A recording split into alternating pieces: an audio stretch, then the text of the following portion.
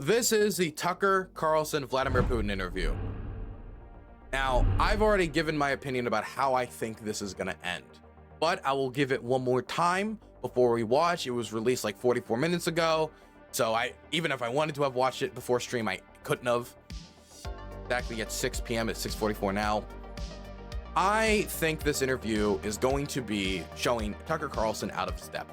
He is somebody who doesn't have experience in the region, and the people who do have experience in the region, like Steve Rosenberg and other journalists who have been asking Putin for interviews for the entirety of the war and before the war, they have been denied in large part because they have regional knowledge. The last time Vladimir Putin got interviewed by a journalist with a lot of regional knowledge, really good at his job, it was an Austrian reporter. Let me actually give this guy a shout out so you guys can have a good Putin interview to go watch after we watch this bad Putin interview, or if you just want to watch a good one.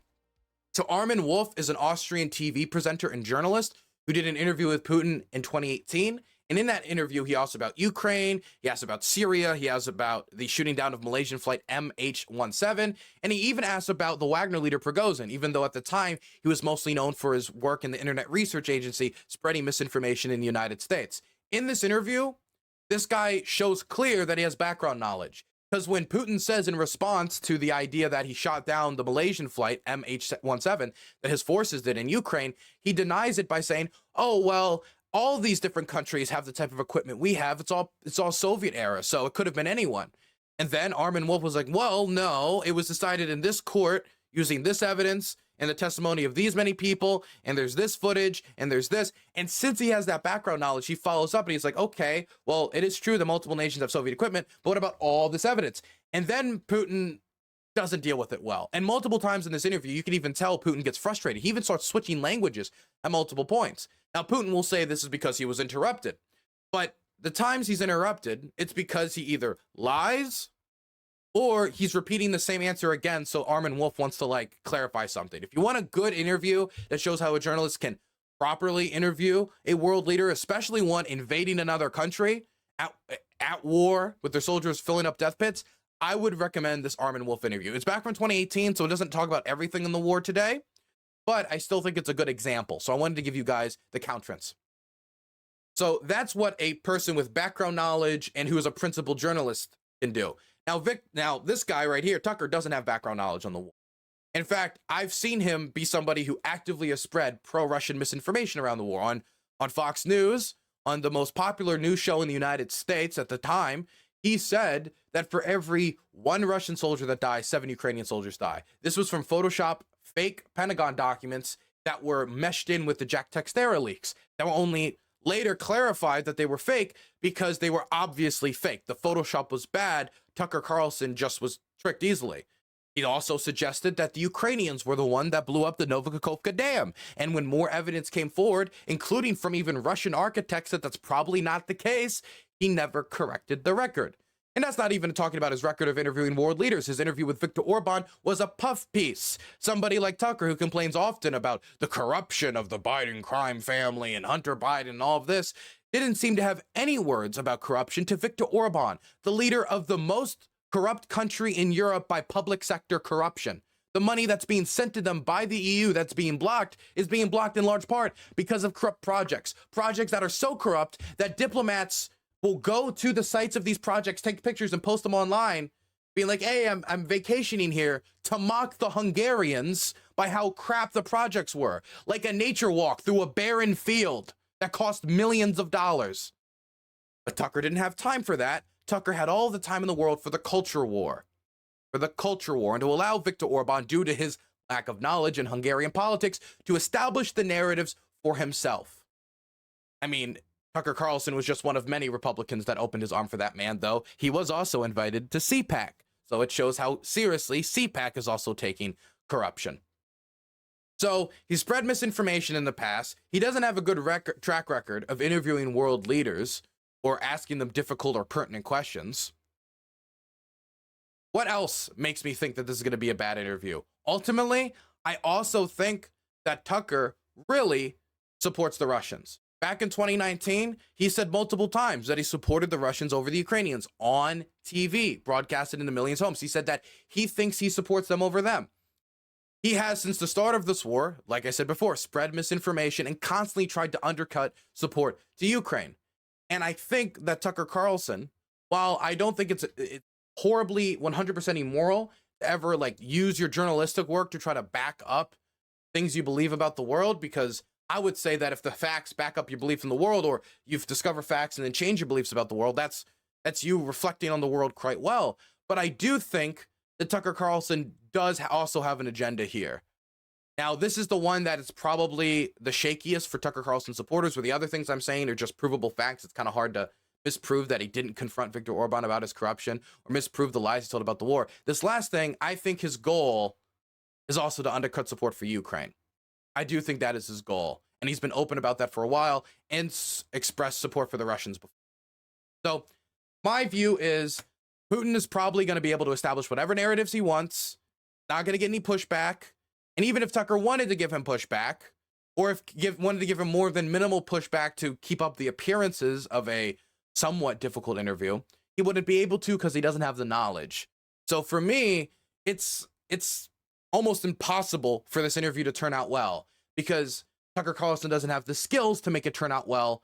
And I also don't think, even if he had the skills, that he necessarily wants it to turn out like the Armin Wolf interview. He wants it to be a platform for Putin to just speak. Now, lastly, before we finally start, and then I'll start, I promise I won't talk anymore, okay? I think that when it comes to this Tucker interview with Putin, people are going to say that there's a value in at least getting to listen to Putin speak. But odds are, and this seems to be the case with all the interviews I see, Putin is probably just going to repeat things he's already said before. At the very start of this war, while people saying, oh, we don't ever hear Putin's perspective, at the start of this war, on basically every major news channel in the country, they were broadcasting parts of his speech to announce his invasion of the country, where he's talking about neo-Nazi militias, and they were talking about the propaganda they published about weapons of mass destruction. Do you think Tucker's going to ask about weapons of mass destruction? Or the American journalists, the multiple American journalists, both Wall Street Journal and Voice of America, that are in Russian prison? Do you think he's going to ask about why is it illegal to call it a war?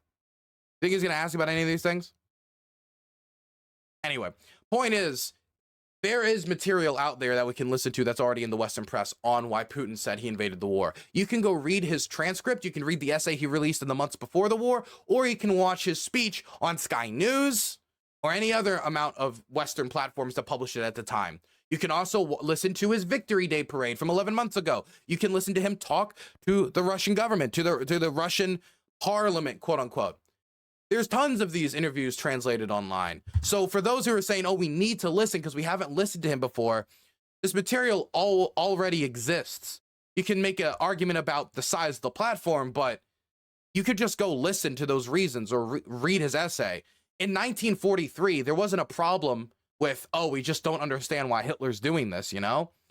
He's already given plenty of speeches. He's already written books on the topic. You can go see that material. I'm sure you might be able to get one or two more interesting facts by talking to him then, but I don't think you're going to get anything new and groundbreaking. So I think the premise as to why this interview was even needed and needed to be conducted in this way, I think that's bogus too. If this was a tough interview where he asked difficult questions, followed up, and had regional knowledge, I think this would be fine, like the Armin Wolf interview. But this, I think it's just going to end up being a Putin speech. Anyway, let's check it out. With Tucker Carlson's side commentary, really. Let's check it out. The following is an interview with the president of Russia, Vladimir Putin, shot February 6, 2024 at about 7 p.m. in the building behind us, which is, of course, the Kremlin. The interview, as you will see if you watch it, is primarily about the war in progress, the war in Ukraine, how it started, what's happening, and most pressingly, how it might end. One note before you watch. At the beginning of the interview, we asked the most obvious question, which is, why did you do this? Did you feel a threat, an imminent physical threat? And that's your justification. And the answer we got shocked us. Putin went on for a very long time, probably half an hour, about the history of Russia going back to the 8th century. And it shouldn't shock you. Again, this is my problem with this interview premise in a head, like just right from the start. It shouldn't shock you. If you've listened to any Putin speech, it's like the most boring history essay written by what you would think if this was in the West, some LARPy nerd That's the impression it always gave me. Like, there's arguments as to why Ukraine really actually belongs to the Russians, and he'll go into the historical arguments about, oh, the Kievan Rus. Nonsense. But he'll go back into those arguments. He'll go into the history to try to deny Ukraine's existence. But this is nothing new. He's saying this is shocking. If you listen to his speech at the start of the war, if you've read any of his essays, looked at any of his work, it wouldn't be shocking. Sorry, we haven't even started yet. Honestly, we thought this was a filibustering technique and found it annoying and interrupted him several times. And he responded he was annoyed by the interruption. But we concluded. That's the thing, by the way. Anytime Putin is challenged, he's annoyed by it. He wants to be able to tie up his narratives and sow what he views as the conflict in the war, and not have to deal with that challenging things like truth about there not being any weapons of mass destruction, or the fact that Ukraine wasn't really on the path to join NATO anytime soon, and like 6 or 7 NATO countries were against it, and you need unanimity to join NATO. Just, God, Tucker, there was no way. It's almost impossible to do a good Putin interview in the first place because of how slick and smart Putin is. And that's why Armin Wolf's interview was so good, because he was also slick, smart, followed up, and had the knowledge. But Tucker's just not ready for this. I'm sorry. We'll just let it play. I keep pausing it. Concluded in the end, for what it's worth, that it was not a filibustering technique. There was no time limit on the interview. We ended it after more than 2 hours. Instead, what you're about to see seemed to us sincere, whether you agree with it or not. Vladimir Putin believes that Russia has a historic claim to parts of Western Ukraine. So our opinion would be to view it in that light, as a sincere expression of what he thinks. And with that, here it is. Mr. President, thank you. By the way, I do agree with that. Putin does truly believe that he has a right to that land. I do believe that's a sincere belief he had. But if that's the case, then that would also, and I think this makes more sense to me, and has always made more sense to me, that this kind of discredits a lot of the idea that this was all like NATO's fault, or it was NATO expansion. Because Ukraine already had Crimea in Russian control. There was no way they could join it with a territorial dispute. Germany was against it. Multiple other states were against it. The Turks were against it. The Hungarians were certainly against it. Hell, the Hungarians are still against it. So there was no pathway in the immediate future due to the ongoing frozen conflict, which the Russians could restart at any point, and due to opposition from within NATO. So if we're saying that, we also had these territorial claims, that was another reason, well, then can we push back the NATO stuff and say that was a small factor, if it was any factor at all, and there was other stuff here as well? I mean, if this is finally an acknowledgement of that, and so we're not taking this America-centric viewpoint in the world, that'd be good. On February 22nd, 2022, you addressed your country in a nationwide address when the conflict in Ukraine started. How did you know that speech existed, and you're surprised about him talking about history? I'm sorry, whatever. If you watch that speech, for the few of you who actually did, it's just like half of it is just like USSR history, Russian history, and him trying to lay the groundwork as to why he owns the people of Eastern Ukraine. And you said that you were acting because you had come to the conclusion that the United States, through NATO, might initiate a, quote, surprise attack on our country. And to American ears, that sounds paranoid. Tell us why you believe the United States might strike Russia out of the blue. How did you conclude that? It's not that America, the United States, was going to launch a surprise strike on Russia. I didn't say that. Are we having a talk show or a serious conversation? Here's the quote. Thank you. It's a formidable, serious talk. Because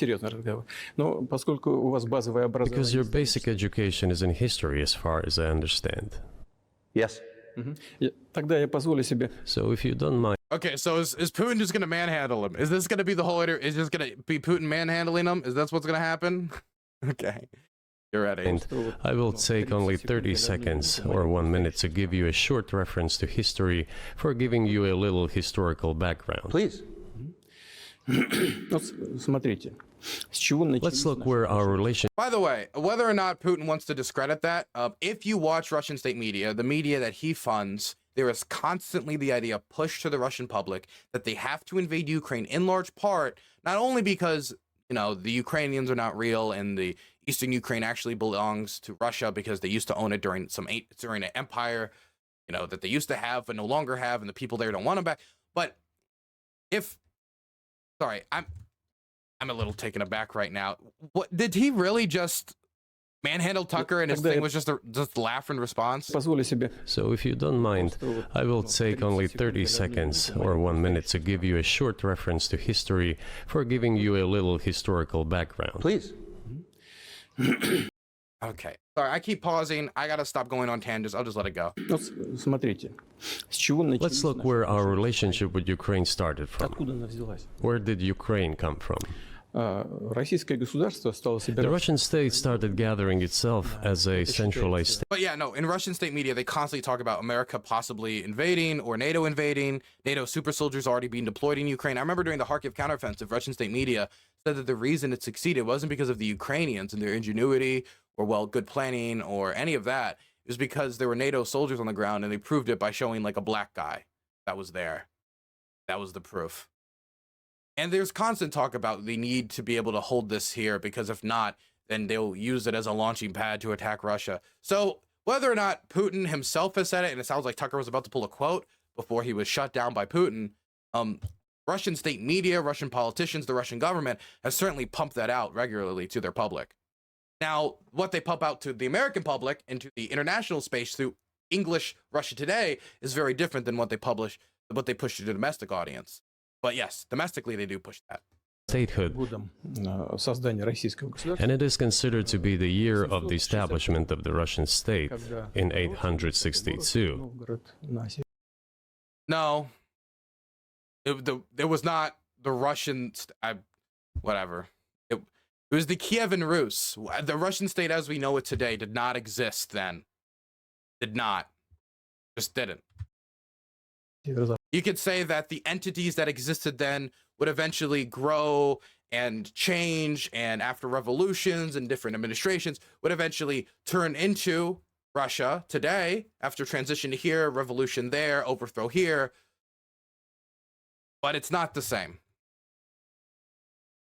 Because if we're using this logic, then not only would Putin have the rights to Eastern Ukraine if we end up using this logic, like, well, there was an empire 500 years ago, or, well, there was an empire 200 years ago, then wouldn't this logic also apply to multiple NATO states like Estonia, Latvia, Lithuania? If we were to take its logic to its logical conclusion, Townspeople of Novgorod invited a Varangian prince, Rurik, from Scandinavia to reign. If you want a good book on Ukrainian history, I actually have one right.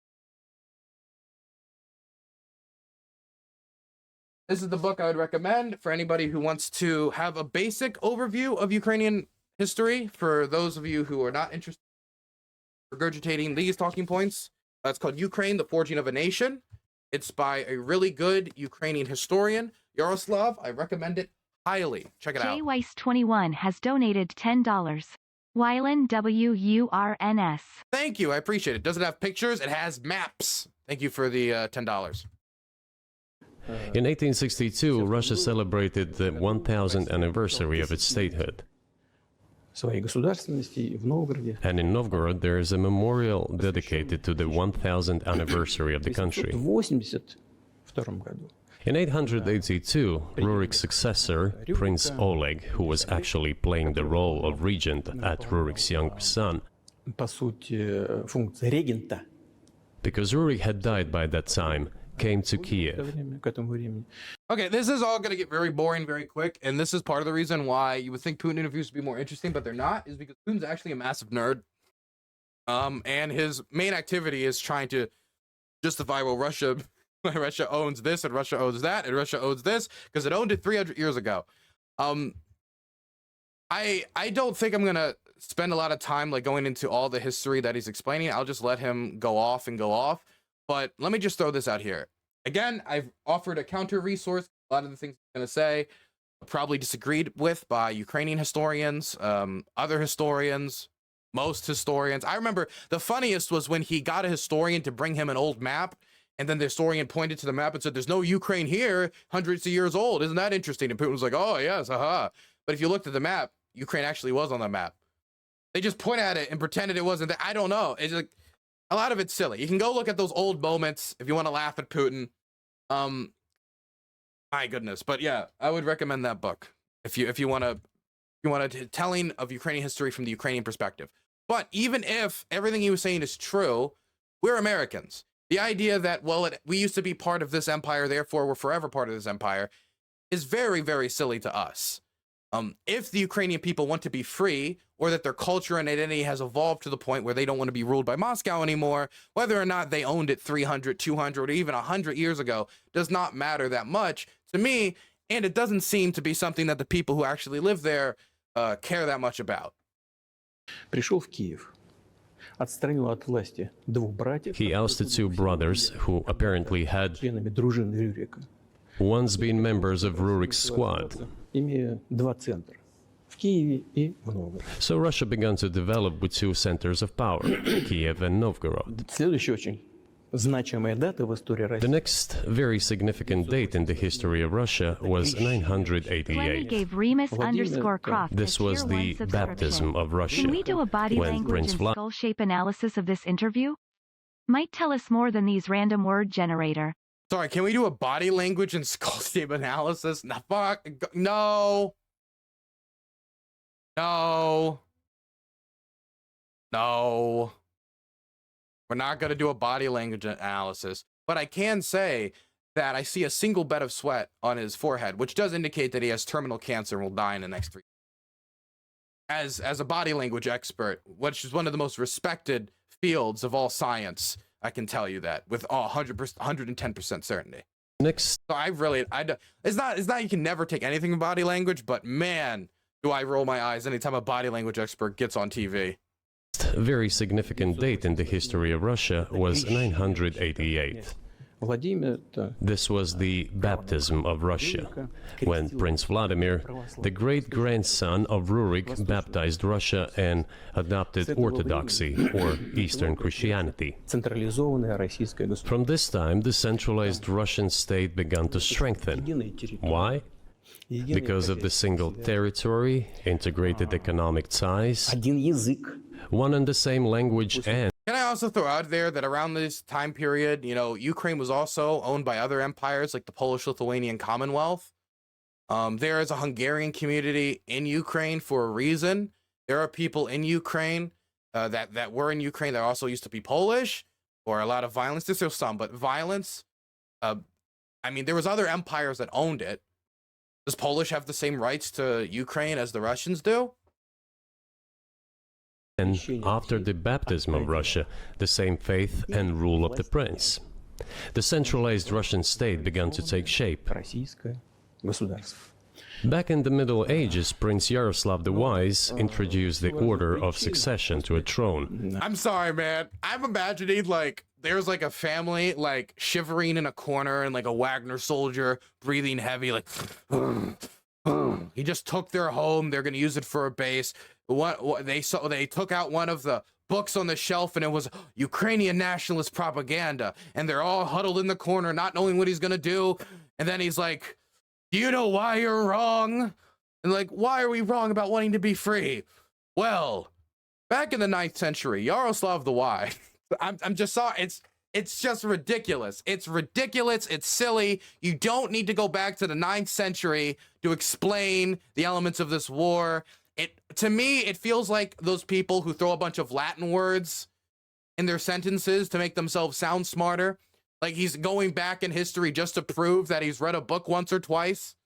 And he's trying to manipulate that historical knowledge, that historiography, to try to strengthen his nationalist message, which nation states do all the time, creating their own national stories that are always more important than other nations' national stories. You ever notice that? The Ukrainian national story is so much less important than the Russian national story. Why? Well, because the Russians are bigger. Therefore, their story is louder. Введение престола наследия. But after he passed away, it became complicated for various reasons. Чуть-чуть попозже, после того, как он ушел из жизни. The throne was passed not directly from father to eldest son, but from the prince who had passed away to his brother, then to his sons in different lines. Well, now I understand why they invaded. Well, if the prince had to do that, well, I mean, then Bucha, when you think about it. Потом сыновьям по разным линиям. Все это привело к All this led to the fragmentation and the end of Rus as a single state. привело к раздробленности. There was nothing special about it. The same was happening then in Europe. Но раздробленное русское государство стало легкой добычей. But the fragmented Russian state became an easy prey to the empire created earlier by Genghis Khan. Хан Батый пришли на Русь. His successors, namely Batu Khan, came to Rus, plundered and ruined nearly all the cities. The southern part, including Kiev, by the way, and some other cities, simply... See, this is the problem. Putin exists in the Russian state media apparatus. That's what he's used to. That's what he's been used to for well over 10, 12 years now, as they've been killing opposition and locking up journalists, etc. Can't even call the war in Ukraine a war over there without getting in trouble. You go on the side of the road, hold up a blank sign, you can get arrested.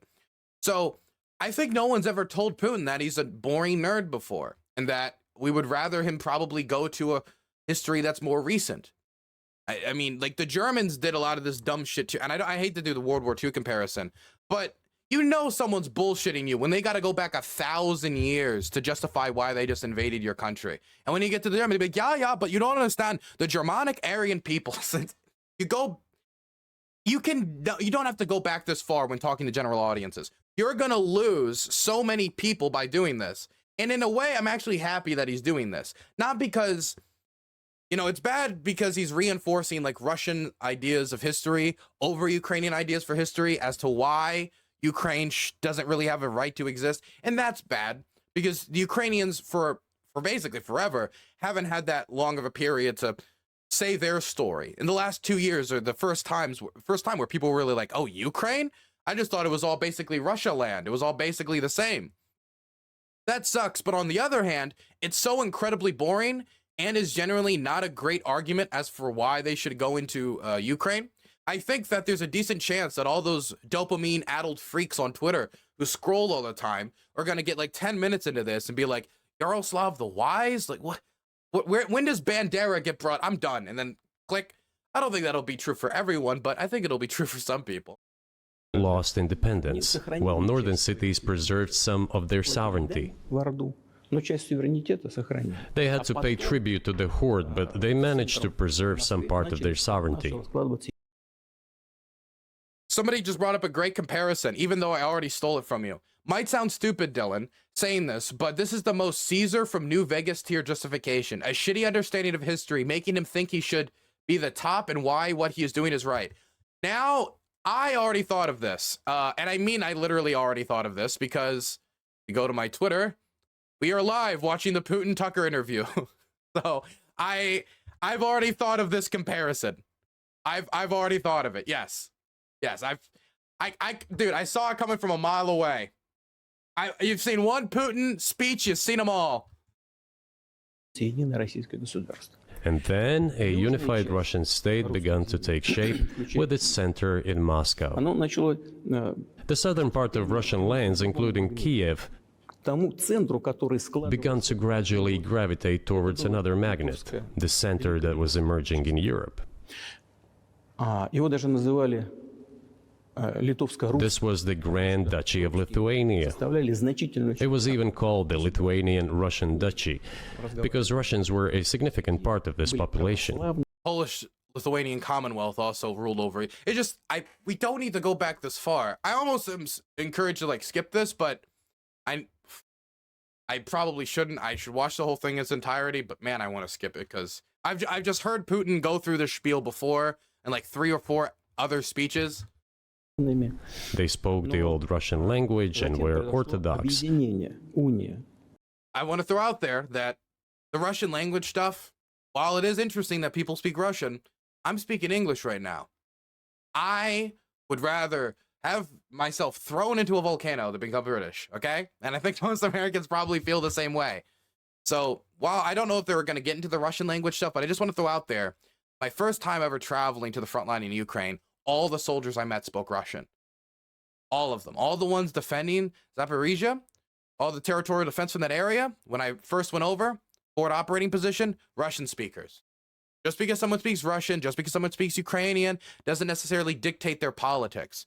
Like it's statistically true that if you speak Russian, the odds of you being a collaborator or supporting the occupation is probably higher than you speak Ukrainian, but the majority of Russian speakers in Ukraine don't support the Russians. Just like if you were in Ireland, right, and you find the people who speak Irish, the actual language Irish, that's very, very rare and really only spoken in the most rural of communities, you meet them, probably almost all of them are going to support independence, but that doesn't mean the English speakers in Ireland support being part of, you know, the United Kingdom. Celtic, yeah, Gaelic. No, stop saying Celtic. It's not Celtic, it's Gaelic.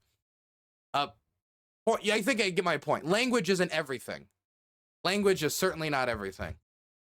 But then there was a unification, the union of the Grand Duchy of Lithuania and the Kingdom of Poland. A few years later, another union was signed. Again, great, just a fantastic question I would like to ask Putin.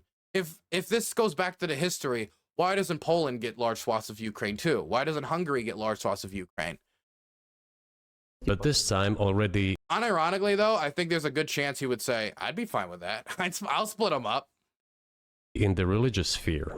Some of the Orthodox priests became subordinate to the Pope.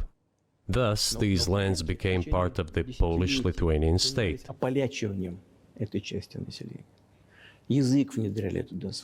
During decades, If Putin was an American, he'd just be on the poll boards or in the history boards. Unironically, he would be like small-town librarian, always on the boards arguing about history. Poles were engaged in Polonization of this part of the population. They introduced their language there, tried to entrench the idea that this population was not exactly Russians, that because they lived on the fringe, they were Ukrainians. Originally, the word Ukrainian meant that a person was living on the outskirts of the state, along Ukrainians dispute this. the fringes, or was engaged in... By the way, like, let's say, okay, again, we could establish all of this like 300, 400, 500 old history in his favor, which I dispute, and a lot of historians will dispute. But let me just throw out there. Has donated $10. Heads up, YouTube is taking down streams of this interview pretty aggressively. Wait, why are they taking down stuff of this interview pretty aggressively? Why? Why would they do that? Thank you for the $10, but why? I don't know why they would be. I mean, I'm reacting to it. I'm criticizing it too. It's a fair use thing. I'm not even just displaying it in its entirety, but that would be silly. God, what was I going to say before I got interrupted? Sorry. Thank you for the $10. If they take down my stream, then they take down my stream. YouTube takes down all my streams. YouTube takes down all my content anyway. Nothing will have changed. Maybe they'll just give me another strike. What was he saying before I got interrupted? Sorry. Thank you for $10 though. Originally, the word Ukrainian meant that a person was... Oh yeah, this thing. There's a Ukrainian language, there's Ukrainian culture, there's the Vysychanka, there's a Vyshyvanka, not the Vysychanka. Vyshyvanka, there's Ukrainian food, there's Ukrainian music. They have their own poets and authors, many of whom was slaughtered and murdered when the Bolsheviks took over Ukraine. When they rounded up the students, shot them, round up the poets, shot them, write up the authors, shot them, round up the political opposition, shot them. That's not even to talk about how the Ukrainian language was treated both during the Russian Empire and during the Soviet Union. If the Ukrainian identity is so weak and artificial, why did the Russian government have to go out of its way during the Russian Empire to ban the Ukrainian language, forcing Ukrainian authors and poets to flee to Austro-Hungary, where they could continue to practice their language and do poetry in semi-peace, as long as they didn't criticize the Austro-Hungarian regime. This interpretation of history is dependent upon having a tube, like two toilet paper tubes to look at it. Just tunnel vision, complete tunnel vision. You look on one path, the Russian perspective, just the Russian perspective, the Russian imperial perspective, and Putin's perspective, and we take out from history what's useful to building that, and we leave out everything else that could contradict that. Anything that establishes Ukrainian identity more than 100 years ago. There were Ukrainian poets and authors getting murdered by the Bolsheviks and the Russian government more than 100 years ago. Why were they doing this for hundreds of years? if it's just all artificial? Why did Voltaire talk about the Ukrainian desire for freedom if it's just like this recent Western, like whatever? I'm just gonna keep going because this is a long interview and I could rant about this all day, but I think you guys get my point. Living on the outskirts of the state, along the fringes, or was engaged in a border patrol service.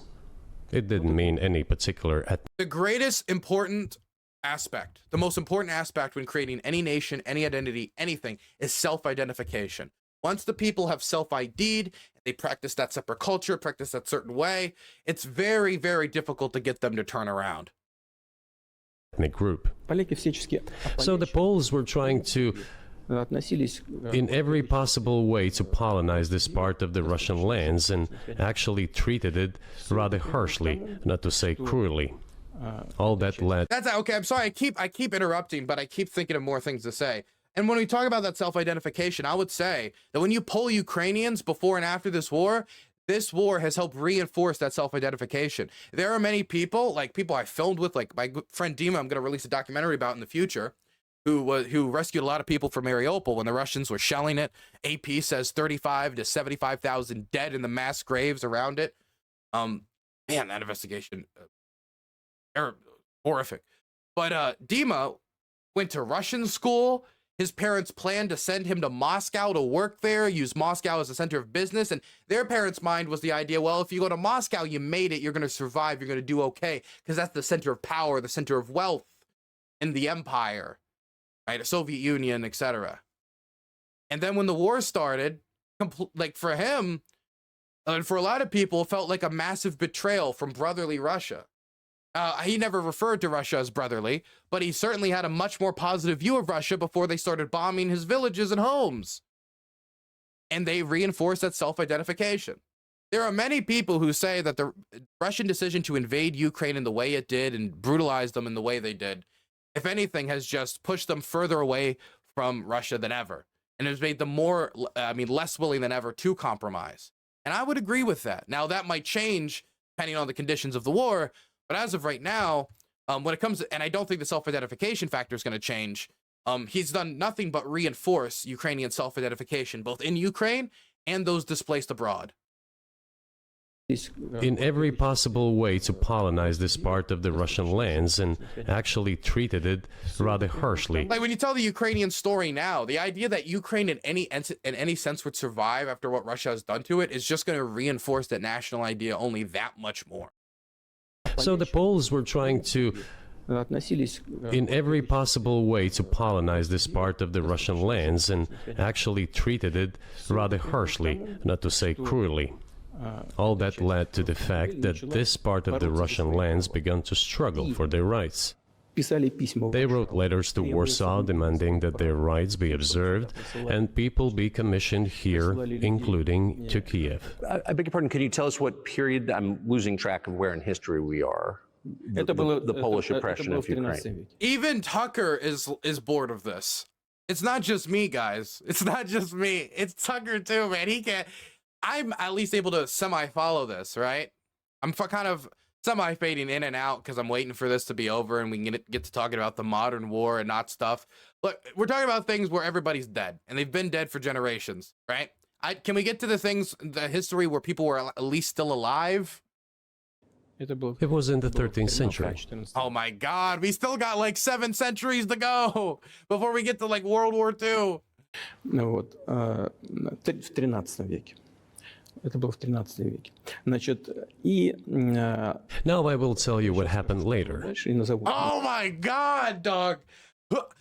Oh my God. No wonder people are apathetic in Russian politics. If I turned this on, I'd want to turn it off too. I'd want to give up. I was like, is this politics? By God, click. I'm going ice fishing. Даты, чтобы не было путаницы. And give the dates so that there is no confusion. В 1600...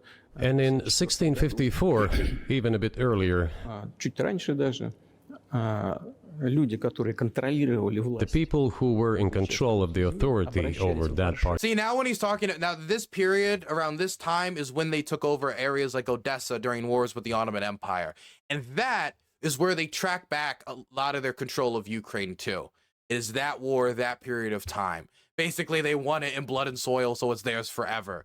But if that's the case, there's a lot of territory all around the world that would be controlled by people who don't currently have it, and where the residents of said land don't want to be part of their country. I mean, Estonia, Latvia, Lithuania. I mean, there's much of Europe. Part of the Russian lands. Basically all of what is today currently Yugoslavia. I mean, was Yugoslavia. Now we're talking about Bosnia, Kosovo, Albania, Serbia. Oh my gosh, man. Addressed Warsaw, I repeat, demanding that they send them to rulers of Russian origin and Orthodox faith. When Warsaw did not answer them, and in fact rejected their demands, they turned to Moscow, so that Moscow took them away. So that you don't think that I'm inventing things. Oh my God! Is he gonna pull out the map again? Well, it doesn't sound like you're inventing it. I'm not sure why it's relevant to what happened 2 years ago. Even Tucker. Oh my God! See, Tucker. This is the thing. I said this before. I said Tucker doesn't have the depth to push back. He doesn't. Tucker doesn't have the depth to push back. He doesn't know how to. So that's a problem for Tucker. And I don't think he particularly wants to. But Tucker, being a TV show host in the West, where he's talking about like how the Democrats, you know, he's talking about like UFOs and stuff on his show now. He's getting pretty out there. And now he's 10 minutes into a historical discussion with a guy who's invading another country, and he's about to bust out some dusty old documents to a question you didn't ask. Because remember, the question was, why did you invade Ukraine? And we're 10 minutes in, and he's at the 1650s. This is what he's arguing, though, is the argument of empire, that we have this legacy and we built this empire and we are the civilized and we conquered and we thrived and we took, and now they do not appreciate it and the enemies want to take away our imperial possession. This is boring, man. It'll get past this eventually. It has to. But I mean, even Tucker is fed up with this. But still, these are documents from the archives, copies. By the way, the Russians closed up the archives during Putin's regime. Then they closed it up, even though they were opened during, like, in the post-Soviet period, and historians were accessing them and finding out so much about the Cold War. He closed those back up. That's probably one of the things that angers my historian friends the most about Vladimir Putin, is the fact that he blocked off such an important resource for historians that they were accessing to find out so much about the Cold War that had previously not been known. And for somebody like me who wants to study IR, that stuff is super useful, so we can learn not to do a lot of the same mistakes that led to things like the Cuban Missile Crisis. Here are the letters from Bogdan Khmelnytsky, the man who then controlled the power in this part of the Russian lands that is now called Ukraine. He wrote to Warsaw demanding that their rights be upheld. And after being refused, he began to write. I think Putin might be kind of disappointed. He was ready to like nerd out with Tucker, and he's bringing out the old dusty documents, and Tucker and no one else appreciates his old dusty documents. Letters to Moscow, asking to take them under the strong hand of the Moscow Tsar. There are copies of these documents. Zelensky should do the same thing. Zelensky should do an interview with Tucker, and Zelensky should just bring out like a 1,000-page book that says, this book justifies us defending our country. And it just says, screw the Russians, for like 1,000 pages. I mean, like, this, none of the, can we get into the war that's happening? I just want to throw out there, odds are this interview isn't going to touch on either of the American journalists that are currently imprisoned in Russian jail. This war is probably not going to touch on Bucha, so we're probably not going to touch on the specifics of the facts that were presented in those cases, so he can respond to it and he can be checked on those things. If this is what the interview ends up being, then this is like worse than worthless. I will leave them for your goodness. Like, you can go read Putin's essays any day of the week, and he'll repeat all of this stuff. And he's like, you might say, well, there's a usefulness out of retelling of the history. Well, he's not even retelling the history very well. He's retelling the history from one perspective, from one angle, and with the goal of just reinforcing the idea of Russia deserving an empire. Yeah, if you have that goal set out and you just cherry pick your historical examples, of course you're going to find that narrative. All nationalism is based in this narrative, and especially all nationalism that wants empire. memory. There is a translation into Russian. You can translate it into English later. Потому что Russia would not agree to admit them straight away, assuming that the war with Poland would start. Nevertheless, in 1654, the Pan-Russian Assembly of top clergy and landowners, headed by the Tsar, часть Oh boy, the landowners. I was thinking that, CNN hadn't addressed the landowners when talking about the invasion of Ukraine. I'm finally I'm happy that somebody is addressing the landowners. By the way, remember that the whole hype to this was like, oh my God, the West and the journalists are terrified because Putin's gonna tell the truth. He's gonna tell the truth. He's gonna say revolutionary, and it's the same thing that it always is. Same speech, same beat. The only difference is now he's dealing with a journalist that doesn't even have an interest in pushing back. древнерусских земель вошло which was the representative body of the power of the old Russian state, decided to include a part of the old Russian lands into Moscow Kingdom. перемирие было заключено. As expected, the war with Poland began. It lasted 13 years, and then in 1654, По-моему, 2 a truce was concluded. мир с Польшей. Вечный мир, как тогда были. And 32 years later, I think, a peace treaty with Poland, which they called Eternal Peace, was signed. Отошла к России. And these lands, the whole left bank of Dnieper, including Kiev, went to Russia. Затем во Okay, so now we've arrived to why you guys deserve it, because you signed a treaty with a political entity that has no longer existed for what, like 300, 400 years now, the Polish-Lithuanian Commonwealth, because you conquered land from them. And if you're the inheritors of Kiev and Rus, then Poland is certainly, and Lithuania is certainly, the inheritors of the Polish-Lithuanian Commonwealth. Then under that logic, they have, as much of a right to Ukraine as you do, if we're just using this empire logic, and we're not talking about what the people there want. And the whole right bank of Dnieper remained in Poland. вернула все исторические земли. Under the rule of Catherine the Great, Russia reclaimed all of its historical lands, including in the south and west. Да, вот This all lasted until the revolution. воспользовавшись Before World War I, организацией, Austrian General Staff relied on the Guys, we're now only 100 years ago. We're speeding up so quick. Oh my God. Now we're at World War I, truly the most important war when discussing the Russian invasion of Ukraine. But I will say, during the World War I period, this was also the period of the Ukrainian People's Republic, another political entity, an independent Ukrainian entity that the Bolsheviks then invaded and conquered against the wishes of the local residents.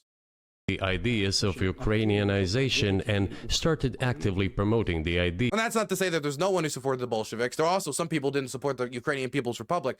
Just saying, the Bolsheviks were not particularly popular in Kiev. That's why the students picked up arms. Ideas of Ukraine and the Ukrainianization. в преддверии мировой войны, конечно, So he's saying that this is the period that Ukrainianization happened. But again, Voltaire wrote about Ukraine and the desire for freedom. The Ukrainian language before World War I was actively suppressed by the Russian Empire, leading to Ukrainian authors fleeing. So that quote-unquote Ukrainianization was already there before World War I. Ukrainian identity already existed. And again, self-identification is the most important factor making any nation. было стремление ослабить потенциал. Their motive was obvious. Было стремление Just before World War I, they wanted to weaken the potential enemy and secure the Okay, one second. Hutch wants to call me and ask me about his version of history. About Putin's version of history. Sure. How about in... You know what? I'm going to call him right now. Honestly, if he wants to know. I haven't watched all of his conclusions about history, but he's up to World War I, so I've just gone through 500, 600 years with Putin.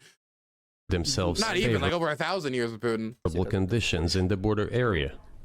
So the idea which had emerged in Poland that people residing in that territory Hello? Hello? What's up, Dylan? Hey, how's it going? I'm doing okay. I'm doing peachy keen, I guess. Yeah. How long did that ban last? On Twitch, 3 days, but I've been demonetized on YouTube for like 6 months now.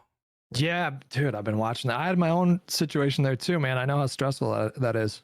Yeah, man. Look, I don't. you know, as a smaller creator, that YouTube ad revenue, as somebody who released like 2 videos a day, was a real lifesaver. This has ended up costing me like crazy amounts of money. And the worst part is just not knowing what I did wrong. So I just got to keep guessing on each reapplication. Yeah. Yeah, that's brutal. I'm sorry you're going through that. That's fucking tough. It is what it is. But this Putin interview is tougher. What do you think about it, man? What do you think about it?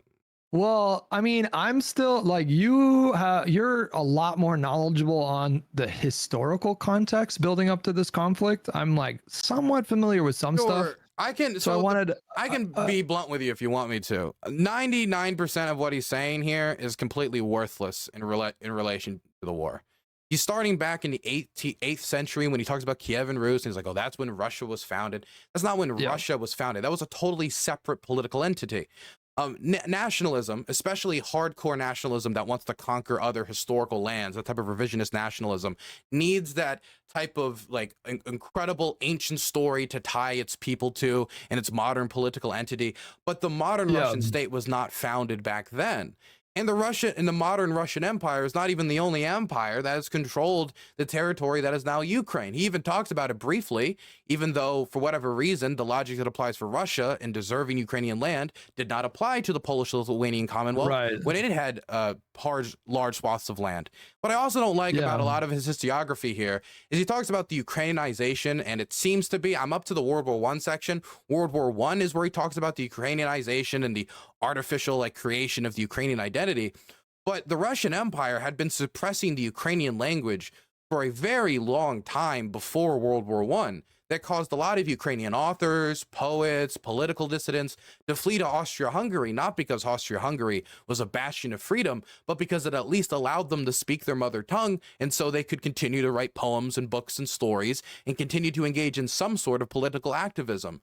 Voltaire wrote about the Ukrainian identity way before that as well. And when the Bolsheviks came into Ukraine after the World War I period, they met an independent Ukrainian People's Republic who had people defending its streets to try to stop the Bolshevik invasion. Not to even talk about Nestor Makhno or any of that.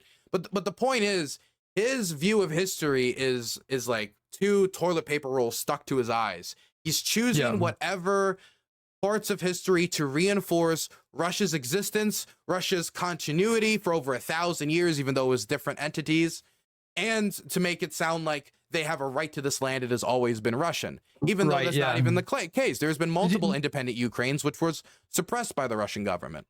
Did you get to the part where he talked about denazification, or are you not past the history? I had to put it at 1.5 times.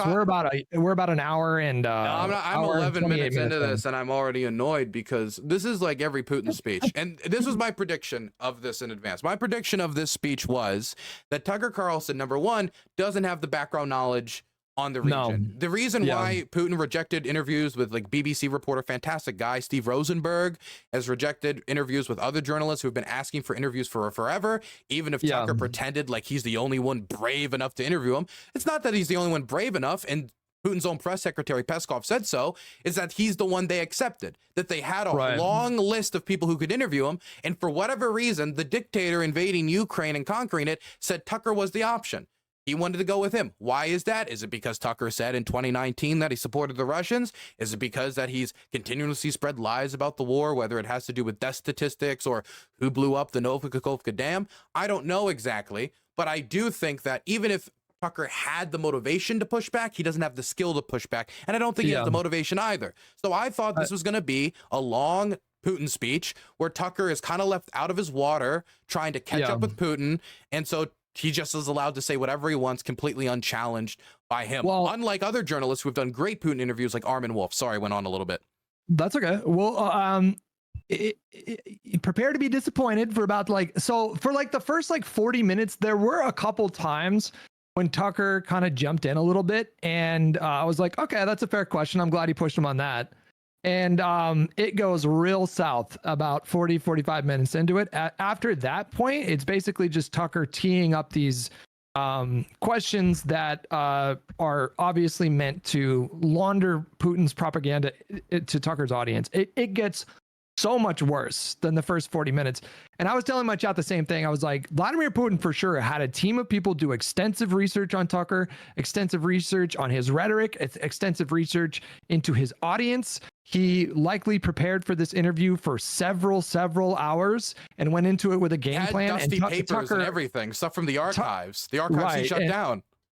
And Tucker was so clearly, so thoroughly unprepared for this interview. And I think once you get to like a certain point, like where I'm at in the interview, it'll become obvious that the reason why Tucker went over to interview Putin is pretty obvious. We knew even before the interview went public, you know, why he was there and what he was likely there to do, which is just basically undermine the United States position in Ukraine, undermine Ukraine itself, undermine NATO, and push whatever talking points Putin wanted to push during. It's like it gets really disgusting by the end. I mean, Tucker has regurgitated a lot of lies. He at one point said that for every Russian soldier that dies, 7 Ukrainian soldiers die. Just a complete lie. He said it on Fox News to millions of Americans. He has spread a lot of these lies before. What scared me about this interview is there's been people who have interviewed Putin and did a bad job. People who are unprepared or didn't ask proper follow-ups, or once Putin did respond, they didn't know what to do because they didn't think about like, oh, I didn't think I'd get this far. And those are bad, and I think those journalists did a bad job. But what's worse about this is not only could Putin not want to, I think Tucker didn't want to push back. I think Tucker, like you said, probably wants to set up certain things. He has a goal here, has an agenda, and I think that agenda is to try to undercut support for Ukraine. And so instead of asking, and Biden, and it'll I don't want to spoil anything, but he'll ask Putin a question right around a minute or an hour and 20 that will make your head spin. Like, it is wild the way that he went after Biden. I was asking my chat, is there any precedent for this for an American journalist to go to not this high ranking? I mean, we have like there have been other journalists who like sold out to like the USSR or stuff like that. That's happened. But it's never been like 2 years ago, he was the #1 show on cable news. 2 years later, he is interviewing Vladimir Putin, trying to set up narratives to help undercut support for Ukraine. I don't think that there's as quick of a fall from, well, he never was a grace, so to speak, but like gotten worse in this way. Wow. I've never seen this before. No. It's I mean, I'll let you get to the rest of the interview because it's a doozy, but you know, don't spend too much time in the beginning because otherwise you're just going to spend 5 hours responding to this. It's boring stuff. Like, nobody cares about it. Nobody's arguing in the streets that because of the Kievan Rus, right? Nobody really cares about this nonsense. And I think I said this earlier. I think it's like people throwing a lot of Latin words into their sentences. I think he just wanted to look smart. I think he's a nerd and he wanted to look smart to the Americans. I think that's always why he argues about this. Not that he doesn't actually believe it, but I think he is nerding out. Yeah, I mean, like at a certain point in the interview, I was like, "Oh, Putin's just running laps around Tucker." And then by the end, like by the point in the interview that I'm at right now, it becomes glaringly obvious that like they're both just on the same page for different reasons. Like Putin obviously has nationalistic goals, and Tucker has more, you know, personal goals. But there comes to be a certain point in the interview where it's glaringly obvious that they're both on the same page, and it's wild. I've never witnessed anything like this in journalism ever. Yeah, no, the opposition to Ukraine right now, as we've been holding up aid since September, all the guys that I, used to, in bed with, or all the people that I know that are still near the front are telling me about the ammo shortages, and it was already bad while I was still there. Now it's gotten much worse. I mean, early January, the fire ratio from the Russians to Ukrainians was like 5-1, and it's only going to get worse as aid is continually strangled. I mean, it's been over 100 days since these aid talks have started, and we only have a few weeks. We only have a few weeks to go before they can figure this out. And this is right now too. It's right now when we have a few weeks to go. I mean, after this weekend, we're supposed to go into a 2-week recess, meaning we would only reopen in late February. Mm-hmm. The government's shutting down in March, so they're going to be concentrating on the budget negotiations and making sure the budget doesn't shut down in March. I'm very worried. I'm very worried about the state of Ukraine. They can't even get on the same page. They can't even get on the same page about Israel aid right now. So which makes the Ukraine aid seem so much further out of reach. Well, this is the thing, is that they were negotiating the Israel-Ukraine aid, all this together, part of the immigration deal. And once that fell through, Mike Johnson wanted to get Israel aid through alone so he could be like, okay, I'm fine. I don't have to worry about this, because him being like a devout Christian, very deep inside that politics, Israel, of course, is a big issue for them. But since it's tied together with Ukraine, he's probably getting critiqued a lot for continuing to deny aid to Israel, even though he doesn't care as much about Ukraine. So he wanted to avoid it, but Biden won't let him. It's like all of it together or nothing. Well, there were some senior aides that were reporting to some journalists reported on senior aides this week saying, like, if Johnson can't get the Mayorkas impeachment done, that they're going to consider voting to or putting a motion to vacate again. So I don't know if it'll reach that point. I really don't think the like, maybe I'm underestimating like the dysfunction in the Republican Party right now, but they have not had a good time as being like the majority in the House. This whole last, year and a half now, or year and a third or whatever, has just been such an embarrassment. So I know that there are a lot of extremists in the party that are willing to sort of just blow stuff up, but I don't know, heading into this election year, that's just not something that you would think that they would allow to happen. But man, what a dysfunctional House. When you talk about Donald Trump, though, if he sinks it, it's sunk. He has such a hold on that party. The reason the bipartisan deal failed was because Trump sunk it. There were other people who didn't want it. But if Trump kept his mouth shut, the chance of that thing passing would have been astronomically higher. Once he opened his mouth, it was done. And that's the thing that scares me about this deal. If he says this deal sink too, because he just wants chaos. He just wants chaos on the international stage to make Biden look bad. And that's the only real motivation you can get behind stopping the immigration deal from Trump's perspective, since it would have empowered him further if you did become president. That really does concern me.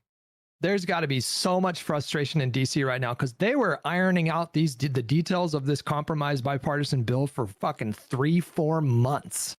Dude, I couldn't imagine being all Senator of it just got it, dude. Yeah, bro. Just imagine how, dude. There's so many hours, so much time spent, so much energy spent during these negotiations, and it all gets blown up in like an instant after a single phone call or after a series of phone calls from Trump saying, like, if you fucking sign this, I'm gonna go after you. I don't know if you saw, but Langford said that he didn't name it, but people speculated it was Bannon. Yeah, Bannon allegedly called up Langford and said, if you try to actually fix this immigration problem, we're going to come after you. We being like Republican or conservative media. Just, I mean, it makes sense. I mean, that does seem to go with Steve Bannon's type of character. I mean, there's no like confirmation of that. I just saw a few people speculate that it was Bannon. No, I'll believe it. Face value. It seems in line with how Bannon operates. He's very kind of, cutthroat in his form of politics. The only person in the right in those types of circles that's crazier than him is Roger Stone. Yeah, true. Yeah, it could be either one of them or both of them. I mean, I'm sure they're on the same page about it. But yeah, Biden's about to speak, and you got to get to the rest of the video. So I just kind of wanted to get your your quick thoughts so far. You're only 11 minutes in. Yeah, I'm only 11 hilarious. minutes, but I mean, like a lot of the later stuff probably on denazification. If you wanted to ask me about that another time, and I could talk about that once I finish it, I'd be happy to. It's noteworthy because he spent all that time teeing up the justification to invade Ukraine based on this historical precedent going back to like medieval Russia, and then just abandons all that at a certain point in the interview, and then it all becomes about denazification. It makes sense that Tucker abandoned it though, because I don't think Tucker ever wanted to. It wasn't Tucker. It was Putin. But it wasn't Tucker. It was Putin. Okay, Putin. But yeah, he just completely like jumped from the historical stuff to like, well, actually, the reason why we're like we can't reach an agreement right now is because we can't reach an agreement on denazification. It's like you'll get to that point, but that's man. I might watch it on one point. Okay, let me just throw you a. I know you probably don't believe in this nonsense, and I know you don't. But I just want to throw out there that they have had the Russians have had neo-Nazi militias in Ukraine since 2014. Rusich publicly brags about how they've executed soldiers. They've released guides on how to properly torture soldiers without getting caught, without leaving marks on the body, stuff like that. How to use phone books to properly execute someone so you don't show the burns on their skin from the muzzle flashing. And that's like an openly neo-Nazi militia. When their leaders asked, "What are you?" they say, "But don't you mean you're just a patriot?" He's like, "No, I am. Let me be clear. I am a Nazi." And they've been sending those guys into Ukraine since 2014. Anybody who takes the denazification stuff seriously is a moron and should just be disregarded on their face. Well, get ready because it's coming up. Just but watch it on 1.5 times speed. Otherwise, you're never gonna get through it. Do you think I just skipped the first 30 minutes? Do you think? I think you could probably skip to like 40 because it's literally like Tucker said it was like 30 minutes of filibustering, but it's more like 40, 45. But you could comfortably jump to 35 minutes in, and that's when they start talking about like the current stuff. My goodness, man. Well, if you want to have a more extensive conversation another date, okay, just reach out to me, okay? Yeah, I will. I'm not really good with Discord DMs, but I'll try to be better at it. Twitter then? Yeah. Twitter would be better. I'm not great with those either, but I'll just try to be better. Okay. Like, yeah. So yeah, we'll talk soon though. No worries, man. You have a good one. Bye-bye. All right. Take it easy. Okay, back to this. Do we want to? Okay, question chat. Do you want to skip this history stuff, or do you want to like speed it up? What do you guys want to do? We can, because I have a weird feeling this isn't going to change. It's just going to be the same old, and we've reacted to these types of Putin speeches before, and we've talked about this before, and everything I've already said, I've said. Like, oh, I'm going to be like, okay, but I don't think the fact that they owned it in 1802 means they should own it in 2023. And he's going to talk about 1905, and I'm going to say, but the fact that they owned it in 1905 doesn't mean they should own it in 2023. And then yada, yada, yada. Okay, let's skip to the 30-minute mark, see where they are there. Okay, so we're skipping That time they 20 minutes into the future. Let's see where they are. started saying that everything was outdated. Everything had to be changed. Indeed, some things need to be changed, as the balance of power has changed. It's true, but not in this manner. Yeltsin was immediately dragged through the mud. Oh my God, they're in Yeltsin now. Okay, can we? Why do you think that is? Just to get to motive. I know you're clearly bitter about it. I understand. But why do you think the West rebuffed you then? Why the hostility? Why did the... Okay, so they're still in the history. I mean, this is closer. Can we... Let's just skip to... You said 40 minutes. System was created. Doing this against you, and you do what you want. As soon as we... Then what? On... Why won't you agree in the future? So they... Russia... My God, there's so much. This is a coup. Okay, he's talking about the coup now. Okay. So, do we talk about it? Where does this start? Paper. Where, when I say... Where does this... My God, it's so long. Okay. Undercut. For Okay, we'll do it here. We'll start with 3746. the director of CIA and Secretary of State Rice came in here. They said... Twice you've described U.S. presidents making decisions and then being undercut by their agency heads. So it sounds like you're describing a system that's not run by the people who are elected in your telling. Именно так. That's right. That's right. In the end, they just told us to get lost. I'm not going to tell you the details because I think it's incorrect. After all, it was confidential conversation. But our proposal was declined. That's a fact. It was right then when I... Okay, so they're talking about Euromaidan. So we can start here. This is more modern history. I'm fine talking about this. I just didn't want to talk about, like, the wars with fucking, like, Carlos Rex in Sweden.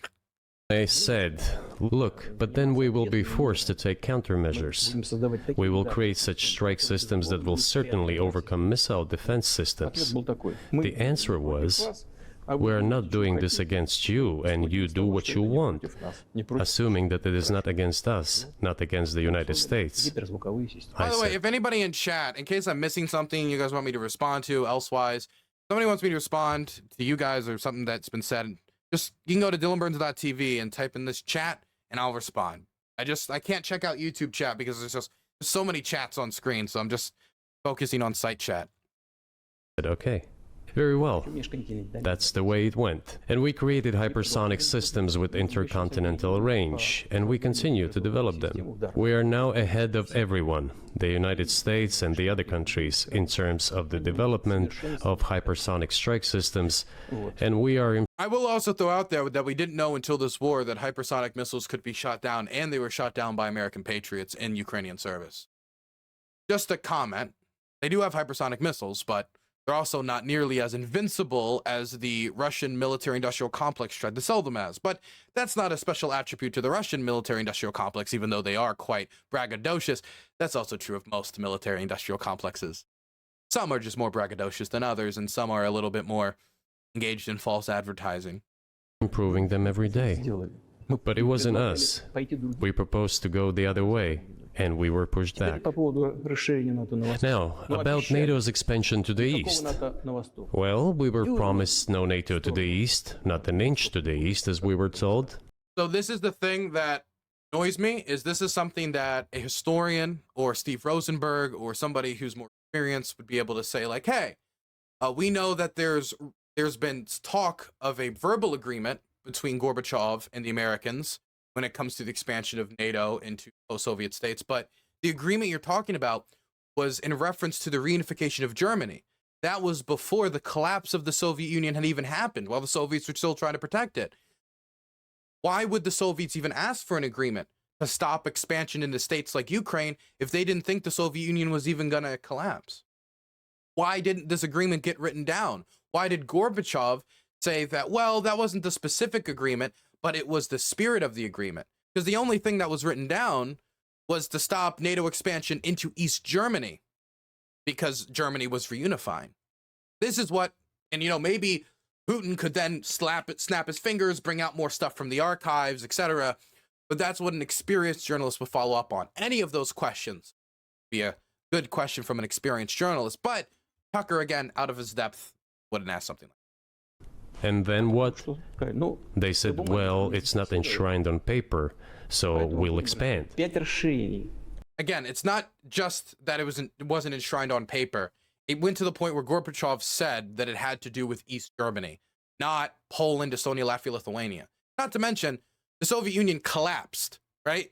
There was no security structure. There was a void in the middle of Europe. And then those European countries came to NATO, especially after the Yugoslav Civil War, as people saw that type of violence and instability, and they looked for something that could be a source of stability, and they saw NATO. Other nation states like Poland, Estonia, Latvia, Lithuania almost certainly saw the Russians' invasion of Moldova, with the 14th Russian army being sent to Moldova to assist separatists, stopping Moldova from being a united state and starting the breakaway state of Transnistria. That was an illegal Russian intervention. Those troops are still illegally stationed on Moldovan territory today. I think a lot of countries saw that, or they saw the first invasion of Chechnya, or they heard some things that Yeltsin was saying at the time to President Clinton, and they said, well, maybe it would make sense for us to go towards this guaranteed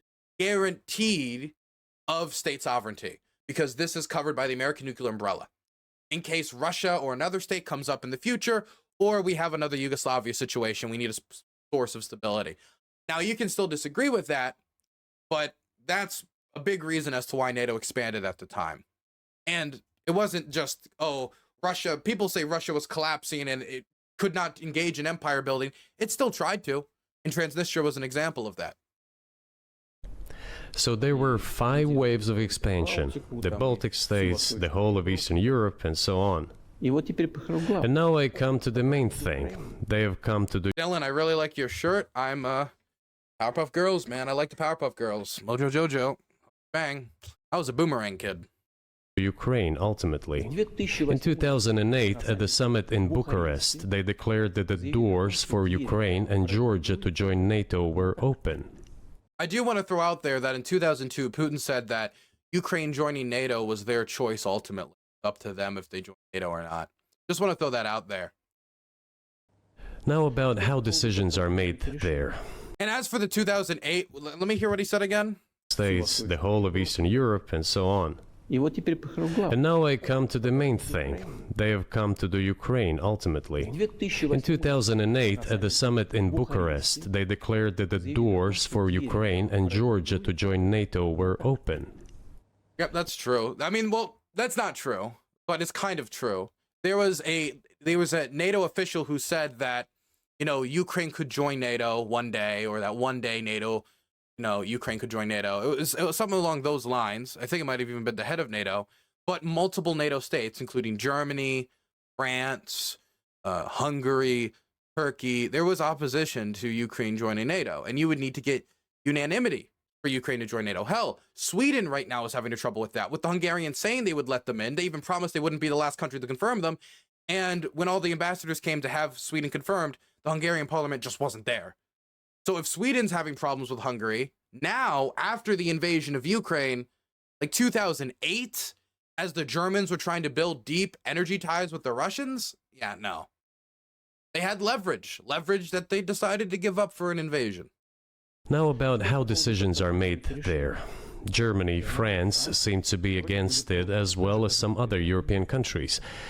But then, as it turned out later, President Bush, and he's such a tough guy, a tough politician, as I was told later, he exerted pressure on us and we had to agree.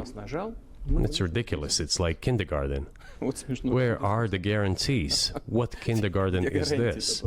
What kind of people are these? Who are they? By the way, if he cares about guarantees, after Ukraine gave up its nuclear arsenal and gave its missiles to Russia, they were given the guarantee from the Russians and the Americans that we would both respect state sovereignty of Ukraine and we wouldn't engage in economic coercion against them. In return, they would give up their nuclear weapons and we would give them security guarantees. Just, you know, we're talking about agreements and historical treaties signed. He seemed to leave out the Budapest Memorandum in his period through the 90s. They then used those missiles that Ukraine gave them to bomb Ukraine. You see, they were pressed, they agreed. And then they say, Ukraine won't be in the NATO, you know? I say, I don't know. I know you agreed in 2008. Why won't you agree in the future? Well, they pressed us then. I say, why won't they press you tomorrow? And you'll agree again. Well, it's nonsensical. Who's there to talk to? I just don't understand. We're ready to talk. But with whom? Where are the guarantees? None. So they started to develop the territory of Ukraine. Whatever is there, I have told you the background, how this territory developed, what kind of relations there were with Russia.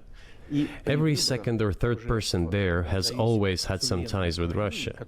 And during the elections in already independent, sovereign Ukraine, which gained its independence as a result of the Declaration of Independence, and by the way, it says that Ukraine is a neutral state, and in 2008, suddenly the doors or gates to NATO were open to it. Oh, come on. This is not how we agreed. In 2002, and this is the type of stuff that, I love this freeze frame of Putin, by the way, the type of stuff he's leaving out, the Russians were trying to infringe upon the sovereignty of Crimea. They were building infrastructure projects to try to build out to islands that was under Ukrainian control.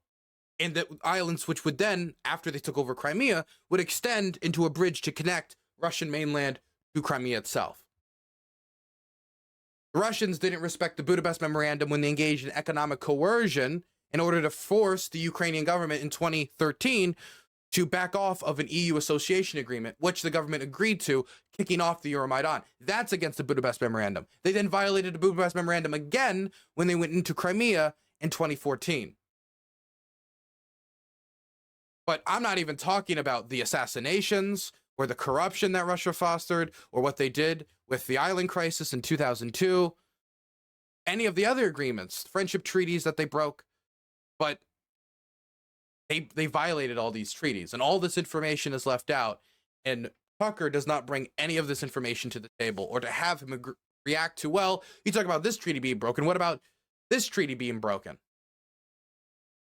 Now, all the presidents that have come to power in Ukraine, they relied on electorate with a good attitude to Russia in one way or the other.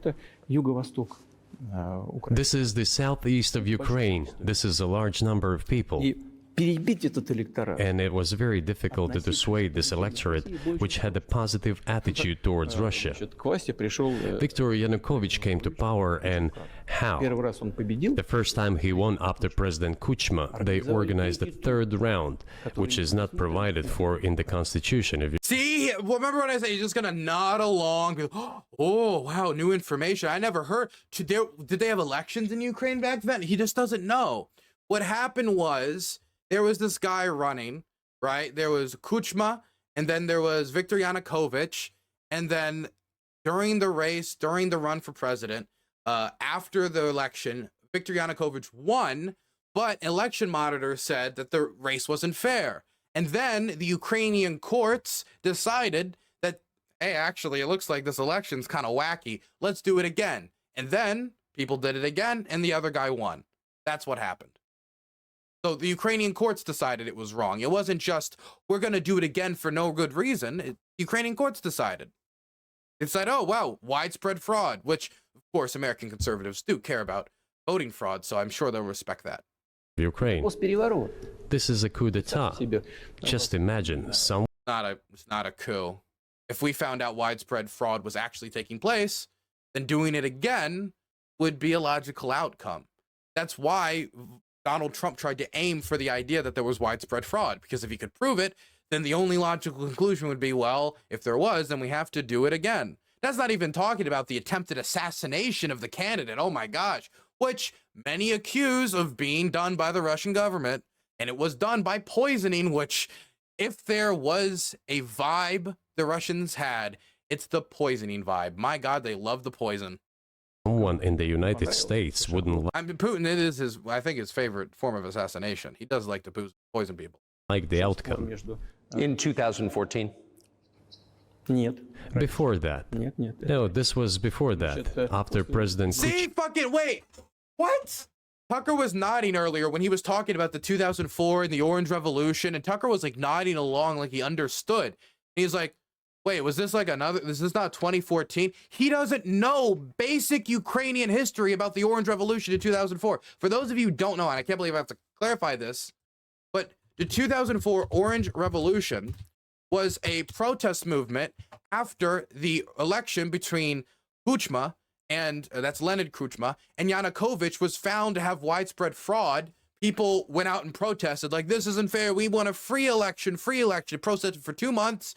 Then the court was like, actually, yeah, it looks like this is kind of wacky. Held another election, and then the other guy won. Leonid Kuchma won.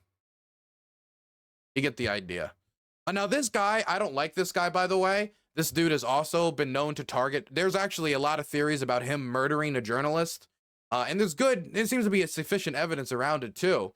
But again, I just want to throw out there that this is not a coup if the courts decide, yeah, I think we need to have another election. If the Supreme Court found that there was sufficient evidence for Donald Trump's claim around election fraud, then, I mean, unless he manipulated the courts and paid them off in some way to manipulate that system, then that's not a coup. That's just a system of checks and balances. They had another election. I guess a coup would be if there wasn't another election, right? I don't even know if that particularly matters. Point is, though, not including the widespread fraud, not including the court decision, not including a lot of information, Tucker Carlson doesn't even know what year this happened. Tucker Carlson doesn't even know the Orange Revolution happened. This is the status of the conversation we're having. Viktor Yanukovych won the elections. However, his opponents did not recognize that victory. The U.S. supported the opposition, and the third round was scheduled. What is this? This is a coup. The U.S. supported it, and the winner of the third round came to power. God, I Imagine hate his facial expressions. And he has no ability to push back on this, because he has no knowledge about any of this whatsoever. And he just displayed it by thinking that was the Euromaidan protest, because he doesn't know anything about Ukrainian history pre-2014, which is why he didn't know how to converse about this. And it's why also he didn't converse about any of the other historical stuff. If in the U.S. something was not to someone's liking, and the third round of election, which the U.S. Constitution does not provide for, was organized. Nonetheless, it Wait, isn't that, wait, pause. In Russian school textbooks, they talk about the 2020 election being stolen. I don't know if you guys know that. In the new editions of the Russian school textbooks, they say that the American election was stolen. They don't provide any evidence in the textbook. They just say it. Basic children's textbook. If that is a stolen election and the Russians believe that that was some injustice done, then wouldn't that imply that they would be okay with things like a redo? Like the Russians would have thought a third round to have the real winner decided would be the right thing to do? Because again, if there is an election fraud, if there is widespread election fraud, having another election is the only thing you can do, unless you want to appoint somebody who we don't even know if they properly won the election. Again, this was the whole basis for Trump's argument. It's just that he couldn't prove it because there wasn't any widespread election fraud. was Just some small-scale individual cases. done in Ukraine. Okay, Viktor Yushchenko, who was considered a pro-Western politician, came to power. By the way, this is the guy, you see all those marks on his face? That's from an attempted assassination attempt that many people connect to the Russians. Fine, we have built relations with him as well. Yeah, you guys, they certainly did. Moscow, with visits. We visited Kiev. I visited too. We met in an informal setting. If he's pro-Western, so be it. It's fine. Let people do their job. Again, if that was their viewpoint, then why did they have to engage in economic coercion when they wanted to not even join the EU, would just enter an association agreement, which the Russians knew that Yanukovych had agreed to, their guy had agreed to, and on the campaign trail, and the majority of Ukrainians wanted. And they had been negotiating for months and months and months and months before he engaged in that economic coercion and stopped trucks on the border to try to force them, which they promised in the Budapest Memorandum they wouldn't do, to accept an economic agreement with them instead. And after Yanukovych caved, that's what led into the spiral that was the second Euromaidan. I mean, the Euromaidan. Orange Revolution, Euromaidan. The situation should have developed inside the independent Ukraine itself. As a result of Kuchma's leadership, things got worse and Viktor Yanukovych came to power after all. That is actually technically true. That is true. Under Kuchma, it did not get that better. Not get that good. I mean, it didn't get good under Yanukovych either. Part of the reason why Euromaidan happened wasn't just because of the association agreement. It was also, and this is something that the Russians never identify with. They never, I mean, maybe individuals might identify with, but they never talk about. It was also large-scale protests against the fact that Yanukovych had a history of being a literal street thug, somebody who stole hats off the hat rack and ran away, and has ties to organized crime. That's why during the Euromaidan protest, they hired gangs to brutalize protesters and try to provoke incidents. They did do that. That would be the equivalent of, I guess, Biden hiring MS-13 to go rough up some Trump supporters, if we wanted to make a comparison. But it was protesting against that, the police brutality, and also the horrific levels of corruption under the Yanukovych government. It's also the same reason that when Petro Poroshenko came to power, even if he did somewhat stabilize the country in some ways, did somewhat improve the military, and some people like some of the language stuff that he did for protecting Ukrainian language, at the end of the day, he didn't deal with the corruption, and he got voted out, and that's how Zelensky won. And so a lot of Euromaidan was also centered around, we are the people, you are the government, you mistreat us, you misuse our funds, this is too much. It wasn't just the association agreement. It wasn't just a big riot because we all love the EU so much. That was part of it, but that simplifies it. Maybe he wasn't the best president and politician, I don't know. I don't want to give assessments. However, the issue of the association with the EU came up. We have always been lenient to this, suit yourself. But when we read through the Treaty of Association, it turned out to be a problem for us, since we had a free trade zone and open customs borders with Ukraine, which under this association had to open its borders for Europe, which would have led to flooding of our market. So basically, what happened was the Ukrainian government was going to sign the association agreement, which the majority of Ukrainians wanted, and the government already agreed they were going to do, and done on the campaign they were going to do. But Putin wanted his own economic agreement with the Ukrainians, with many of the factors of these two agreements being contradictory, which you have to have one or the other. That means he couldn't design a different trade agreement to still try to meet their needs, but they couldn't have these same trade agreements because they contradicted each other. And that's why Putin then started to engage in economic coercion, block trucks on the border, and with there being so much trade between Russia and Ukraine, and Yanukovych having a lot of his power base with the pro-Russia crowd, he decided to cave. We said, no, this is not going to work. We shall close our borders with Ukraine then. Again, the economic coercion they said they wouldn't engage in. And by the way, they did this before the agreement was even signed. The customs borders, that is. Yanukovych started to calculate how much Ukraine was going to. And by the way, this is like a real manipulation of the history. And by not including the Budapest Memorandum, people wouldn't even know by watching this interview that this is in violation of a treaty you already wrote. Again, this is why Tucker's the worst person for this conversation. It's not even necessarily because he's right wing or I disagree with him or this or that. It doesn't even have the basics of the knowledge of Ukrainian history. He didn't even know what the Orange Revolution was.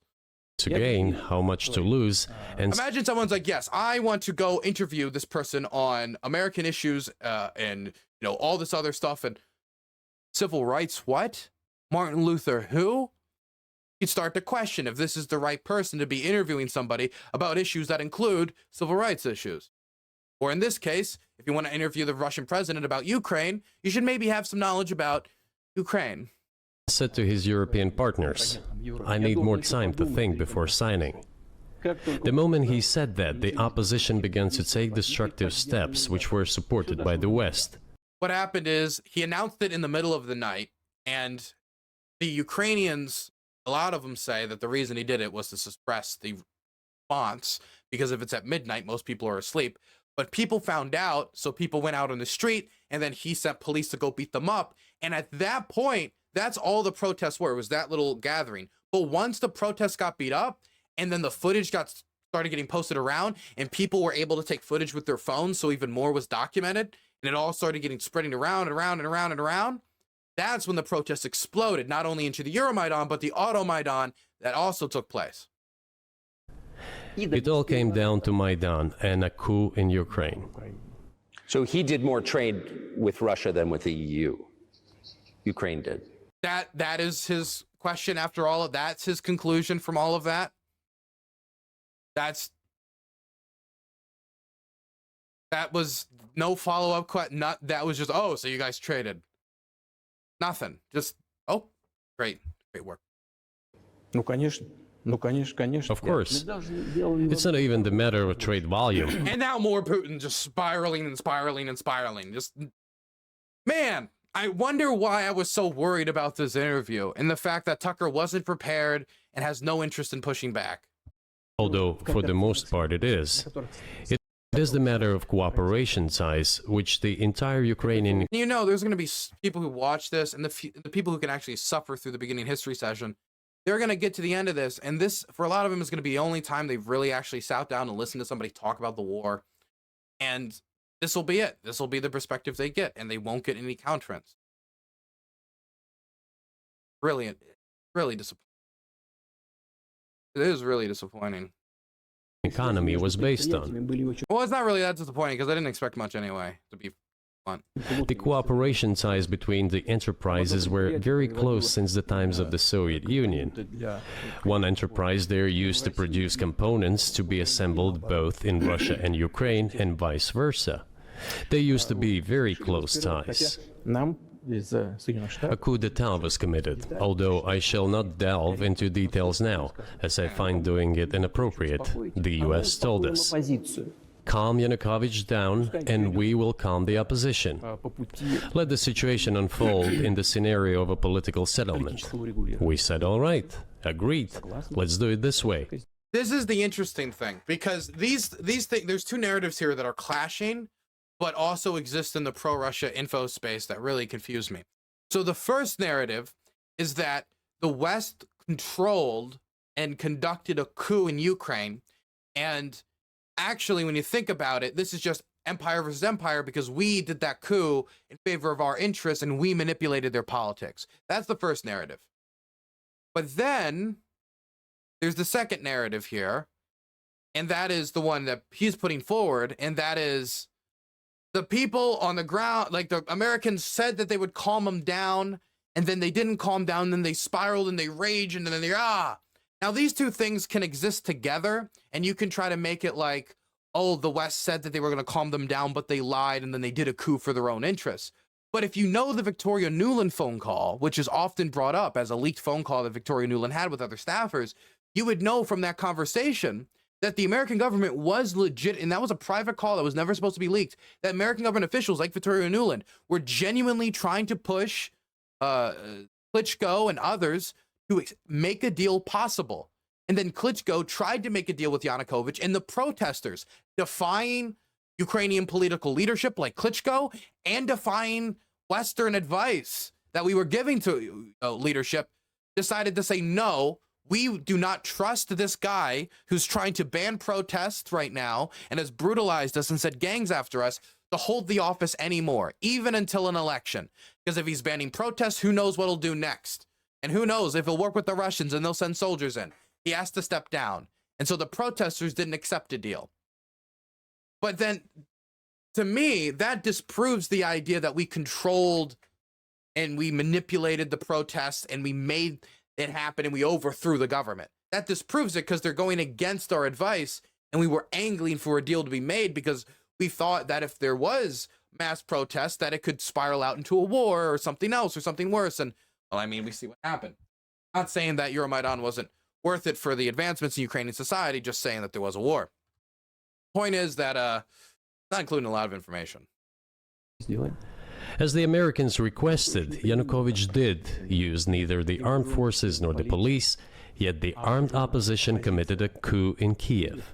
That's just a lie. There's tons of footage online of Berkut special police forces being sent out and brutalizing protesters using like lead pipes to beat them.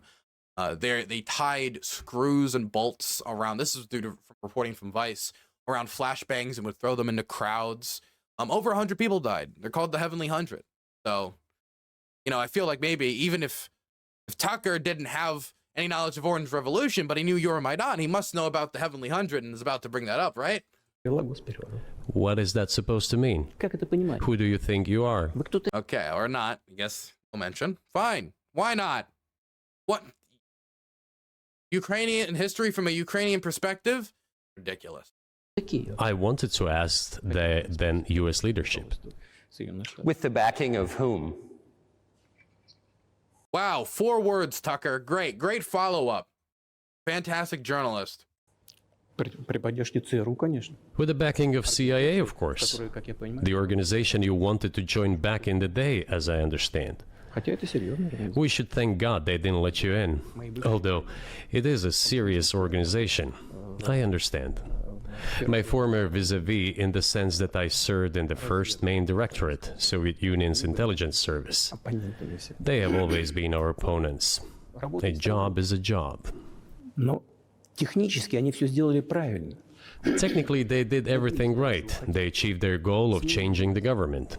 Again, we do not have any evidence that the CIA did a coup.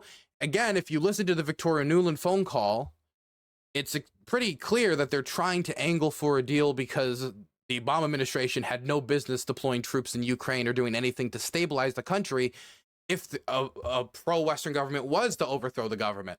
And once the Russians invaded, we didn't deploy troops. We did nothing to reinforce or protect the government outside of a few sanctions, even at their request. In fact, there's a really good book that talks about it. There's multiple good books that talk about it.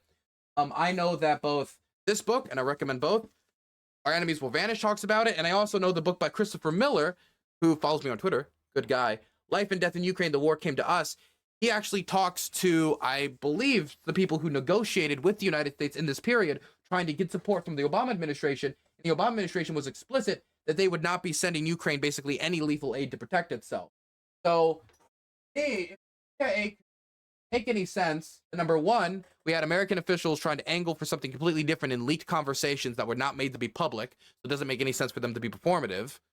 And B, that we didn't protect the gain or the country, we didn't protect Ukraine after it happened. We didn't quickly admit them into NATO.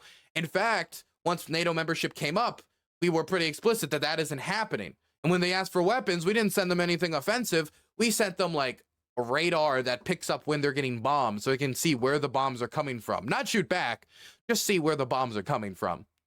It wasn't until 2019 that we actually started sending things like javelins. And even that almost stopped because Trump tried to leverage that for information about Hunter Biden and Zelensky in a private phone call. Just, if this is some crazy CIA op, we have yet to see any evidence provided, doesn't make much sense to me, and the American government did not do much to protect the gains made by the CIA, supposedly. However, Just saying, I feel like there's a few holes in the story, isn't there? from a political standpoint, it was a colossal mistake. Surely it was political leadership's miscalculation. They should have seen what it would evolve into. This isn't even an interview. Tucker is more like a sidekick on a night show than an interviewer in this so far. Yeah, I mean, that it does kind of feel like the guy who sits on the couch next to Conan O'Brien, or the guy who sits next to Norm Macdonald on Norm Macdonald Live. Or, it's the sidekick. He does feel like the sidekick here. So, in 2008, the doors of NATO were opened for Ukraine.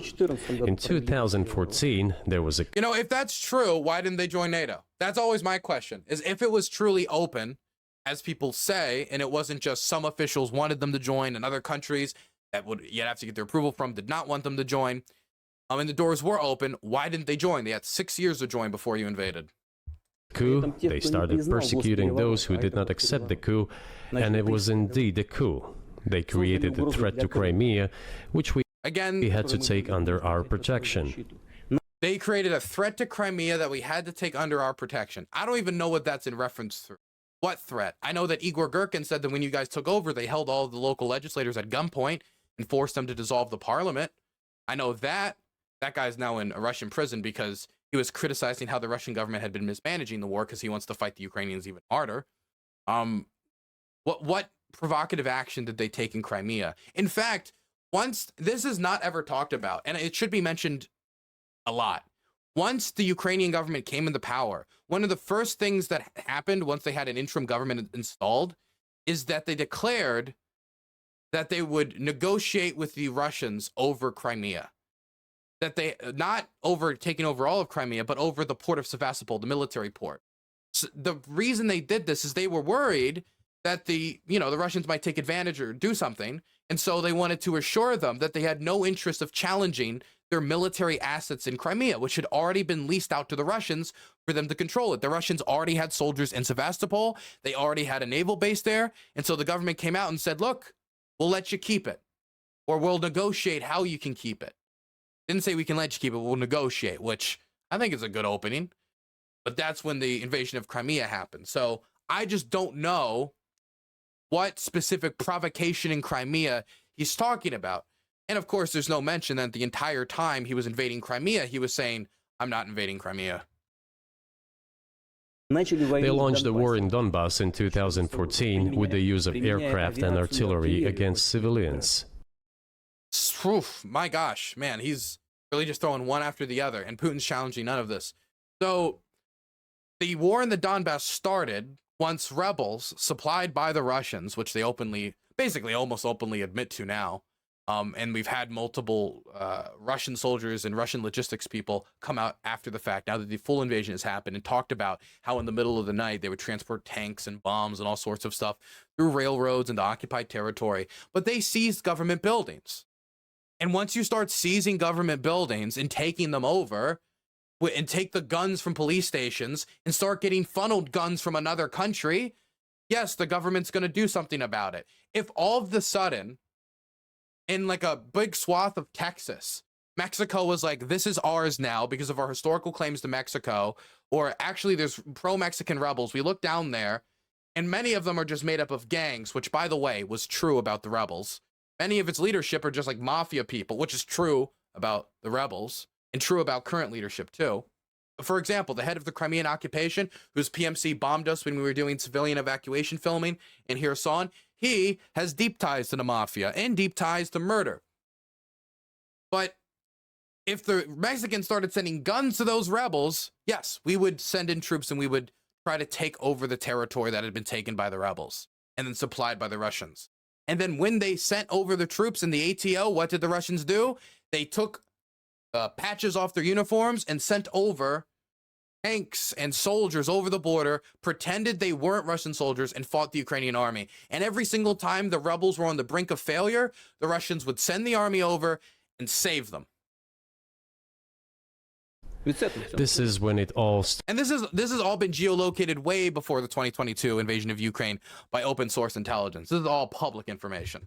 started. That's not even to talk about the Russian soldiers that the Ukrainians caught in 2016 to make the Russians have to admit to, okay, well, we at least have agents in Ukraine. Not even talking about their mercenaries or Rusich or the Wagner group had been operating there for a long time. My goodness. It just seems that Western involvement is everywhere, even though he hadn't provided evidence that it was the CIA coup. But all of this can just be perfectly ignored, and Tucker Carlson will mention none of it. Video of aircraft attacking Donetsk from Not only will, again, it's not just that he doesn't want to, it's also that he couldn't, because he doesn't know. above. They launched a large-scale military operation, then another one. When they failed, they started to prepare. As for like shelling of civilians, like civilians died on both sides from like heavy bombing. It's a real tragedy. Russians probably shouldn't have, tried to sponsor rebellion, invade Crimea, and start the whole thing. The next one. All this against the background of military development of this territory and opening of NATO's doors. How could we not? Can I be honest? This interview isn't like frustrating, really, anymore. It's not even making me angry. It's just exhausting. It's just exhausting to hear all of these things said with zero pushback. And there's not even an interest in pushing back. Not even an interest in following up or asking about important issues. Just let him completely craft the narrative, and Tucker just nods along. It's exhausting more than anything, because like all of these narratives I've heard before from Putin. None of this is new. All of these are things that he said before, the Russian government said before. There's nothing of value being brought out from this interview. It's just him doing another speech. And I never particularly like Putin's speeches. Not only because, you know, the things he says is gross, but because they're quite frankly pretty boring. Expressed concern over what was happening. From our side, this would have been a culpable negligence. That's what it would have been. It's just that the U.S. political leadership pushed us to the line we could not cross, because doing so could have ruined Russia itself. Besides, we could not leave our... Again, he's saying that they pushed them to a line where we would have ruined Russia herself. They offered you guys to keep Sevastopol. The relationship between the two sides would have only shifted insofar as the new government was going to enter the association agreement, because that's what the Ukrainian people wanted, and that was the spiraling moment. And the Berkut was going to be abolished due to their horrific police violence.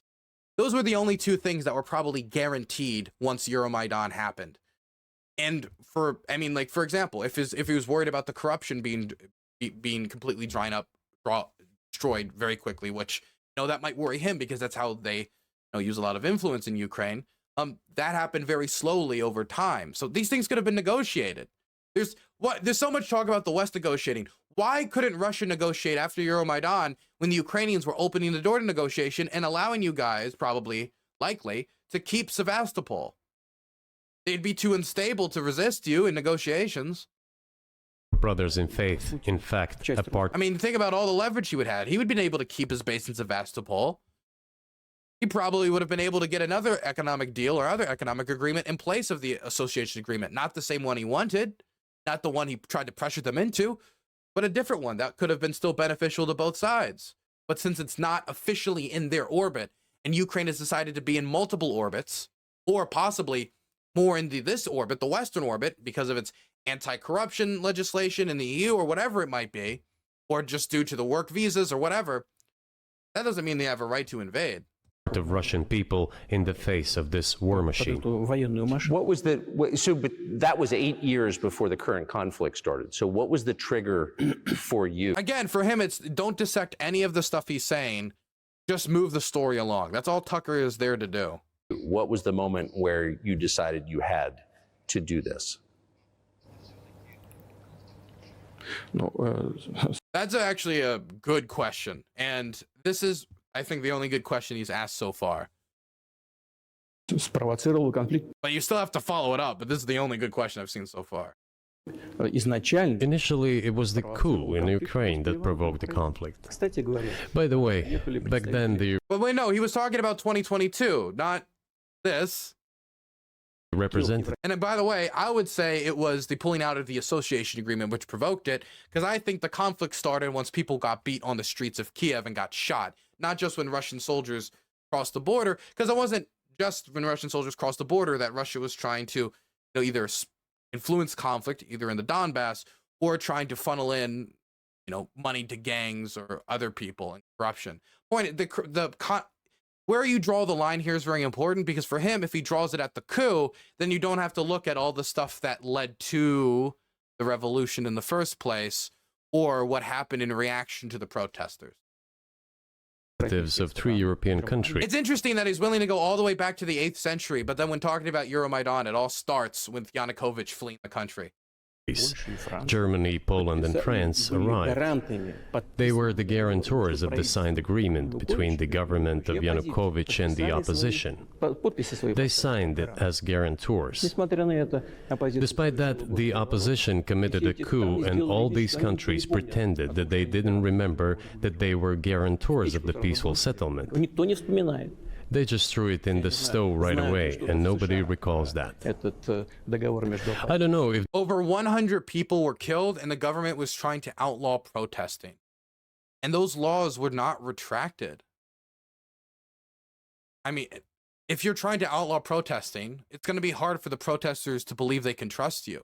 It's not just the thing about diplomacy is it's not as simple as just making a verbal assurance. If you're making a verbal assurance to a crowd of people that you just killed 100 of them, you just murdered 100 of them, and then you tried to outlaw protesting, and now you're giving them the verbal assurance of your dedication to democracy when they know from 2004 that you're willing to use, voter manipulation in order to win elections, and you're now outlawing protest, and you set gangs out after them. A verbal assurance is not going to be enough to convince them that it's going to work or that you're going to keep your end of the bargain. That's not even talking about the fact that many of them didn't think the concessions were enough. They wanted him to resign right then and there. Yanukovych, due to his behavior, no longer had the skills to assure the crowd, to assure the protesters, to assure the Ukrainian people that he would not wrong them again. And that's why a peaceful settlement failed, at least in my interpretation. But people can disagree. If anybody wants to say in the chat, if they have other reasons, I'd love to hear it.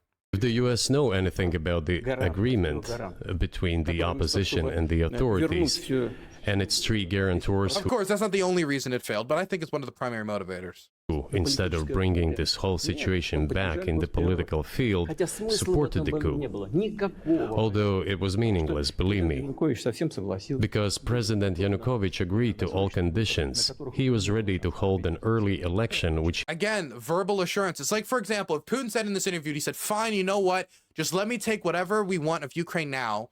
We can end the war where it is. We'll end it where it is. Ukraine doesn't join NATO. We just end it where it is now. And that was it. Now, he didn't do anything else to assure anyone. For example, a demilitarized zone, or, for example, we will demilitarize this section of our armed forces, or, you know what, we will allow you guys to bring Ukraine into this defense structure that makes it impossible for us to invade it again. So force will stop us next time. So that's a guarantee. If you're just going off over his verbal assurances after 200 rounds of negotiation and 20 failed ceasefires, then quite frankly, I think you're naive. And even if he was being honest, who in their right mind would be willing to take that risk given the record? Only if you had no other choice. he had no chance of winning, frankly speaking. Again, I'm not saying that negotiating with somebody who's a bad faith actor is impossible, but the idea that the verbal assurances given by a murderous dictator who has a record of murdering and lying is enough. Come on. Everyone knew that. Then why the coup? Why the victims? Why threatening Crimea? Why launching an operation in Donbass? This I Again, he's asking all these questions. do not understand. These I don't understand. Moron. Pay attention, Mr. Putin, to the history that's experiencing around you. Why did they do it ATO in the Donbass? Because rebels, financed by you and supplied by you, took over government buildings. And so the ATO, standing for anti-terrorism operation, was sent to take those buildings back because they were kidnapping people. They were doing all sorts of wild stuff. And not to mention the fact that a lot of it was led by organized crime and FSB agents like Igor Girkin. Admitted FSB agents, who since after the fact has said that he shot the bullet that started the war. You can believe him or you cannot. I think the dude sometimes brags a bit. But he's saying oh, I have no clue why any of this happened. He's just acting stupid to Tucker, but Tucker doesn't know any better. That is exactly what the miscalculation is. CIA did its job to complete the coup. Again, man, Ukraine, Yaroslav, man. Good book. Read it. I think one of the deputy secretaries of state said that it cost a large sum of money, almost 5 billion. But the political mistake was colossal. Why would they have to do that? All this could have been done legally, without victims, without military action, without... Hey, Wine Mom 4, I'm happy you got an anonymous gift tier 1 sub in Twitch chat. I appreciate it. Thank you. to losing Crimea. We would have never considered to even lift a finger if it hadn't been for the bloody developments on Maidan. By the way, how many cops got murdered in Maidan and how many protesters got murdered in Maidan? I like Putin to tell Tucker that since he's talking about the bloody events of Maidan. Because we agreed with the fact that after the collapse of the Soviet Union, our borders should be along the borders of former Union's republics. Yes, and then you signed separate agreements, including friendship treaties and the Budapest Memorandum, further respecting that, saying you would not violate it and not go into economic coercion. Agreed to that. But I'm sorry, I'm just repeating the same things over and over. It's just the Tucker doesn't say it. I feel like I gotta say it, I'm gonna burst.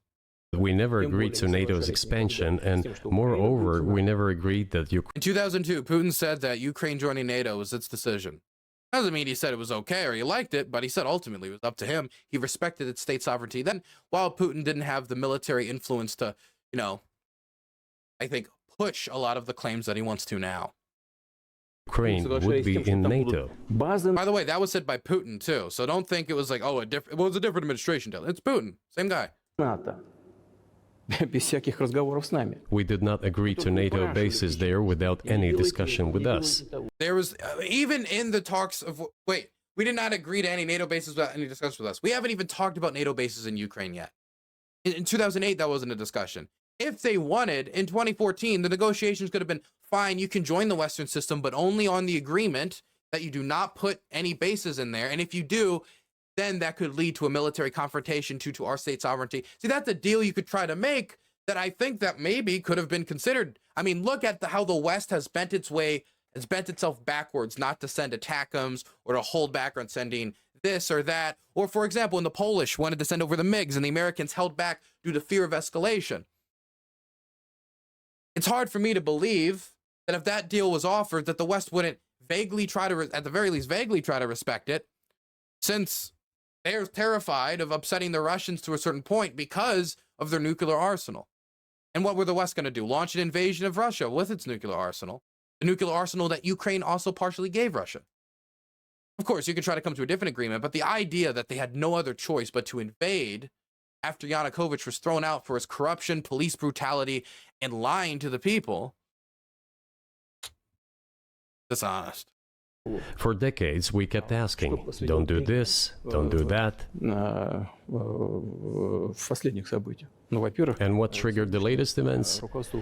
Firstly, the current Ukrainian leadership declared that it would not implement the Minsk agreements, which had been signed, as you know, after the events of 2014 in Minsk. The Minsk agreements were violated by both sides. The Russians never withdrew their troops, which they said they would do, while also denying that they were even in the country in the first place. That was always a big problem for Petro Poroshenko's government, and it's one thing that I think that he didn't get enough sympathy for, is how do you negotiate a country's withdrawal from your country if the whole time while you're trying to negotiate it, they're denying that their soldiers are even there, even as you capture them in 2015 and 2016, and it becomes international headlines. Kind of difficult. Or the plan of peaceful settlement in Donbass was set forth. 200 rounds of negotiation, 20 negotiated ceasefires, all fell through. But no, the current Ukrainian leadership, foreign minister, all other officials, and then president himself said that they don't like anything about the Minsk agreements. Well, that's true, because the Minsk agreements were forced with force, and then the Russians also didn't follow them either. So if they were forced on them, and the Russians also didn't follow them, probably not going to like it. I mean, for example, like their violations of the ceasefire were heavily documented. In other words, they were not going to implement it. A year or a year and a half ago, former leaders of Germany and France said openly to the whole world that they indeed signed the Minsk agreements, but they never intended to implement them. They simply led us by the nose. That's not what it said. What I think what she's talking about is there was an interview that Angela Merkel gave once she was no longer in power.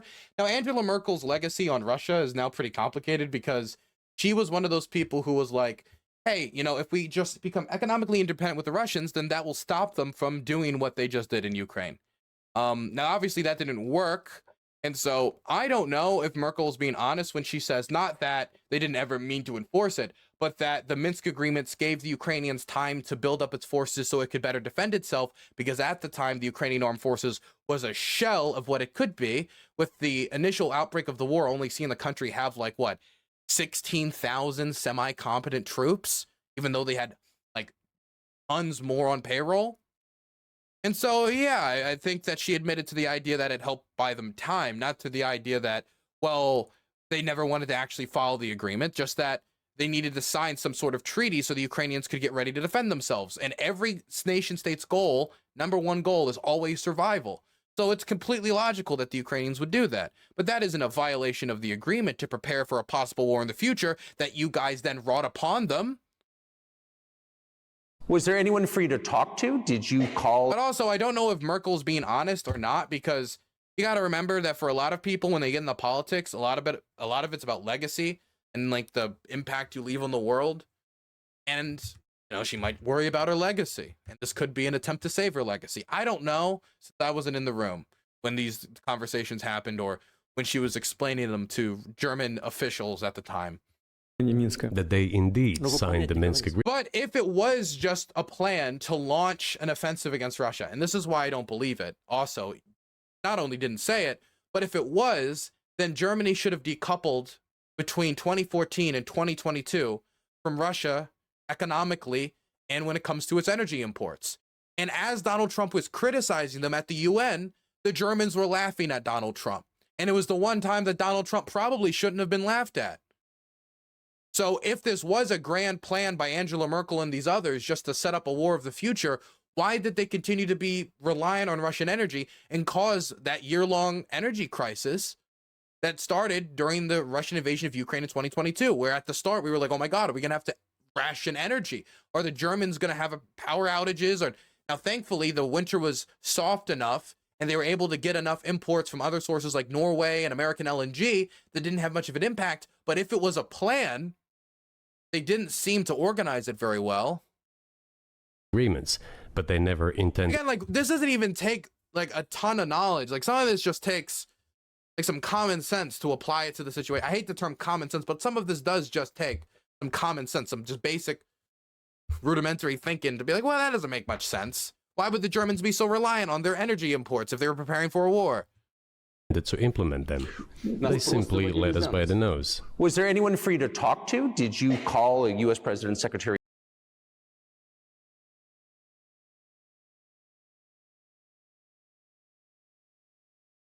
Indeed, signed the Minsk agreements, but they never intended to implement. I was muted that whole time, wasn't I? Look, you said that her name is Angela, not Angela. Look, I'm just gonna call her Angie. How about that? We happy with that? We're calling Angela Merkel Angie movie. Them. They simply led us by the nose. Was there anyone for you to talk to? Did you call a U.S. President Secretary of State and say, if you keep militarizing Ukraine with NATO forces, this is going to get...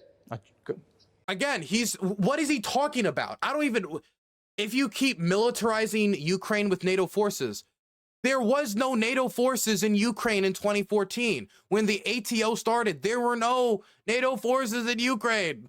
We didn't have any soldiers fighting the Russian army. That didn't happen. The most we got was, I think, early Trump, maybe late Obama.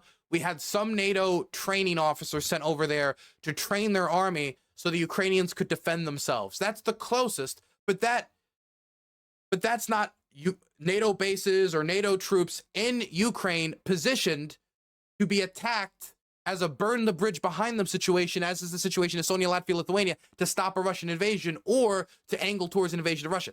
Those bases don't exist. Those troops don't exist. The furthest they ever went was officers in Ukraine to train the soldiers so they could defend themselves, which the Ukrainians asked for. This is going to be we're going to act. Мы постоянно об этом говорили. It's just so frustrating. Tucker isn't thinking this through at all. Orchestrating. Thank you for the prime. Or maybe he is.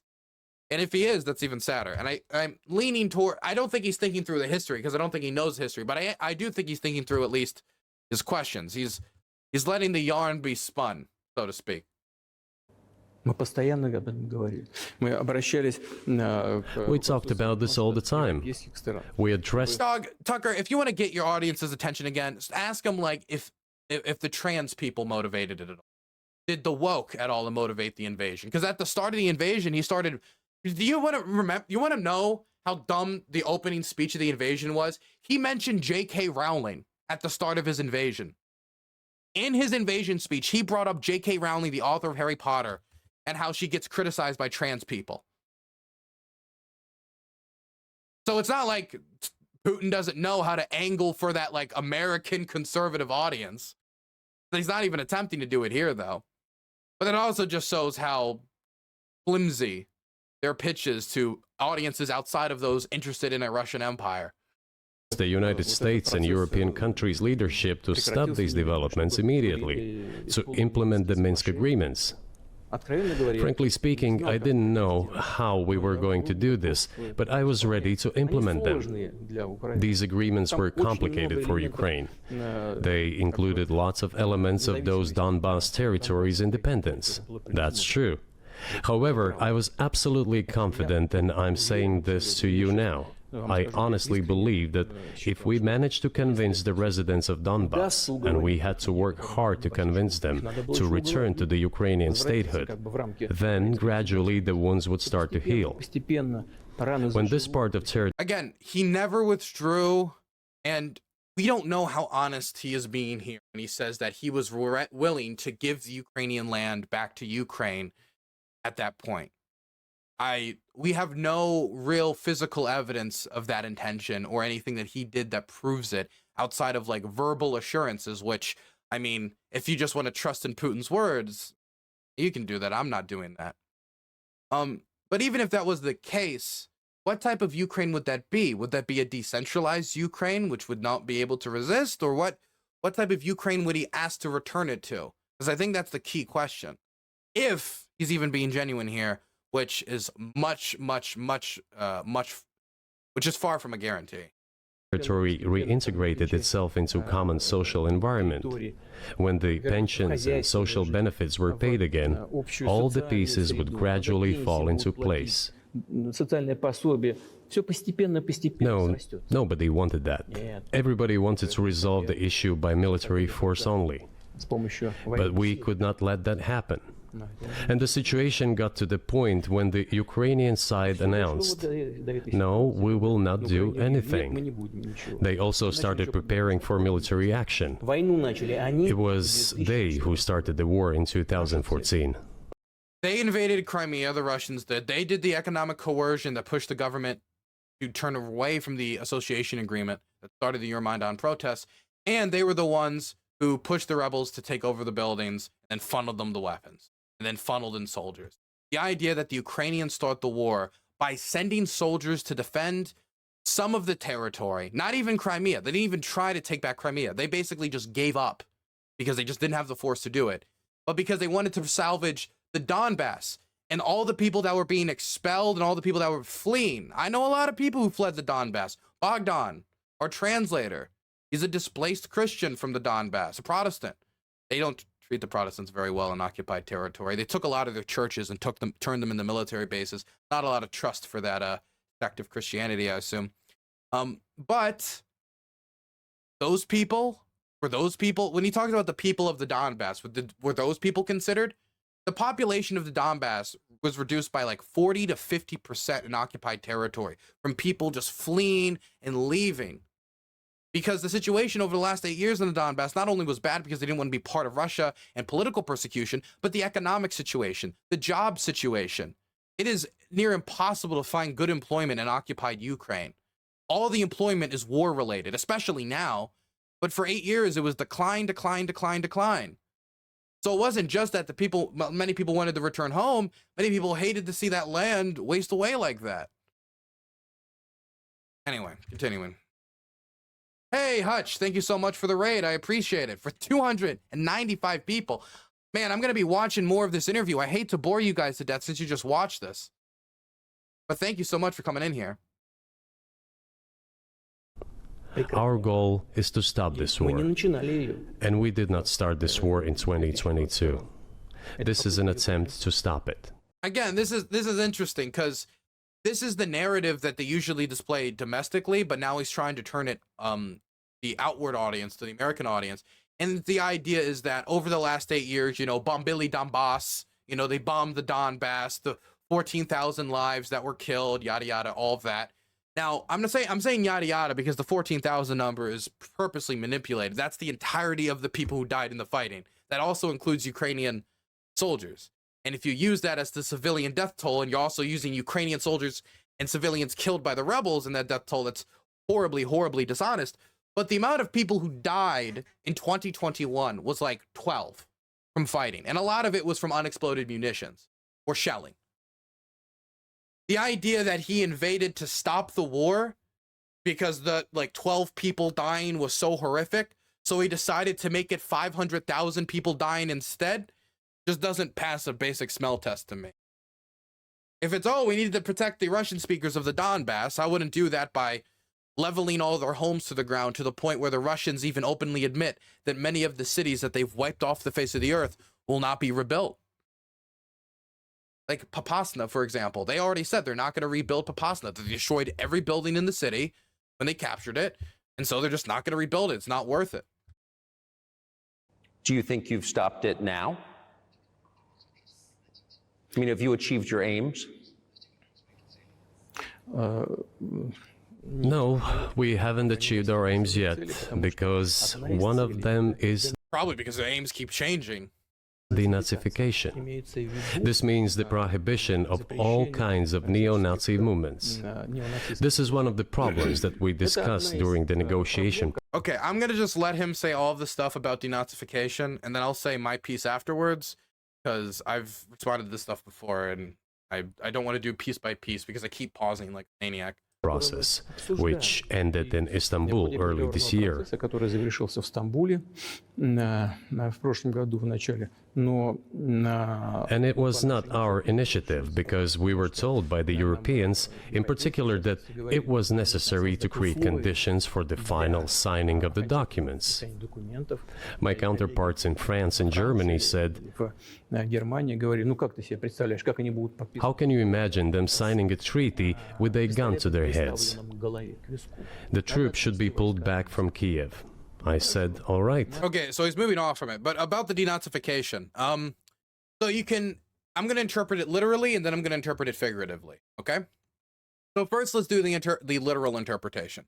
So this is the actual message that they're semi-displaying to the audiences, right? So the idea that Nazism is such an issue in Ukraine that Russia had to invade and stop it because Nazism bad. They might invade Russia one day and take it out on us, or they're abusing their own people with the Nazism. Now, I could spend all day explaining how Zelensky is a neoliberal Jew, and I'm saying that not as an insult, but as a literal, like he is a neoliberal and he's a Jew. So those are two things that are pretty contradictory with Nazism, right? Or I could talk about how there's not really any Nazi laws on the books. During Petro Poroshenko's administration, they introduced discrimination protections for LGBT people in the workplace, which of course we all know when Hitler did that in 1939, the workplace protections for trans people. I think that was a few days after Kristallnacht. I could going through like all of that and say, hey, that doesn't mean that there's no Nazis in Ukraine. There are all Nazis in Ukraine. They do exist. They are bad. Some of them have attacked Kiev Pride, for example. There is a far right like street hooligan movement. And that could be dangerous. That is true. But number one, invading Ukraine isn't going to solve any of those problems. And number two, the Russians don't care, primarily displayed in the fact that they have recruited their own neo-Nazis, either through prison recruitment or by just having straight up neo-Nazi military units. My greatest example would be Rusich. Rusich is led by a openly like neo-Nazi, one second. Oh, I do not want to give my Rusich, an openly neo-Nazi commander who, when asked about his political affiliation, he said, well, don't you mean just a patriot? He said, no, I am a Nazi. People will say, patriot, national, no. Alexei, this guy, I think this is even the interview where he says he's a Nazi. He is a Nazi. He's also released guides on how to properly torture people and how to make sure that the signs of your torture don't show up, how to execute somebody without having the burn mark show up. And he stands by it. And this has been fighting in Ukraine since June of 2014. And this isn't the only unit. There have been other units that have also engaged in war crimes against religious minorities, and really some brutal, horrible Nazi-type behavior. So it's hard for me to believe that the Russians care about denazifying Ukraine when they've been sending neo-Nazis into Ukraine to fight the Ukrainians from basically 9 to 10 years now. It's hard for me to buy it. We withdrew the troops from Kiev. Извините, от Киева. This is another move for the Russians. They say that their withdrawal from Kiev was like a diplomatic move and it wasn't a military failure. It was a military failure. They marched directly towards Kiev, lost tons and tons of troops and bottlenecks because they probably thought that the city was going to fall very quickly. That's why it was a quick special military operation. But now it's a long, drudging war. The idea that it was just like a diplomatic offer and they withdrew from Kiev, not because they couldn't take it, but because they had to. Let me put it this way. Bakhmut was a city of, I think, 30,000 to 60,000 people. Brutal fight, street by street fighting, room by room, horrific combat for 10 months. Kiev is a city of 3.5 million people. And they didn't even get inside the city. They got to Irpin, and then they were stopped. I saw the streets where they were stopped. Brutal fighting there, but going street by street, room by room, through a city of 3.5 million people when you couldn't even get through the fucking suburbs? Nah, they withdrew because they couldn't. As soon as we pulled Like, what about the Hostomel airport landing? Like, that was a disaster. In the first 48 hours of the war, he said they disabled the entirety of the Ukrainian Air Force. I'm just saying that they overestimated themselves, underestimated the Ukrainians. The reason they pulled back is because they weren't able to take Kiev. And if you look at how the Russian army was advancing in the first month, you could tell that they were trying to go towards Kiev from every direction. For example, the army that crossed the Dnipro River and took Kherson immediately started marching on Mykolaiv because they wanted to take Mykolaiv so then they could march upward north to try to surround Kiev. They just failed in doing so. back our troops from Kiev, our Ukrainian negotiators immediately threw all our agreements reached in Istanbul into the bin Договоренности, достигнутые в Стамбуле. and got prepared for a long-standing armed confrontation. There's a lot of information that's not being introduced here. Number one, the Ukrainians had just found out that they could stop the Russians. So the idea of them giving up like 25% of their territory and demilitarizing to prepare for another invasion so the Russians could invade again with less weapons, like they weren't going to do that. But also, Bucha happened. And the Ukrainian government was not in the mood after Bucha of making many settlements, both due to just personal human nature reasons of you slaughtered my people, how dare you, and none of them wanted to sign a treaty where that could be done in occupied territory all across, for example, Kupiansk and parts of Kharkiv and wherever else the Russians are occupying. He's leaving out a lot of information, and of course Tucker is not going to supply it. With the help of the United States and its satellites in Europe. Вот. That is how the situation has developed. And that is how it looks now. Да. But what is, pardon my ignorance, what is denazification? What would that mean? What is, Да. Thank you for the question. Now this is the second answer, because I said there was two types, and there was a less literal interpretation. My other interpretation is regime change. That they're just calling whatever government is in Kiev the Nazi regime because propaganda purposes. But what they want is they want the government to be changed. They want regime change. They want Zelensky's government gone, and they want whatever government that would be pro-Ukraine separating or moving away from Russia not to be there. For the Russian government, being Nazi seems to be interpreted in the Ukrainian sense as just being anti-Russia. Да, вот я как раз хочу сейчас об этом сказать. Это очень важный вопрос. Денацификация. That is what I want to talk about right now. It is a very important issue. Denazification. Искать, как говорят некоторые. After gaining independence, Ukraine began to search, as some Western analysts say, its identity. Во главу угла этой идентичности. And it came up with nothing better than to build this identity upon some false heroes who collaborated with Hitler. What the fuck is he talking? Okay, I'm sorry, but has it? Look, he's a propagandist, so I know it isn't honest. But, and I keep referencing this book. Very little of this book is World War II. Very little. It's towards the end of it. Very little. A lot more talking about, the development of the Ukrainian language, development of music, why there's a rural and city divide when it comes to language. Like all this stuff that's talking about a Ukrainian culture developed, their identity developed. When he's talking about all these heroes, there are certain heroes from World War II that did get praise. For example, Stefan Bandera, but that Bandera also was put in a camp by the Nazis. So I don't know if he's the best use for that, but there are some people who respect, for example, the SS Galicia, the Ukrainian collaborators, and that there are people who believe that and respect that historical figure. There's also a bunch of plaques and statues and stuff for people like Nestor Makhno. In fact, let me take this down. I bought this in a shop in Ukraine. It's a painting of Nestor Makhno. I have another one too, but I'm not going to show you about that. I'll only show you one. Is that a hero that collaborated with the Nazis? No. That is somebody who killed people due to the engagement of pogroms in occupied territory, which the Bolsheviks and many other armies, even the Ukrainian People's Republic in some instances, engaged in.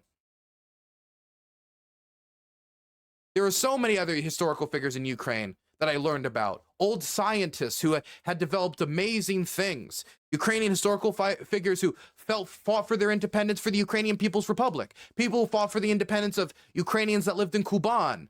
A green Ukraine, and that's some real niche stuff from Eastern Russia. There's so much history and historical figures outside of that that people are developing and continuing to develop as they get to examine their history for the first time after hundreds of years of occupation since 1918, I think, when the Soviet Union collapsed. That was only a very short period between like 1917 and 1919 where they could fully explore that.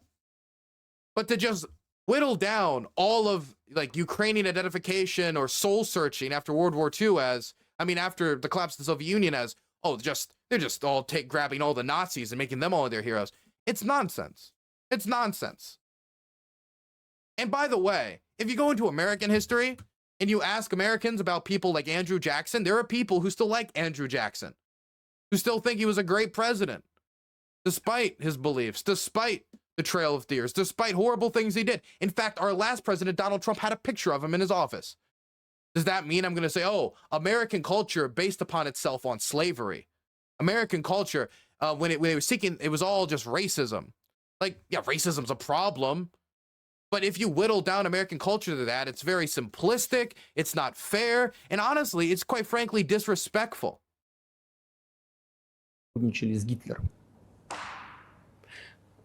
I have already said that in the early 19th century, when the theorists of independence and sovereignty of Ukraine appeared, they assumed that an independent Ukraine should have very good relations with Russia. But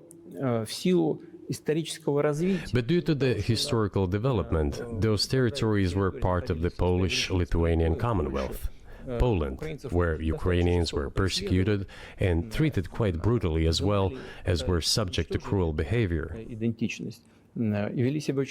Which they never were subject to under Russian occupation. There were also attempts to destroy their identity. Oh, yes, by the Russian government. I'm happy he's finally acknowledging this. All this remained in the memory of the people.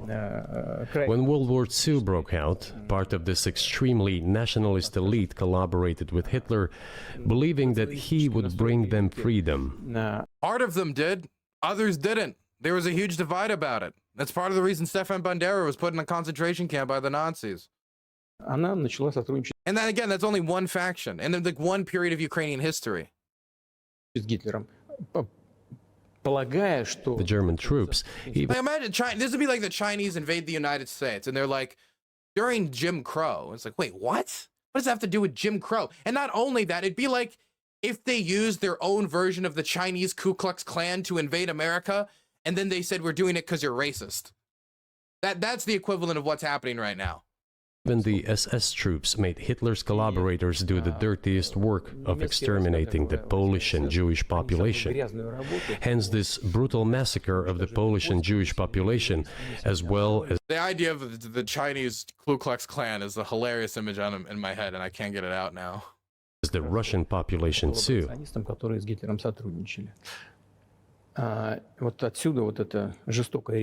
This was led by the persons who are well known, Bandera, Gershkovich.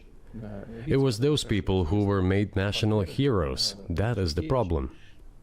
And we are constantly told... Isn't it crazy that we have a giant statue in D.C.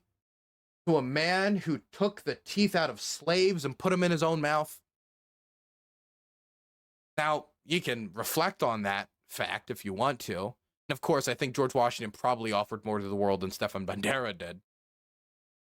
But using that as a justification to invade or as to why you can't have peace.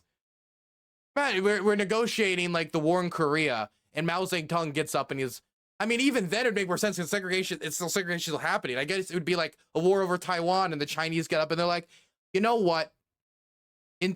Until you get rid of all these statues to these old racist guys, no peace. That nationalism and neo-Nazism. If that's the case, can we do it in reverse too? The Ukrainians will take down all their ultra-nationalist statues if the Russians take down all of theirs. All of their statues to people who did horrific things. Exist in other countries as well. Yes, they are seedlings, but we uproot them. And other countries fight against them. Not to mention, the Russian government has connections with like international like white nationalist movements, and like it's been open with, it's not really open, but it's been involved in the far right for a very long time. In fact, that other Putin interview I offered, the one done by the Austrian TV presenter, he's confronted about this, specifically the Russian government's its ties with the far right party in Austria. They've also have ties to the far right in AfD in Germany, which is why certain AfD members have come to occupied Ukraine and palled around and took pictures and was talking about how proud they are to fight with them and how proud they are to support them. But Ukraine is not the case. These people have been made into national heroes in Ukraine. Monuments to those people have been erected. They are displayed on flags. By the way, in some parts of Lithuania, Latvia, and Estonia, there is a similar culture around people who fought in the German units, those wars, with the SS. They see it as like a resistance against the Russians. Now, I think it's, personally, of course, I'm not Latvian, but I think it's gross. I don't think anyone should ever join the SS. SS is horrible. But using that as a justification to invade their country is just, it's like cucked, man. Your statues and heroes are too racist. Invasion. Like it on its face, it sounds stupid. Even if it was true that this was all Ukrainian culture, it would just be stupid. Their names are shouted by crowds that walk with torches. Who knew? All we had to do to solve racism was just bomb countries that have statues to extremely racist people. As it was in Nazi Germany. And let me just throw out, there's no Holocaust happening in Ukraine. To make that comparison on its face is stupid.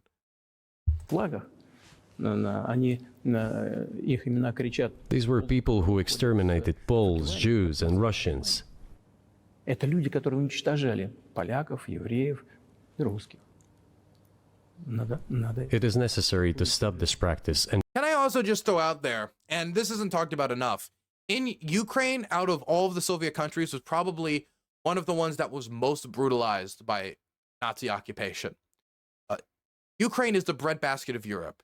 It has wide open sunflower fields, wheat fields, and it produces tons and tons and tons of food. And it can't just be repeated anywhere else either, because Ukraine's soil is extremely rich. It's so black. It's so good. So it produces all this soil. But for the Nazi plans of Lebensraum, that's perfect. And so it was the jewel of Hitler's plan to colonize the former Soviet Union with the German Volk, so to speak, or whatever you want to call it. And because of that, the death soldiers, the killers, the murderers, did a lot of damage there. A lot of people were shipped off to work camps, and a lot of Ukrainians were conscripted into forced labor, shipped back to Germany to, well, do forced labor until the war's end. They were horribly brutalized by the Nazis. And in fact, in the fight against the Nazis, 2.5 million Ukrainians died. I think it might even be more. I'm trying to remember the numbers. As a as a percentage, more Ukrainians died in the Soviet army than Russians. The Ukraine was occupied for the majority of the war. The damage done there was horrific, much greater than in many other parts of Russia. And I'm not saying that Russia itself wasn't also hurt. It's just that Ukraine was the center of that plan and therefore was treated very brutally. And I don't think the Russians fully appreciate that. I don't think sometimes the Russians fully appreciate that. At least this Russian government doesn't seem to fully appreciate it. Because when I talk to Ukrainian soldiers about the Nazis, I haven't found one that likes them. I haven't. When I talk about them, they say, well, my great-great-grandfather fought in the army to beat them, or my great-great-grandfather was a partisan, or my great-grandfather died doing... That's usually how the story goes, because people can track back their lineage to that war. It's just that most Ukrainians also hate the Soviet Union. In fact, even when I go to like I went to this, and I tried to like go to the places specifically around the Ukrainian nationalists, right? There are racists in Ukraine, there are Nazis in Ukraine, these things exist. So I decided I wanted to go to the UPA, the Stefan Bandera bar, basically. And there's a restaurant in Lviv where you got to give them like a secret knock. It's really weird in order to get in. And then the person will open the door and they'll have like a fake old machine gun. And they'll say like, Slava Ukrainian. You have to say, Heram Slava. And then they'll open it and they'll let you in and you go in and you can eat there. And while I was eating in this restaurant, just to get like an eye feel for it, an idea of like, what is this history? How do they view this? And of course, this is the peak of that type of nationalism. I was looking at the matchboxes they had in there, and it was Hitler and Stalin as husband and wife. They were saying that they're good buddies, either due to the Molotov-Ribbentrop Pact and them splitting off Poland, or the tons of resources that the Soviet Union gave the Nazis.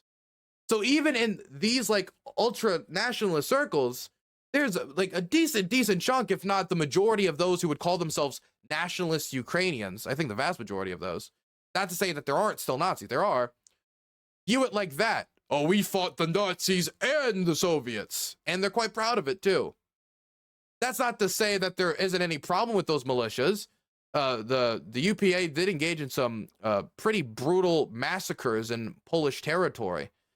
I actually interviewed a Ukrainian nationalist fighter in Kraken on my main channel, and I asked him about this, if you guys wanted to see that type of an interview, and how actual Ukrainian nationalists view it. I've interviewed both right sector fighters and Kraken fighters, if you want to go listen to their ideology.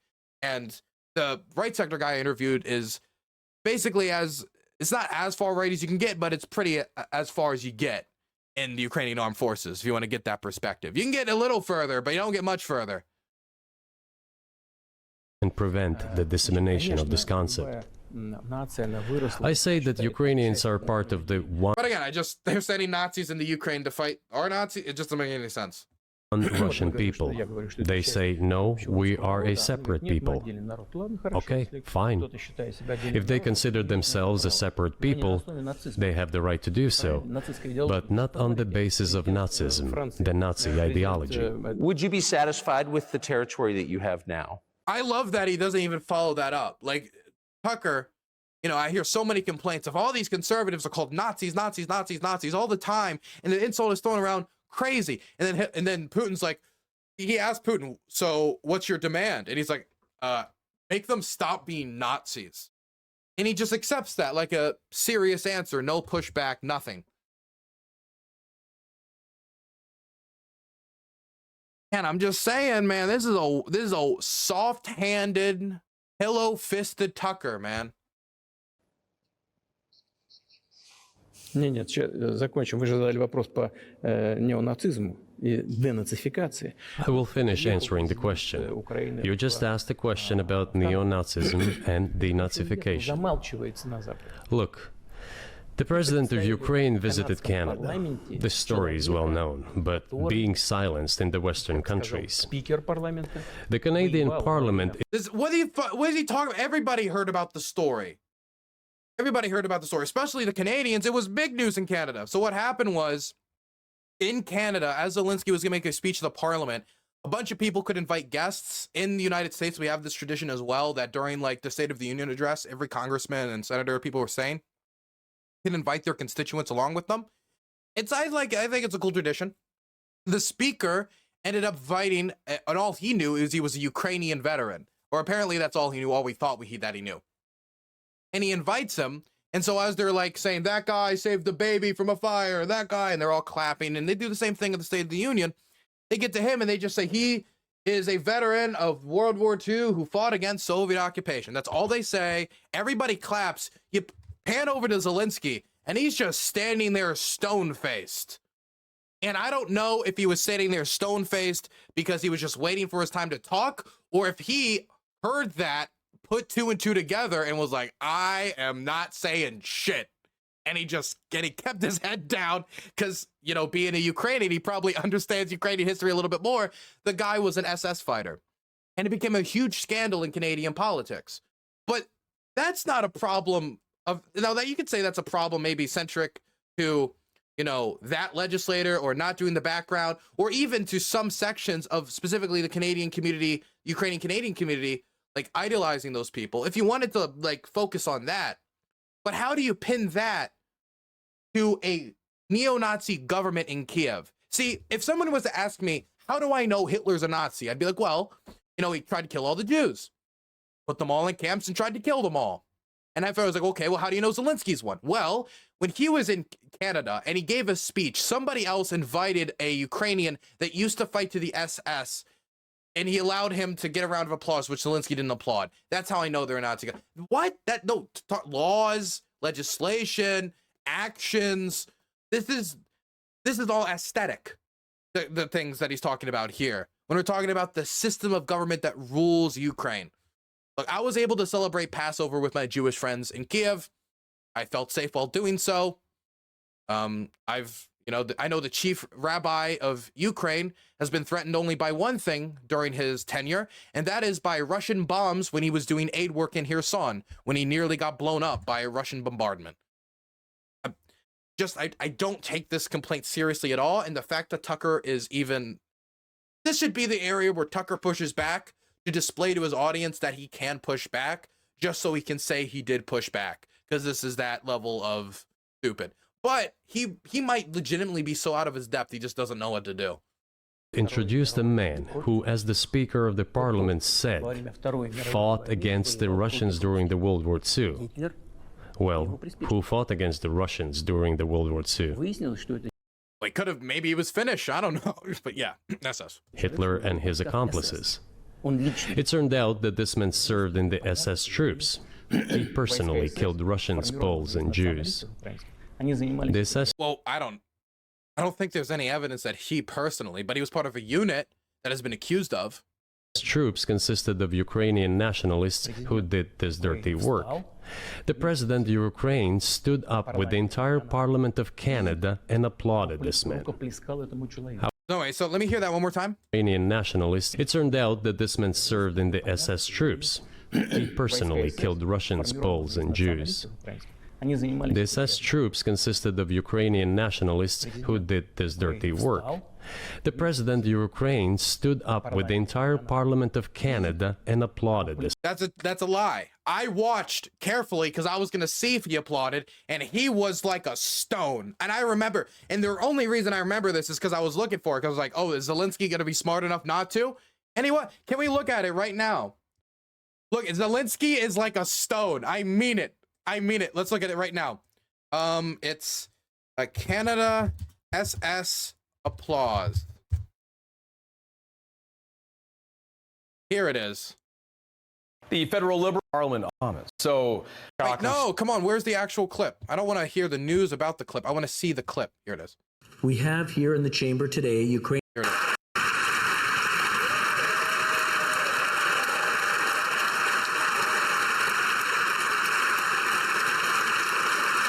I think I saw Zelensky wave. I don't see him clapping. When I saw the zoom in on him, he wasn't clapping. Where's the zoom in? Was he actually clapping? I could have sworn I remember.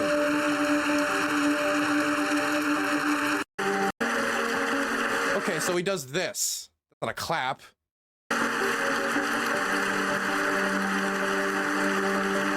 I'm looking for it because I remember seeing. Did he clap? He might have actually clapped. It might have been the edit that I saw, because the edit that I saw, Zelensky was like this when it cut over to him. Oh, maybe I was wrong. Dylan take his first L, maybe? I think I took my first L. This man. How can this be imagined? The president of Ukraine himself. But the point still stands that he doesn't know that he's a Nazi. All he knows that the guy's like, oh, applause. He didn't bring him there. And not to mention the Canadians all apologized after the fact when they found out. I mean, what is the theory here? Let's talk about what the theory is. Is the theory that the Ukrainian president, along with the Canadian government, recruited this guy knowing he was a member of the SS to just applaud him because they like the SS? Or is it more likely, as reports indicate, that like one of the sons of this guy messaged one of the Canadian members of parliament, said, could he be there? He's an old veteran, said, sure, didn't do any of the background. And then they just gave that general overview and then they all clapped. By the way, is a Jew by nationality. Really, my question is, what do you do about it? I mean, Hitler's been dead for... By the way, can I just throw out there that if this is the standard, I would just throw out there that the Russian government has also given medals to Nazis who have fought in Ukraine wearing Nazi patches. Throwing that out there, again, denazification is an aesthetic issue here. And I challenge anybody to fight me on this. I would love, because I fought people on this before, and I'll fight anybody again on it in the future. The denazification issue is an aesthetic issue to the Russians. It's not a real issue. The issue is about dominating Ukraine, not about Nazism. If that was the case, they wouldn't be sending Nazis to go fight the Ukrainians. You do not send Nazis to occupy a country to end the occupation of Nazis. For 80 years, Nazi Germany no longer exists. And so, true. And so I think what you're saying is you want to extinguish or at least control Ukrainian nationalism, but how? How do you do that? What about Russian nationalism? And why hasn't Tucker even asked, like, can't Ukrainians be nationalists? Isn't that their business? Wouldn't Tucker be the first person to be sympathetic to nationalists? Again, this is not an interview where he challenges the guy or asks follow-up or he knows about the question. This is just a Putin speech with Tucker Carlson side commentary. Not even side commentary. It's just he's basically giving them baseballs like Hutch was right and just letting them swing at it. He's setting up the questions for him and then letting Putin knock it down. Вот послушайте меня. Ваш вопрос очень тонкий. Listen to me. Your question is very subtle, and I can tell you what I think. Do not take offense. Of course. Он, казалось бы, тонкий, он очень противный, этот вопрос. This question appears to be subtle. It is quite pesky. Значит, You say Hitler has been dead for so many years, 80 years. But his example lives on. People who exterminated Jews, Russians, and Poles are alive. And the president, the current president of today's Ukraine, applauds him in the Canadian Parliament, gives a standing ovation. Can we say they give medals? They give medals to Nazis fighting in Ukraine right now. They have their units serve. They've been doing this since 2014. Again, it has nothing to do with Nazism. And what Nazi laws does Zelensky introduce? This is all aesthetic complaints. Say that we have completely uprooted this Is Nazism just like what? What is Nazism to Putin? ideology if what we see is happening today? That is what denazification is in our understanding. We have to get rid of those people who maintain this concept and support this practice and try to preserve it. That is what denazification is. That is what we mean. Right. My question was a little more specific. It was, of course, not a defense of Nazis, neo or otherwise. It was a practical question. You don't control the entire country. You don't control Kiev. You don't seem like you want to.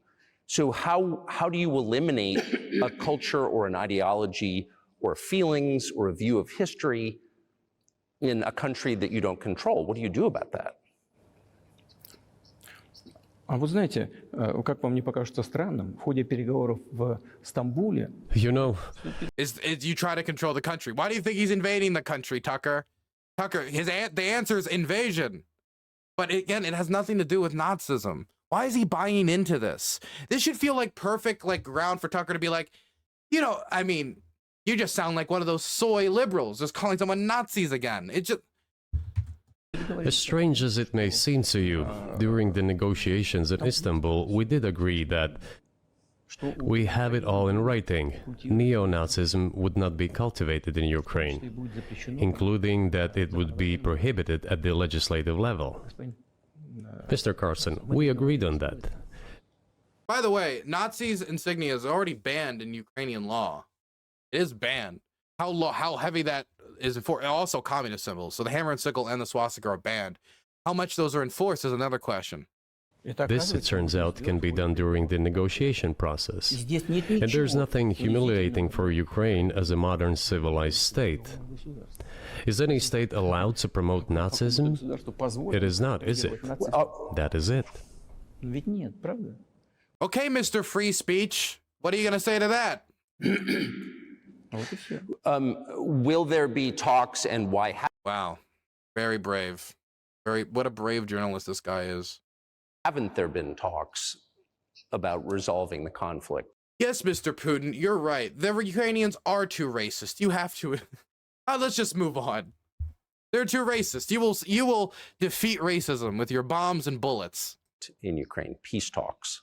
Yeah, but you remember when we bombed, all those terrorists out of existence and they don't exist anymore? We just destroyed the ideology completely through violence and only violence? Они дошли до очень высокой стадии согласования позиций.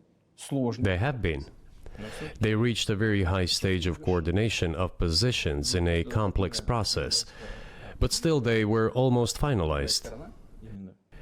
But after we withdrew our troops from Kiev, as I have already said, the other side threw away all these agreements and obeyed the instructions of Western countries, European countries, and the United States to fight Russia to the bitter end.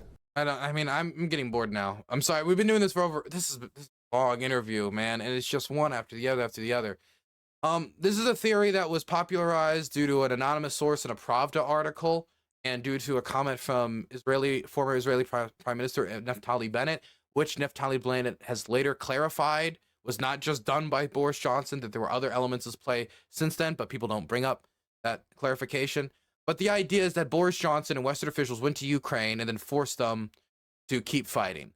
When really, I think what happened was the Ukrainians saw that the West was going to support them, then they looked at Bucha, then they looked at what the Russians were asking for and what the Russians were willing to settle for, and Russia's track record in keeping up agreements, and said, you know what, makes more sense for us to keep fighting and defend our country.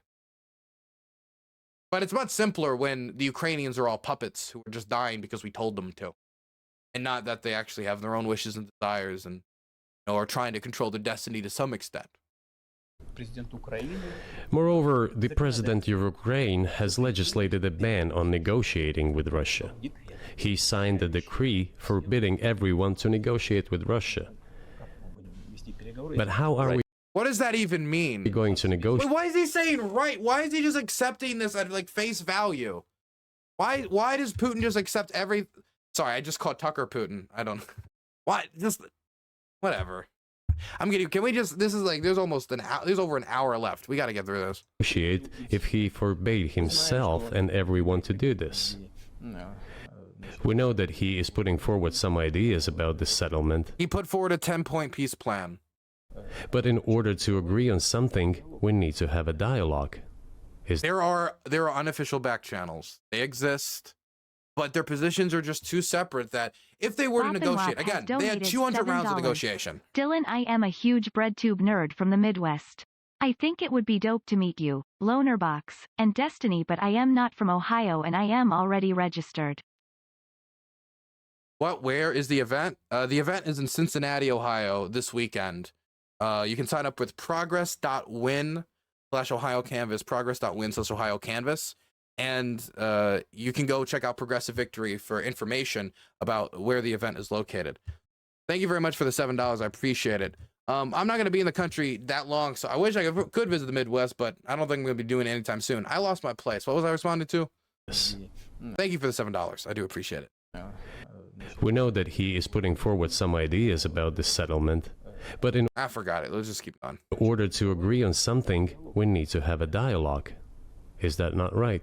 Well, but you wouldn't be speaking to the Ukrainian president, you'd be speaking to the American president. When was the last time you spoke to Joe Biden? They could speak to if they wanted to. If they wanted to go to the Ukrainians and try to negotiate with them, they could. They absolutely could.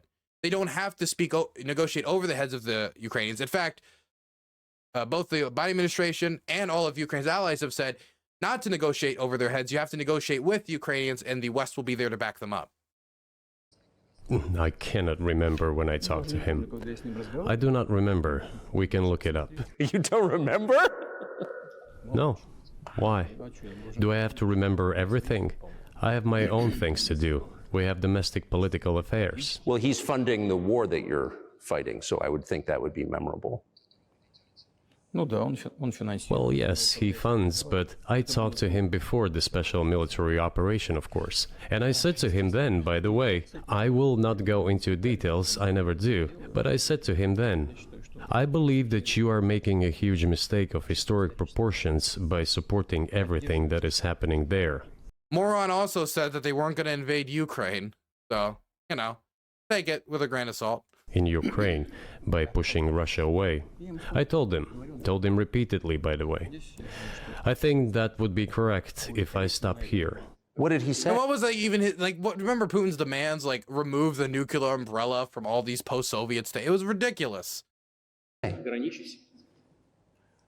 he wasn't even tying it to an invasion of Ukraine explicitly because he was still denying he was going to do it.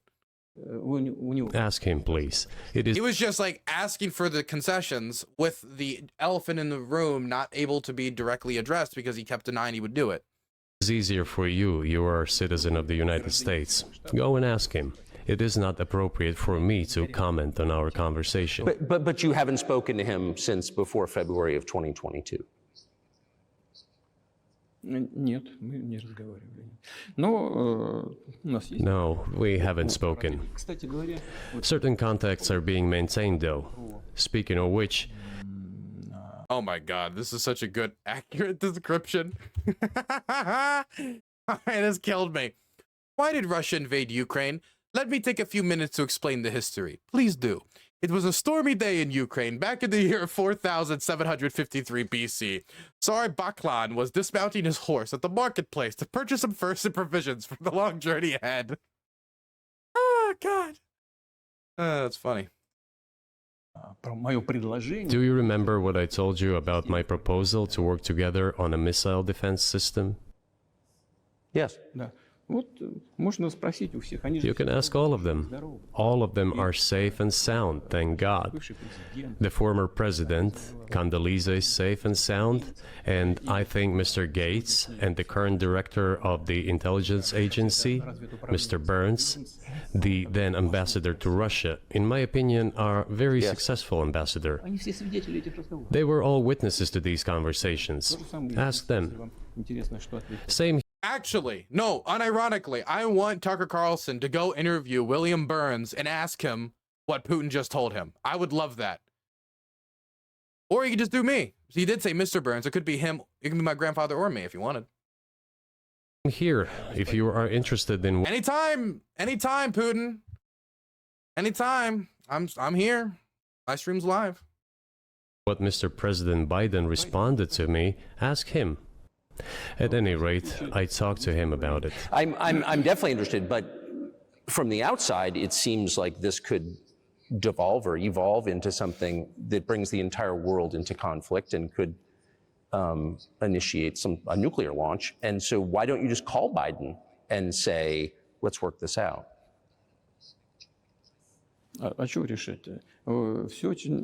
What's there to work out? It's very simple. I repeat. We have contacts through various agencies. I will tell you what we are saying on this matter and what we are conveying to the U.S. leadership. If you really want to stop fighting, you need to stop supplying. Can I be honest? This is getting funnier for me. I started frustrated a little bit and annoyed by like a lot of the history, but this interview is getting funnier and funnier to me. The less I take this seriously, the more fun I'm having, so I'm just gonna stop taking this seriously. Can we all agree that I can stop taking this seriously now? Can I get an okay from chat that I can stop taking this seriously for the rest of the stream? I don't know how much I'm gonna watch of this. I do want to watch. I heard that I was wrong about something. I was wrong about Tucker on something, and I want to make sure I get to that so I can at least admit to my error. I said that the odds of Tucker talking about Evan, the Wall Street Journal journalist that was arrested in Russia and is being detained for leverage with the West, that he wasn't going to talk about it. I didn't expect him to. And apparently he does bring it up. So I want to make sure we watch up to at least that point, because it would be unfair of me not to include it, given the fact that I didn't expect him to do that. He He did basically everything else I expected him to do, but that was the one break I didn't expect, and he did do that. Now, what his motivation was for doing that, I don't know. Whether it was for himself or it was for good intentions, that's up to you guys to decide. You can come to your own conclusions, but I do want to make sure we at least watch up to that. To be fair, even if I think that Tucker has done so far a terrible job in following anything up, checking anything, or even having basic knowledge of Ukrainian history, he's just allowing Putin to spin his narrative, and then he brings up Evan. So the Evan's good, but everything else is bad, in my view. Well, I got to watch up to that because I want to be fair. Flying weapons. It will Okay, you guys said in both gutter chat and site chat that I can stop taking it seriously, right? Okay, fantastic. be over within a few weeks. That's it. And then we can agree on some terms. Before you do that, stop. What's easier? Why would I call him? What should I talk to him about? Or beg him for what? And what messages do you get back? You're going to deliver such and such weapons to Ukraine? Oh, I'm afraid, please don't. What is there to talk about? Do you think NATO is worried about this becoming a global war or a nuclear conflict? At least that's what they're talking about. And they're trying to intimidate their own population with an imaginary Russian threat. He is the best gaslighter in the business, man. Imaginary Russian threat. There are Russian missiles crossing into Polish territory. They've invaded Moldova, Chechnya, Georgia, Ukraine on multiple occasions. Chechnya on multiple occasions, too. The Russians were trying to blow up Polish rail lines by paying refugees to plant a bomb on the Polish rail system. They've hired spies in the EU Parliament, both in like Latvian MPs, EU MPs, advisors to the AfD. They've been trying to use the Russian Orthodox Church to infiltrate the United States with spies, which, I mean, if you don't want to politicize a church, that's the worst thing you can do. If you don't want a church to be targeted, to try that, use that church to threaten the stability of another state. But point is, yeah, I don't think this is the most honest clarification of history here. I'm just saying there's a lot here that happened.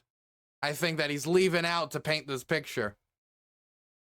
They invaded Ukraine, and I think for some reason, even though it was less than 2 years ago, a lot of people have forgotten that. This is an obvious fact. Like, the Ukrainians were scared to mobilize because they were terrified that it would provoke the Russians. The idea that they had to invade to protect themselves is ridiculous. And thinking people, not Philistines, but thinking people, analysts, those who are engaged in real politics, just smart people understand perfectly well that this is a fake. They're trying to fuel the Russian threat. The threat I think you're referring to is a Russian invasion of Poland, Latvia, expansionist behavior. Can you imagine a scenario where you sent... I'm sorry. Let me hear that again.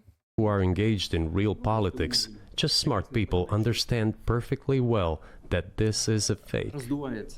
They're trying to fuel the Russian threat. The threat I think you're referring to is a Russian invasion of Poland, Latvia, expansionist behavior.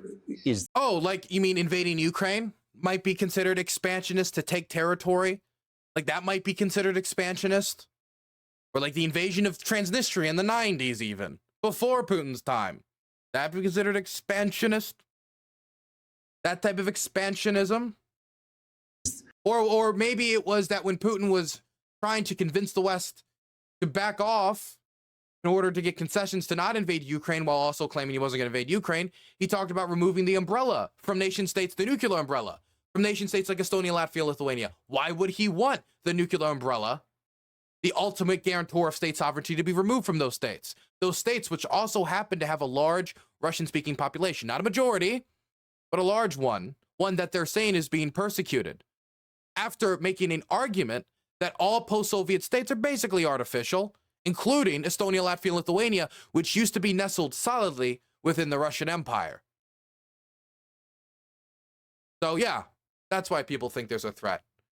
And when we have people like Trump, which is their favorite candidate, saying that, oh, maybe I wouldn't protect Europe. If somebody did attack Europe, maybe I wouldn't protect them.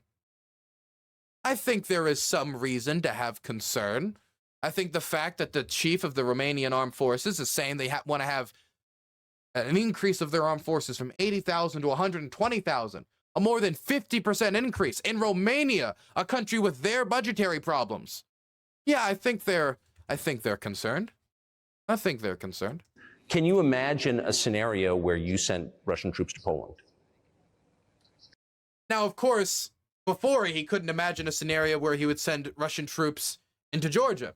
And then it was a scenario where he couldn't imagine sending Russian troops into Ukraine. And then it was a scenario where he couldn't imagine sending Russian troops into Ukraine again. So let's please listen very carefully to these answers. All I'm saying is verbal assurances from somebody with no credibility, not worth much. Only in one case, if Poland attacks Russia. Why? Because we have no interest in Poland, Latvia, or anywhere else. Why would we do that? We simply don't have any interest. It's just threat-mongering. It's nonsense. Of course they have interests in Estonia, Latvia, Lithuania, and he's talked about those interests before, and his government officials have talked about those interests. His interests would be one of the same reasons that he wanted to invade Ukraine, or at least he claimed to want to invade Ukraine. And Estonia, Latvia, Lithuania, I mean, number one, if what he originally said made any sense, and he says were provocative, is that they're NATO states. He also made an argument during the start of the invasion of Ukraine, the artificialness of the state and the anti-Russian nature of the state that would easily apply to those nations as well. All I'm saying is everything he argued as to why, even the denazification stuff too, because there is some amongst some communities in these countries, even though it's not extremely popular, who kind of, oh, look, those people who fought in the SS, they were fighting for our independence. It was actually different. There are people who say that in those countries. So, I mean, all of the arguments he used to invade Ukraine, all of them bad arguments, but all the arguments he made could easily apply to that country. So saying that they have no interest, I find it a little silly. Well, the argument, I know you know this, is that, well, he invaded Ukraine. He has territorial aims across the continent, and you're saying unequivocally you don't. That is the stupidest way to ask that question, because it's just that you invaded Ukraine. They're saying that you might have territorial ideas elsewhere. That's it. Couldn't you talk about, did Putin watch his speech where, like, for example, this would be a great way to ask. If those post-Soviet states are artificial, if Ukraine is artificial, then how is Estonia not artificial? How is Latvia not artificial? Let's ask him about the logic he used to invade. Not just a flat-out question of, will you invade? Will you not invade? You asked Hitler that a year before he invaded Poland, he would say no. Glitchy X6 gifted 4 Tier 1 subscriptions.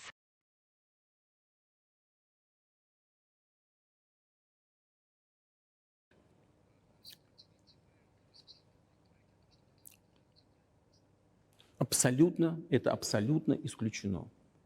It is absolutely Dylan, you keep calling Tucker Putin. I'm sorry. Like, they're the same person. Thank you for the 4 gifted Tier 1 subs, Glitchy. I appreciate it. out of the question.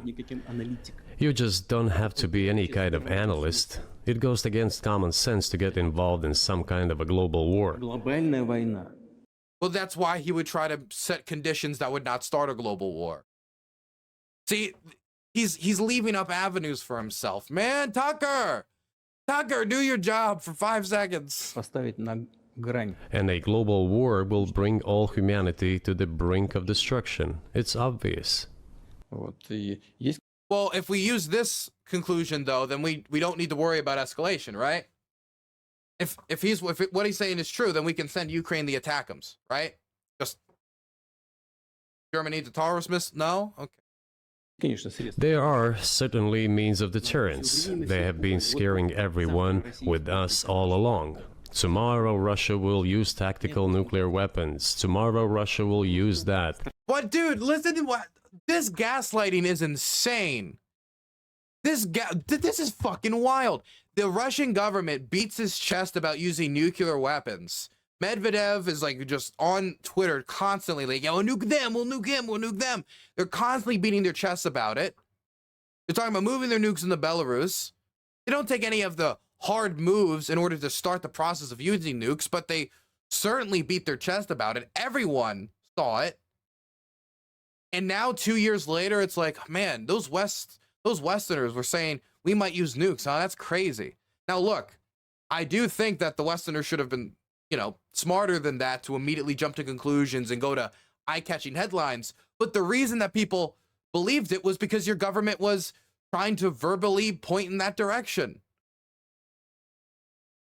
So don't act surprised that people thought that Russia might use nukes after all of those attempts to hey, look, we might use nukes. We might use nukes. We might use nukes. The reason they did that, by the way, was because they needed to buy time for their army to get ready. And if the West flooded Ukraine with weapons super fast and flooded them with all the modern gear, then that might be an even bigger problem for the Russians. So by scaring with the nukes, the Americans had to tiptoe to probe slowly to see what was okay and what wasn't, because the Biden administration wanted to protect for any contingency plans and slowly escalate the situation. So there wouldn't be any hard red line for the Russians to escalate to the nuclear level. And while that did control for escalation, and that was, I guess, successful, that also limited the inflow of aid for a very long period of time. And even if the Russians weren't able to stop the inflow of aid, even though they've been able to stop the inflow of things like the Taurus missile, which could be used to target and destroy the Kerch Bridge, which would be a massive victory for the Ukrainians, a massive loss for the Russians logistically. They would have to reroute a lot of stuff through the land bridge. That delay in the resources getting in of those MiGs that could have been sent by Poland at the start, for example, did have an operational effect on the ground. It did. Victor Truth, thank you so much for the primer. Appreciate it. So on at least that level, it achieved something. No, the day after tomorrow. So what? In order to extort additional money from U.S. taxpayers and European taxpayers in the confrontation with Russia in the Ukrainian theater of war. The goal is to weaken Russia as much as possible. One of our senior United States senators from the state of New York, Chuck Schumer, said yesterday, I believe, that we have to continue to fund the Ukrainian effort or U.S. soldiers, citizens could wind up fighting there. How do you assess that? He didn't say in Ukraine, it was in Europe, because the idea would be the Russians pressed Ukraine. And if the West, and this is at least the idea from an IR standpoint, right? Realists would believe this. I think a lot of liberal theorists would also believe this. If the West, after saying, we're with you, Ukraine, we're here until the end, if they were to just abandon Ukraine after 2 years, when the Russians, I mean, Biden described them as they were on their heels. I don't want to say they're on their heels, but certainly are in one of the weakest military positions they've been in a very long time. Massive losses to their armor stockpiles, artillery stockpiles, and they are spending more now on the military than on social spending. The economy has real pressure upon it. Society doesn't look upon another wave of mobilization very popularly. The population is generally apathetic towards the war, and they see those conditions, and they don't stop supporting Ukraine because of some big policy initiative change, our interests are no longer here, but they just stop supporting Ukraine because our domestic politics enters us into decision atrophy, and it pulls us back, as well as we lose our interest. Then what the Russians are going to not only question our deterrence Ukraine, they're also going to question it in countries like Moldova, which, while not in NATO, are heavily tied to NATO states like Romania, who is now increasing its armed forces in response. It could lead to the degradation of, for example, deterrence in one of the Baltic states, which is what we were talking about earlier. And if deterrence is whittled down and they don't think the West would come to their assistance, now it's a question about whether Germany and France would face down with the Russians alone with their own nuclear arsenals for these small countries. Would they be willing to? Now it's a totally different equation. Not only a different equation for Europe, but if we do get involved, then that would still mean if they miscalculated and we were still interested in Europe, but we just abandoned Ukraine for some other reason, then we could have a war in Europe because the Russians miscalculated how much we were determined here, much like the North Koreans and the Chinese and the Soviets miscalculated our determination for the South Koreans during the Korean War.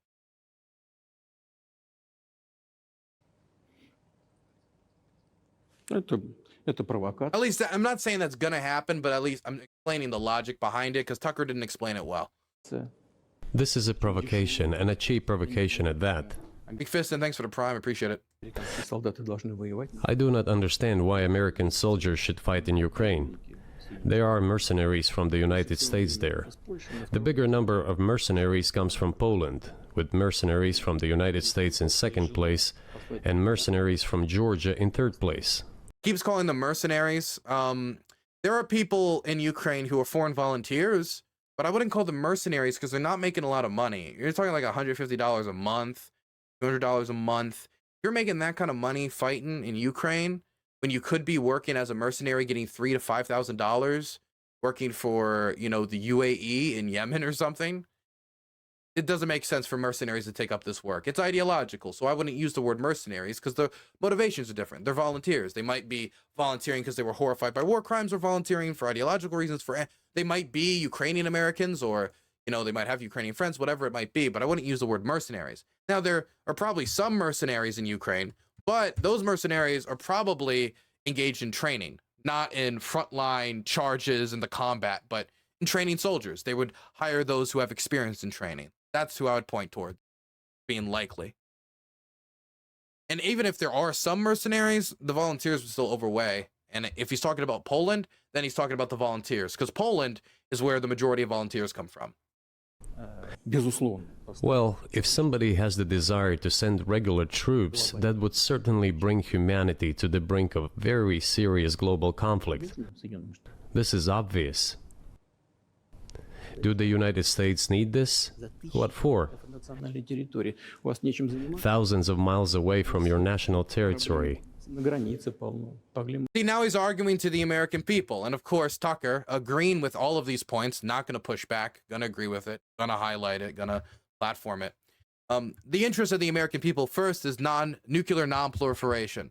We agreed in the he agreed, or his government agreed, that in return for the Ukrainians giving up their nuclear stockpile, that they would respect their state sovereignty, not engage in economic coercion, and not infringe upon their territory. Now, people forget how big of a contribution that is to the world.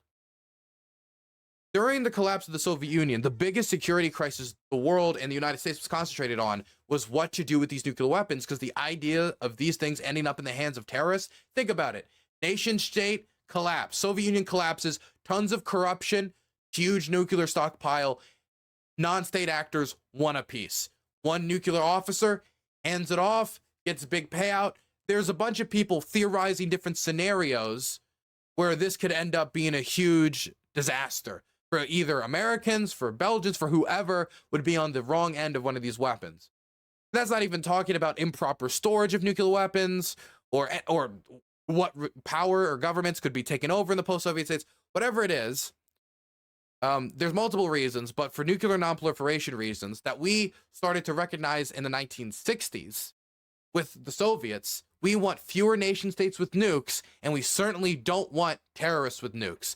Less nation states with nukes means less potential points of frictions, means less India and Pakistans, which, when you talk about a nuclear apocalypse, where does it start with? Almost in all the scenarios, India and Pakistan. So there's one interest the United States has. What's another interest? Well, our main export economy is the Europeans. If there was enough economic instability in Europe that they weren't able to buy our imports anymore, say because the Russians were to continue pushing, or because 20 million Ukrainian refugees were displaced and the economic confusion combined with whatever that intrusion on European stability might be, that would have an effect on the American economy. And we are not only entwined in the export market, we're entwined in many other markets as well, technologically and geopolitically, and our energy market as well. We export a lot of LNG to the Europeans, and it's only increasing. My gosh, what else could I say? Man, that's not even the talk about Ukraine in itself assisting the United States, and, for example, going with us into Iraq. And I think the Iraq invasion was a bad idea, but if there are nation states that are willing to go with us after we were attacked on 9/11 and gallivant with us in the Middle East, then I think that this is a scenario where if America was generally threatened, that Ukraine, either for its own self-interested reasons or other reasons, probably wanting to align themselves with our system, they're going to assist us. If their boys die for us, the least we can do is help them defend themselves when we agreed to in the 90s. I mean, there's other interests as well I could talk about. I think it's also a moral struggle, but that's less self-interested. I think the Ukrainians have a right to democracy. I think that the system that the Ukrainians are trying to take now is going to be better for their country. That European integration means there's going to be more regulations against corruption, which Ukrainians hate, and when you poll them is their #1 political issue. Whereas if you look at Alexander Lukashenko or Vladimir Putin, I mean, corruption is the name of the game, man. Corruption is the name of the game. In fact, they're fostering corruption in nation states like Moldova, giving corrupt MPs bags of cash to take pro-Russian policies. So I think it's also in the interest of the Ukrainian people if your concern is for the locals. And it's also when you poll them what they want too. Now, and there's also the issue of deterrence.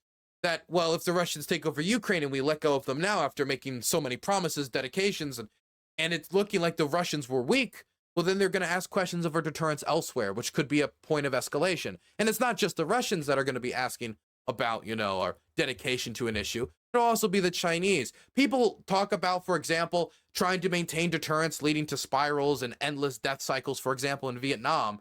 And I understand that. But when we left Vietnam, I think the American government made pretty clear through how long we were willing to dump resources into that we didn't like the idea of communism encroaching in our direction. If after 2 years with no Americans dead, we didn't even fully fulfill our promises and we backed down, I think that could have a different deterrent effect than the withdrawal from Vietnam did. So I don't like the comparison that much. Anyway, I'm ranting. There's still more of the interview. Let's continue. Don't you have anything better to do? You have issues on the border, issues with migration, issues with the national debt.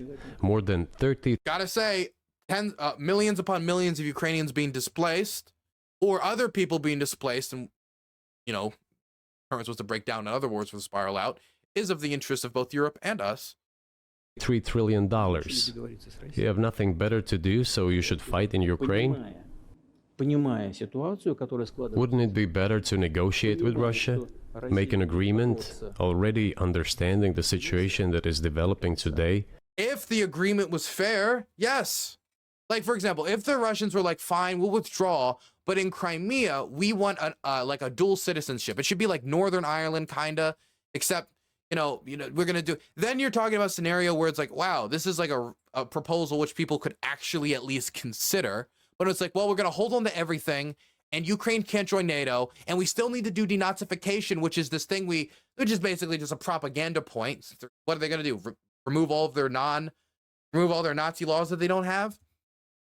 When this is the position you continue to take up, then it's going to be hard for the Ukrainians to think they could get any deal that would allow them to be anything more than a rump state. The Ukrainians losing 80% of their coastline would be devastating to them. And it's also politically unpopular domestically. Realizing that Russia will fight for its interests to the end, and realizing this, actually return to common sense, start respecting our country and its interests, and look for certain solutions. That is true that all states fight till their interests to the end, but once the war is no longer within Russia's interests, then what does that mean? What if it gets to such a burn rate of manpower and munitions and supplies, with them already blowing through, what, like 30% of their Soviet tank corps, tons and tons of their old Soviet armor? I'm hearing numbers of 40 to 50% of their old artillery stockpiles. They lose artillery and artillery guns, gun barrels very quickly. The loss of foreign reserve currency, I mean, the 300 billion that's been frozen overseas. There can be a point where continuing the war is less in Putin's interest. Therefore, the leverage is increased for the Ukrainians and they can get a better deal. So it is true that nation states will always fight in their interests, and their #1 goal will be survival. But once a war is detrimental to the survival of the Russian state, well, then they might take a different perspective. But you have to create the conditions for that. And whether or not we can create the conditions has yet to be seen, considering our decision atrophy in Washington. It seems to me that this is much smarter and more rational. Who blew up Nord Stream? You for sure. I was busy that day. Nate, do you have I did not blow up Nord Stream. By the way, this would be a great time to ask about the cables that were connecting the Scandinavian states to the Baltic states that were dragged and removed near all the way towards the Russian coast. It got like no attention in the press, and you know, Nord Stream got so much attention. I think maybe the situation where they may have done something like that should be brought up, because Putin would be the person that would know, since he is the leader of Russia. Whereas I doubt I mean, who knows if he did Nord Stream? We still don't know who exactly did it. The most likely story seems to be some independent team, pro-Ukrainian people. Seymour Hersh said it was Americans, and he put forward this report, which honestly had holes in it. He was saying that the people who did the attack on Nord Stream used equipment at a training exercise, but then you check the training exercise, it doesn't have the equipment or the vehicles that he said they used. Doesn't really make much sense. But the investigation seemed to be pointing towards people who are generally pro-Ukraine in some way, blowing it up. But we still don't know for sure. And so I think the Swedish investigation also just got shut down. Point is, we don't know who did it. But I think if you were to put a gun to my head and ask who, I would say some pro-Ukraine group. Thank you, though. У вас лично, может быть, есть алиби, у вас лично. You personally may have an alibi, but the CIA has no such alibi. So he believes it's the CIA. So he disagrees with the other reports that might have been pro-Ukraine group. It was actually the Central Intelligence Agency. Okay, that's his theory then. Do you have evidence that NATO or the CIA did it? Oh my God. Did Putin... Sorry, I just called him Putin again. Did Tucker just ask for evidence?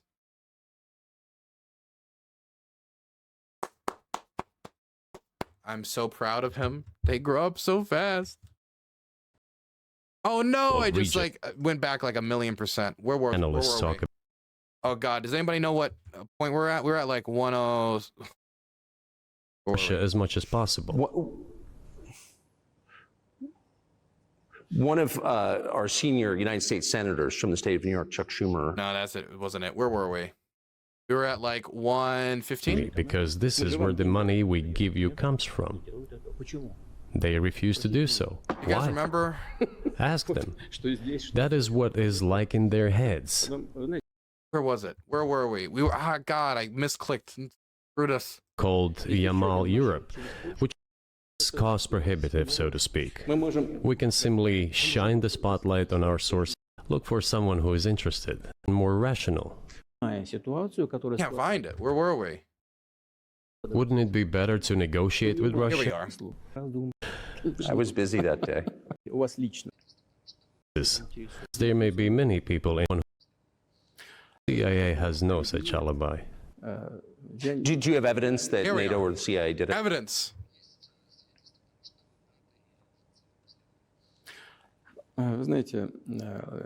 You know, I won't get into details, but people... Rip. Well, there it is. People always say in such cases, look for someone who is interested. But in this case, we should not only look for someone who is interested, but also for someone who has capabilities. I mean, it's not... Look, I'm not saying it's impossible that the CIA did it. It's just, it is kind of strange. Like, the one time he asked for evidence, the whole interview, doesn't have evidence. Why doesn't he ask for that more? Like, follow up more. Always, it's again, he just doesn't want to, and a lack of background knowledge is the only conclusion I can get to. Because there may be many people interested, but not all of them are capable of sinking to the bottom of the Baltic Sea and carrying out this explosion. That's true. These two components should be connected. Who is interested and who is capable of doing it? But I'm confused. I mean, that's the biggest act of industrial terrorism ever. And it's the largest emission of CO2 in history. Okay, so if you had evidence and presumably give... What is that even? What? That's just a lie. Both of those are a lie. The Nord Stream pipeline was off when it blew up. They had stopped. It was basically, it was very little was actually spilled. That's just a lie. So like, not only is Tucker not calling out Putin or following up or asking the tough questions, this is a lie. It's not the most CO2 released in history. What a crazy claim. That on its face, I mean, we've had accidents where Oil and natural gas has been going on, like spilling for months.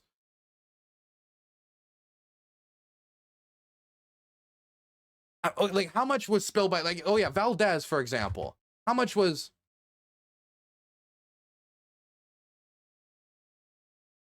Yeah, the Valdez oil spill. Like, there's no way it's comparable. It wasn't even running at the time.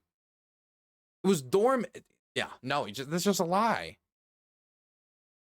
Given your security services, your intel services, you would, that NATO, the U.S., CIA, the West... Did he really just say the largest CO2 emissions These two ever? components should be connected. Who is interested and who is capable of doing it? But I'm confused. I mean, that's the biggest act of industrial terrorism ever, and it's the largest emission of CO2 in history. Okay, so if you had evidence, and presumably given your security services, your intel services, you would, that NATO, the US, CIA, the West, did this, why wouldn't you present it and win a propaganda victory? True. True. This is a decent question for once. Oh my God, look at that. An actual good question. Okay, so far we've counted 2 good questions on top of, like, you know, like 18 bad ones and nod-alongs and not calling things out. But so far, found another good question. В войне пропаганды очень сложно. In the war of propaganda, it is very difficult to defeat the United States. Damn. Because USA! USA! Sorry, I'm kidding. Actually, he's not fully wrong. Wait, it may have been. By news, it may have been the largest methane emission ever recorded. May have. Released between 50... Well, that's a big difference.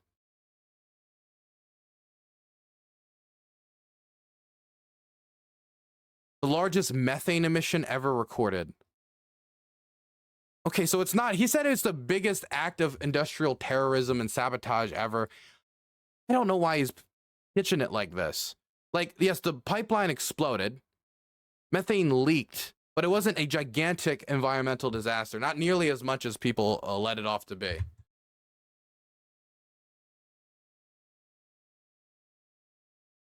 I mean, if you compare it to, like, others, I'm not saying that it's not bad. It's just, he said it was like the biggest example of industrial terrorism ever. What a pitch. because the United States controls all the world's media and many European media. The ultimate beneficiary of the biggest European media are American financial institutions. Don't you know that? So it is possible to get involved in this work, but it is cost prohibitive, so to speak. We can simply shine the spotlight on our sources of information, and we will not achieve results. It is clear. Also, I thought he said CO2, right? He said CO2. Whatever, it doesn't matter. To the whole world what happened, and even American analysts talk about it directly. It's true. Yes, but here's a question you may be able to answer. You worked in Germany, famously. The Germans clearly know that their NATO partner did this, but and it damaged their economy greatly. It may never recover. Why are they being silent about it? That's very confusing to me. Why wouldn't the Germans say something about it? Ну, меня это тоже удивляет. This also confuses me. But today's German leadership is guided by the interests of the collective West rather than its national interests. Otherwise, it is difficult to explain the logic of their action or inaction. After all, it is not only about Nord Stream 1, which was blown up, and the Nord Stream 2. Guess what message I was just sent? I was just sent the message, Dylan, do you want to, because I'm going to a hype house this weekend. Dylan, will you watch the Putin interview this weekend at the hype house? Live. Am I going to have to watch? I don't want to watch this thing twice. Watching it once is hard enough. Was damaged. But one pipe is safe and sound, and gas can be supplied to Europe through it. But Germany does not open it. We are ready, please. There's another route through Poland called Yamal. What's a hype house? It's for a thing we're doing in Ohio. Europe. We're a lot of the streamers are gonna be living at like a kind of like a B&B, Airbnb type thing. Streaming together, stuff like that. Which also allows for large flow. Poland has closed it, but Poland pecks from the German hand. It receives money from the pan-European funds, and Germany is the main donor to these pan-European funds. Germany feeds Poland to a certain extent, and they close their route to Germany. Why? I don't understand. Ukraine, to which the Germans supply weapons and give money. Germany is the second sponsor of the United States in terms of financial aid to Ukraine. There are 2 gas routes through Ukraine. I bet Tucker still knows none of this information. Again, I bet he's even surprised to hear the Germans gave more financial aid than we did. So what is Tucker's even position here? What is just to listen. That's it. But it's just ask the question. He says everything and he doesn't really follow up, or I think there's one question so far. The one that was asked 5 minutes ago. That was the one follow-up question I think I've seen him do the entire time. But that's not one based in historical knowledge. That's one based, hate to use the term, but common sense. Anytime he gets into the specifics of the stuff, you can just see Tucker's eyes just start glazing over.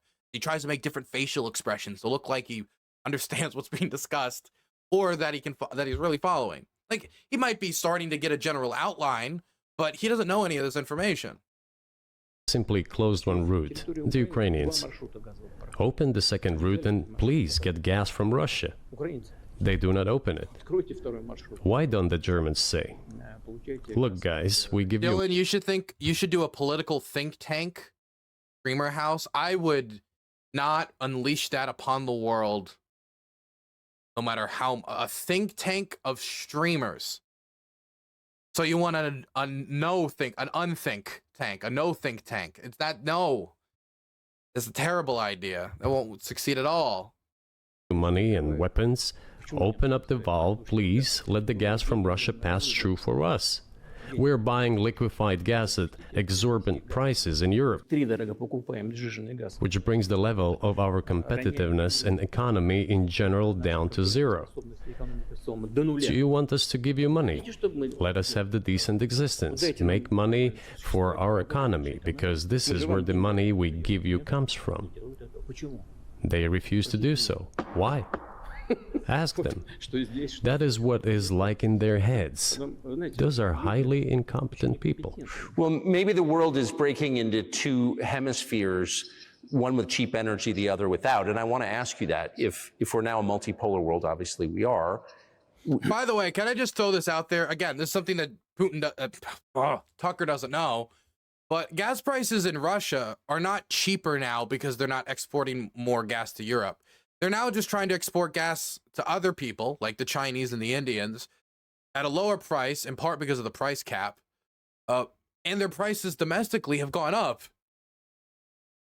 Prices for gas and fuel in Russia have not gone down. That didn't happen. So this idea of well, we'll just have our cheap gas then. They need to sell that gas for the state to function.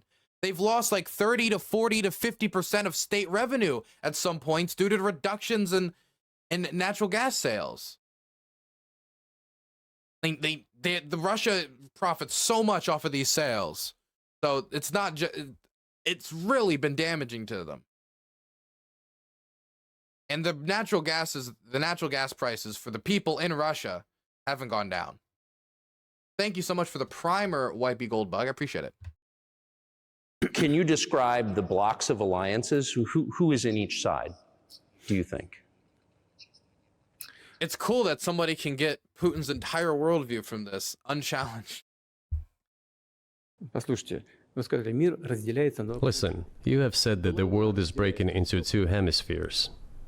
A human brain is divided into 2 hemispheres. One is responsible.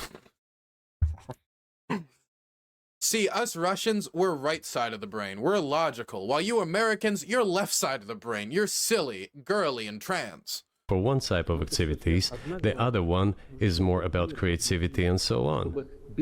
But it is still one and the same head.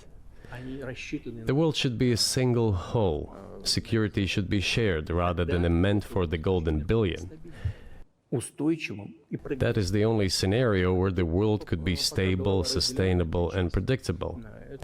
Until then, While the head is split in two parts, it is an illness, a serious adverse condition. It is a period of severe disease that the world is going through. I think he's arguing for regional hegemons, that in areas, the world needs to be split up so regional hegemons can manage the security of the area. Because having one, like, kind of international hegemon like the United States just doesn't work.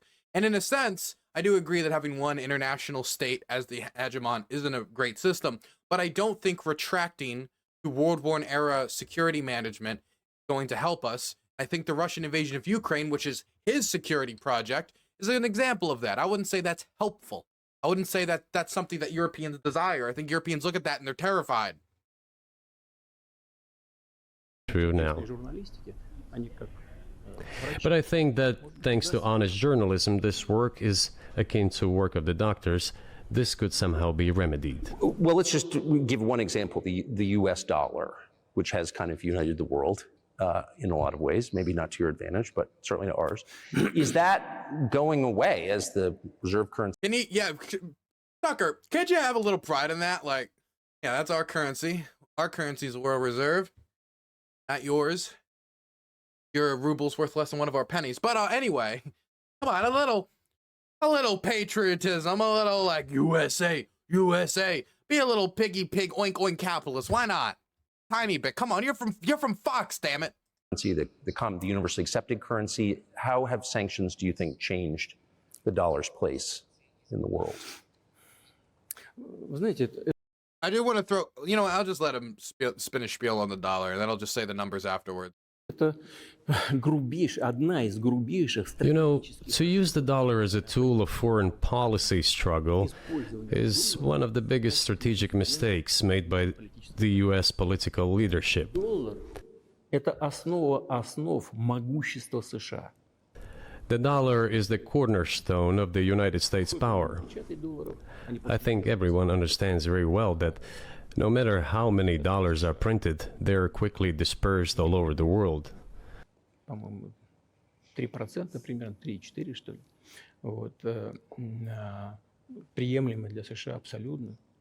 Inflation in the United States is minimal. So this is the thing that gets me about this, about the people who say we shouldn't use our currency to, like, in our foreign policy.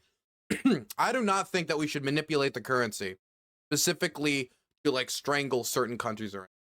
I do think that if a country is trying to undermine us or hurt our allies, saying we've built this structure, we've built this system, and now you're violating agreements that we've both signed to protect Ukraine, you're no longer participating in a system that creates the economic stability that allowed this system to be built in the first place, or grow or prosper. Therefore, you're not going to take part in it. You're kicked out of SWIFT. And you know what? We might even seize this to use it to rebuild the country so we're not stuck with the bill. I don't understand how you could say that our currency is a source of power if we never use the power. The power is worthless if it just sits there unless it's acting as a deterrent.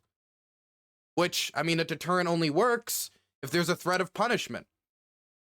So if people were thinking of, for example, conquering their neighbors and didn't want to be kicked out of the international system that America's made, that could act as that deterrent. And I'm not saying that we should use it to abuse countries or anything like that. I'm just saying completely disregarding the idea of using the fact that our currency makes up 59% of world reserves. You want to know who's second? The EU, 21. Want to know who's next? The Japanese yen, 5. Then you get to the Chinese. I think they're at 2%. Then I think it's the Canadians. I think it's like the Canadian dollar.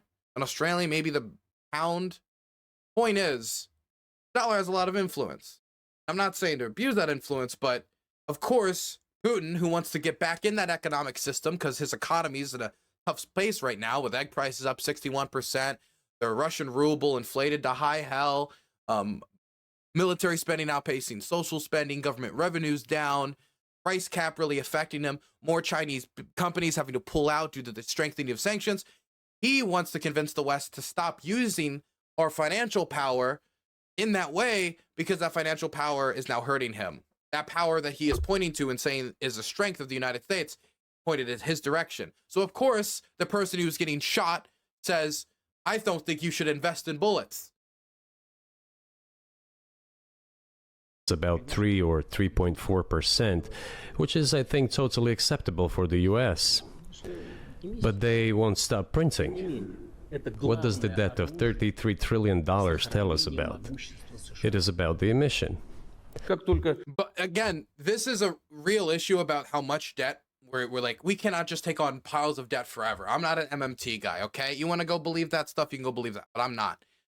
But our spending in Ukraine is not, a lot of it's not printing new money. That's nonsense. A lot of it is, for example, for when we were shipping these old Vietnam era troop carriers, we were writing down its originally manufactured price. It might be like 20 million for a set of them, when it really was only 2 million in current prices due to how they devalued. Stuff we're never going to put our soldiers in. Stuff that if we put our soldiers in and send them into combat, there would be a scandal. A scandal that we were using equipment from the 1960s and 70s, just like it was scandalous when we started to see the Russians using tanks from the Stalin era in this war. And we just saw one get blown up by an FPV drone. So now not only are they using Stalin era drones, Stalin era tanks, they're using Stalin era tanks near the front. T-55, signed in 1949. Or was it put into production in 1949? Point is, Stalin era. Where were we? Политическое руководство приняло решение использовать доллар в качестве инструмента политической борьбы. Nevertheless, it is the main weapon used by the United States to preserve its power across the world. As soon as the political leadership decided to use the US dollar as a tool of political struggle, a blow was dealt to this American power. Again, I think that if we're like in some negotiations and we just start turning it up, like, I understand that. But this is an invasion of another country where he is violating multiple treaties signed, international law, and is stepping towards our allies directly. The circumstances are quite, I would say extraordinary. When you look at what motivates the Chinese to manipulate their currency, a lot of it's a political ebbs and flows. It's part of the reason why the Chinese isn't even pushing for their currency to be the world reserve currency, because it couldn't be. That's why they ask for people instead, as part of BRICS, to trade in their own currencies instead of the US dollar. That's their initiative. And some countries have increased that. That has increased somewhat, not astronomically, but somewhat. While the Russians want the ruble to be the world reserve currency, which the world responds to by snickering to itself while Putin's not looking. So I'm just saying that we have a lot of wiggle room. We don't even have a competitor. The next closest competitor is the euro. And the euro's stance on the Russian invasion is pretty clear. What's after that? The Japanese yen. Japanese are sending billions of dollars in aid to Ukraine. We have wiggle room. Using that wiggle room, I think, is fine. That's diplomacy. I would not like You can say it's aggressive diplomacy, but it's diplomacy. to use any strong language, but it is a stupid thing to do and a grave mistake. Сокращаются запасы доллара сейчас. Все смотрят на то, что происходит, и начинают искать возможности. Look at what is going on in the world. Even the United States allies are now downsizing their dollar reserves. Seeing this, everyone starts looking for ways to protect themselves. But the fact that the United States applies restrictive measures to certain countries, such as placing restrictions on transactions, freezing assets, etc., causes grave concern and sends a signal to the whole world. Let me just throw this out there, that all Putin has to do to get the money back, and the American government has been clear, 300 billion that's been frozen, is leave Ukraine. They leave Ukraine, they get all their money back, it's not a problem anymore. This isn't like an inherently Russophobic policy. It's one that was introduced not even after the Russians first invaded Ukraine, but after the Russians invaded Ukraine again after saying they wouldn't. Signing all these treaties, 200 rounds of negotiation, 20 negotiated fires. What did we have here? Until 2022, about 80% of Russian foreign trade transactions were made in US dollars and euros. В наших расчетах с третьими странами. Значит, US dollars accounted for approximately 50% of our transactions with third countries, while currently it is down to 13%. It wasn't. Now the Russians are, Russia has used a lot of strange ways to avoid sanctions. They've actually bought a lot of their equipment and gear for this war using their gold reserves. And they've been using those like IL-76 like transport aircraft to transport gold just use that instead. So yeah, they've used the dollar a little less. Us who banned the use of the US dollar. США приняли решение ограничить наши расчеты в долларах. We had no such intention. It was decision of the United States to restrict our transactions in US dollars. I think it is complete foolishness from the point of view of the interests of the United States itself and its taxpayers, as it damages the US economy. Also, for those of you, I've heard some people ask me to watch like Dugin speeches. I don't want to watch Dugin speeches, but if you want an idea of what a Dugin speech is like, give Putin acid, right? And then tell him he's a shaman. Then you have an idea of this, but that's a Dugin speech. Just give him that little mysticism twist. Economy undermines the power of the United States across the world. By the way, our transactions in yuan accounted for about 3%. Yes. Somebody just said he's a fascist shaman. That's yes. Today, 34% of our transactions are made in rubles. Hey, Moho's Bouncer, thank you so much for the prime. Oh, by the way, he can try to respect his own currency as much as he wants. The reason the ruble is where it's at. Right now it's in a bad place, and even the place it's at is due to artificial price controls. Ruble is in a terrible place. It's trading even worse on the black markets. And I'm not saying it's immediately going to collapse, but I mean, all Russians are feeling the pain of the ruble. And that's it, even to the point where on the campaign trail, he's trying to address it. Not as much, a little over 34% in yuan. Why did the United States do this? My only guess is self-conceit. They probably thought it would lead to full collapse, but nothing collapsed. Sorry, Alt History Cody just posted this. I wanted to read this quick. People make fun of Putin, but if I ever invade Canada, I'm whipping out the 7 Years' War to justify why that place shouldn't exist. Oh, God. I'm happy some people, man, maybe if I concentrate less on the people without brain cells, how they'll interpret this, and I concentrate more on people that have at least 1 or 2 brain cells, I'll feel better. Moreover, other countries, including oil producers, are thinking of and already accepting payments for oil in yuan. Do you even realize what is going on or not? Oh, is that a question to Tucker? No, he doesn't. But I think on all levels, from the start of this to now, he has not known. Does anyone in the United States realize this? What are you doing? You're cutting yourself off. All experts say this. All experts? Wow! He talked to Mr. Expert. He talked to Mr. Economy. It's been a nice conversation. Ask any intelligent and thinking person in the United States what the dollar means for the U.S. You're killing it with your own hands. I think that's I think that's a fair assessment. The question. So now he's backing it up. Okay. I'd like Tucker to tell me what's coming for the dollar. Tell me about the dollar's imminent collapse. I'm not saying the dollar hasn't lost any influence, but the influence of the dollar was before, like, declining was before this. And still, even if the influence has declined from, like, what, 70% of world reserve to 59 over, like, 20, 30 years, still a massive part of world reserve currency. I mean, this is going to make a nation like Russia or nations that are going to invade other countries and conquer them maybe want to use the dollar less. But the whole reason Putin is doing this in part is because he wants to use the dollar more. He wants to get back into that economic system because he knows it would probably help the Russians economically. Doesn't mean that he wouldn't approach the dollar differently moving forward, but definitely part of why he's complaining right now. What comes next, and maybe you trade one colonial power for another much less sentimental and forgiving colonial power. I mean, is the BRICS, for example, in danger of being completely dominated by the Chinese economy in a way that's not good for their sovereignty? Do you worry about that? Well, we have the BRICS investment bank is just like 90% Chinese money. heard those boogeyman stories before. It is a boogeyman story. We're neighbors with China. You cannot choose neighbors just as you cannot choose close relatives.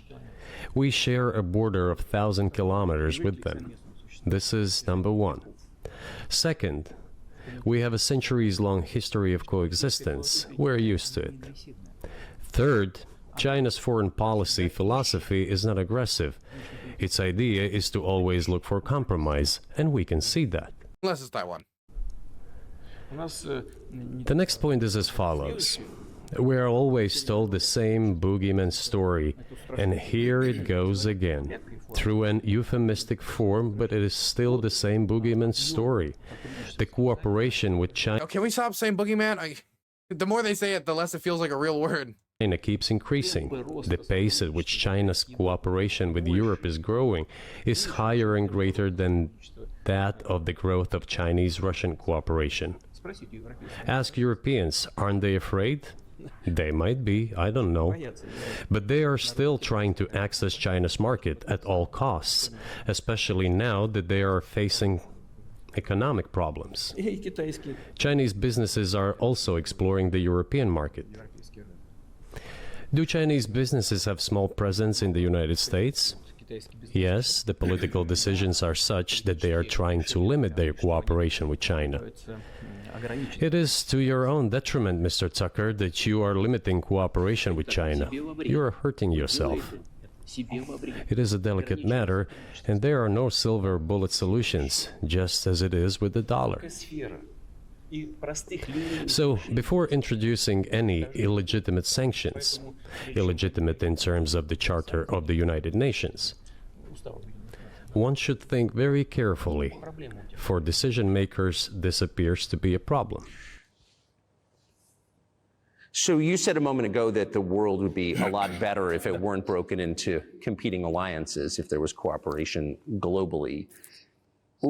One of the reasons you don't have that is because the current American administration is dead set against you. Do you think if there were a new administration after Joe Biden that you would be able to reestablish communication with the U.S. government? Or does it not matter who the president is?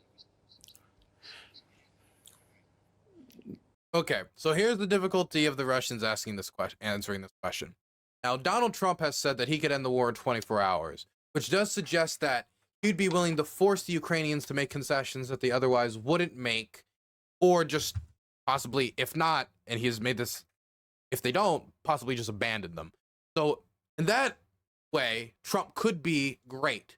On the other end, Trump has a history of once he gets into power, like he just starts hanging out with new guys who change the perspectives, like that. Like Syria, the back and forth, going from Rex Tillerson to John Bolton to like Steve Bannon, like all these different people with completely competing philosophies, taking them all which way. I think he has more of an idea of what he wants to do this time since he's kind of given his run through it. I don't know how he's going to approach it, but odds are he's more likely to abandon Ukraine than Biden. So I think Putin's in favor of it. But he also did suggest that if Putin did not accept his deal that he liked, that he might be willing to double aid to Ukraine. And while I think that's not likely, I don't think it's impossible. And I could see Trump somehow getting angry at some news reports like, so is Trump just Putin's bitch? Is he going to lose the war just like Biden did? And he's going to be like, no, I'm going to win the war. But Biden couldn't. Yeah, that'll be better. I could see Trump being that egotistical. It's really hard to profile the man. The guy switches positions very quickly. Syria was very confusing, the flip-flopping on back and forth. Well, we have to pull out because who would have guessed he would have said because the Kurds weren't with us at D-Day, you know? So you never really know with Trump. But I think odds are he'll cause more division in the United States. He's more likely to cause instability within the United States. And he's shown himself to have a little bit of distaste for the democratic process, at the very least. And he has made himself more willing to the idea of just cutting off the Ukrainians and has surrounded himself with people like Tucker Carlson. So I think he's in favor of him. But if he just comes out and say, yeah, if Trump wins, then we can find peace. There's a scenario where that doesn't happen, so he can't just say that. And also he knows that he's not a popular figure in America, except amongst the very far right. And now apparently maybe Sarah Palin, if you saw that tweet, it was very strange. He has to be careful to not just come out and just say an endorsement. He needs to say it in a way that won't make it look like he's praising Trump. Not to mention, Trump also was the first president to first start sending weapons to Ukraine in 2019 as an example of, you know, how that could shift. Now, you could say that he tried to halt that aid for a little bit and he tried to leverage it for information on his political opponent. So it was all out of his own self-serving interest at the end of the day, but still, he did send the aid. And so if there's a way to make it work for Trump, then there's a way for Trump to not make a deal favoring Putin. You get what I'm saying? So if there was one way for it to be more beneficial for Trump to stick with the Ukrainians, whether or not it's more beneficial for the country, I think there's a way that he could. But it's unlikely, and so he has to position himself, even though he would still probably favor Trump, in a way that doesn't look like he's endorsing him, because that could end up hurting Trump. So he's got to be very careful here. Сейчас скажу, но чтобы закончить предыдущий вопрос. I will tell you, 200 миллиардов. but let me finish the previous thought. We, together with my colleague and friend, President Xi Jinping, set a goal to reach $200 billion of mutual trade with China this year. We have exceeded this level. According to our figures, our bilateral trade with China totals already $230 billion, and the Chinese statistics says it is $240 billion.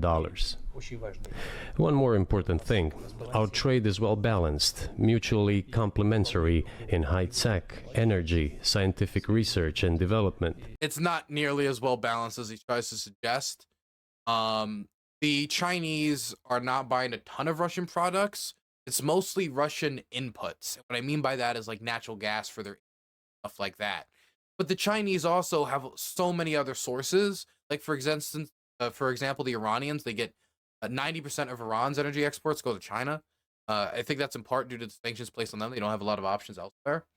So for the Chinese, like the leverage they have over Russia is proportionate. And so that means also the prices that they're getting for these imports are horrifically low for the Russians. And it means they're taking it at a massive loss. So describing it as equal, considering how much the Russian energy industry makes up Russian exports and the proportionate relationship here, I think isn't particularly honest, but he would never want to admit to that because there is a genuine fear in Russia of the Chinese kind of overtaking them and becoming the big boy in the relationship. It is very balanced. As for BRICS, where Russia took over the presidency this year, the BRICS countries are, by and large, developing very rapidly. Look, if memory serves me right, back in 1992, the share of the G7 countries in the world economy amounted to 47%, whereas in 2022 it was down to, I think, a little over 30%. The BRICS countries accounted for only 16% in 1992, but now their share is greater than that of the G7. It has nothing to do with the events in Ukraine. This is due to the trends of global development and world economy, as I mentioned just now. And this is inevitable. This will keep happening. It is like the rise of the sun. You cannot prevent the sun from rising. You have to adapt to it. How do the United States adapt? With the help of force, sanctions, pressure, bombings, and use of armed forces. This is Wow. Well, I really appreciate Vladimir Putin talking about the danger of using bombs and armies and violence to enforce your will upon others. about self-conceit. Your political establishment does not understand that the world is changing under objective circumstances. And in order to preserve your level, even if someone aspires, pardon me, to the level of dominance, you have to make the right decisions in a competent and timely manner. Such brutal actions, including with regard to Russia and, say, other countries, are counterproductive. This is an obvious fact. It has already become evident. You just asked me if another leader comes and changes something. It is not about the leader. It is not about the personality of a particular person. I had a very good relationship with, say, Bush. I know that in the United States, he was portrayed as some kind of a country boy who does not understand much. I assure you that this is not the case. I think he made a lot of mistakes with regard to Russia, too. I told you about 2008 and the decision in Bucharest to open the NATO's doors for Ukraine. And already described earlier, If it was open, then why didn't they start the process of joining? They didn't. And they didn't join in the next 6 years because like 7 different NATO countries were uncomfortable with, more than 7 probably. So on. That happened during his presidency. He actually exercised pressure on the Europeans. But in general, on a personal human level, I had a very good relationship with him. He was no worse than any other American or Russian or European politician. I assure you, he understood what he was doing as well as others. I had such personal relationship with Trump as well. It is not about the person. That was really smart. You see how they did, how you snuck that in?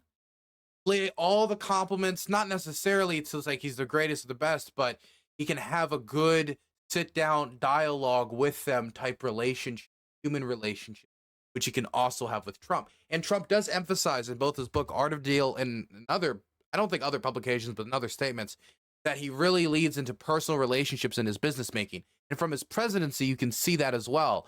And I'm not saying that's necessarily awful, but I will also say that that's not necessarily always the best way to fight for the interests of your country.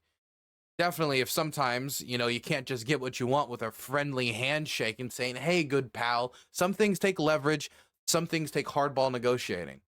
And that's where I could see, like, Trump doing his weakest, like on Taiwan, calling back all the ambassadors, all the officials we had, because if any of them ever offended the Chinese, he would call them back because he wanted to maintain his relationship with Xi.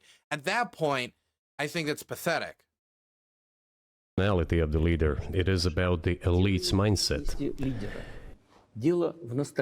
If the idea of domination at any cost, based also on forceful actions, dominates the American society, nothing will change.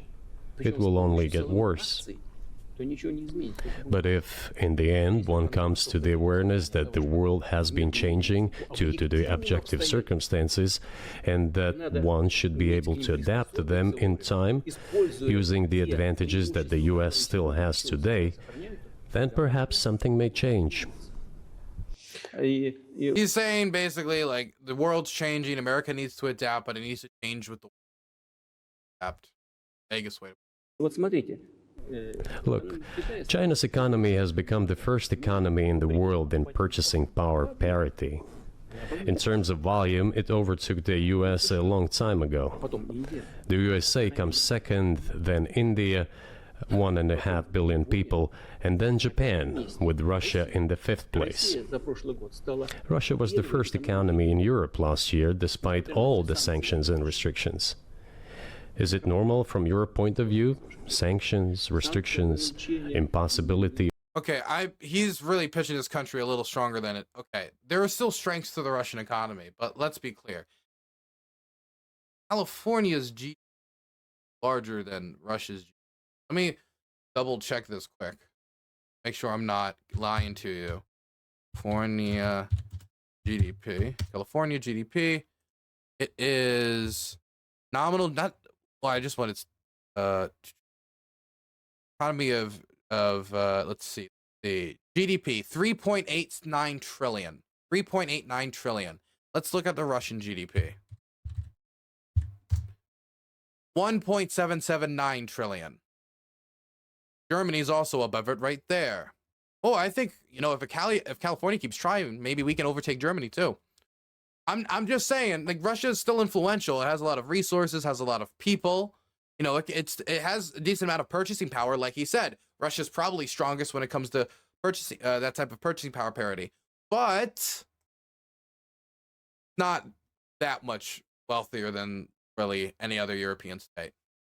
Of payments in dollars, being cut off from SWIFT services, sanctions against our ships carrying oil, sanctions against airplanes, sanctions in everything, everywhere.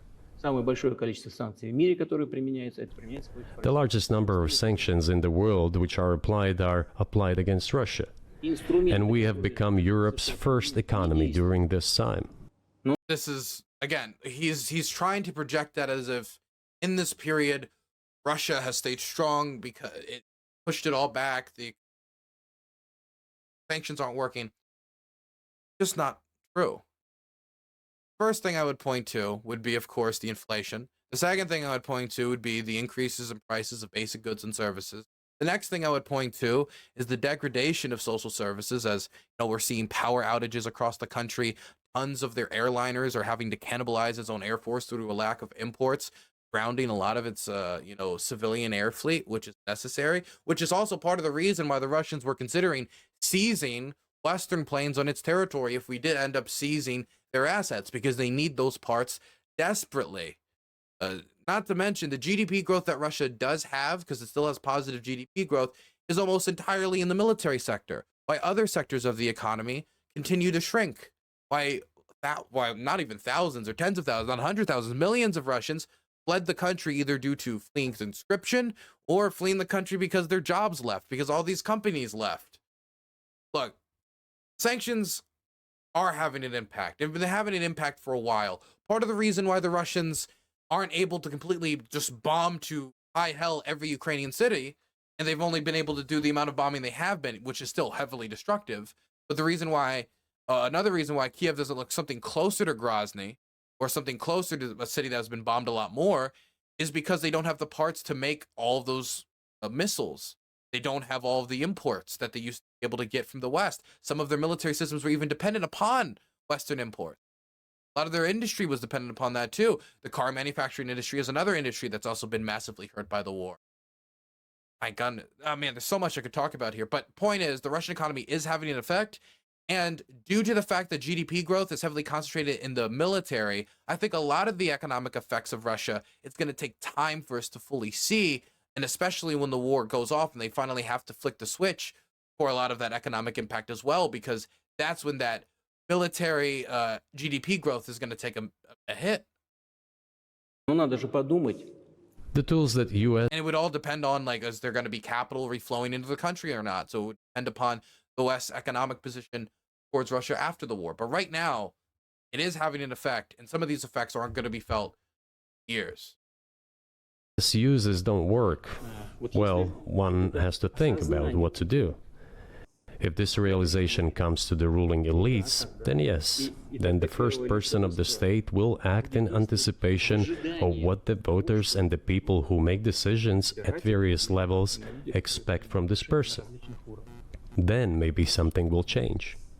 But you're describing two different systems. You say that the leader acts in the interest of the voters, but you also say these decisions are not made by the leader, they're made by the ruling classes.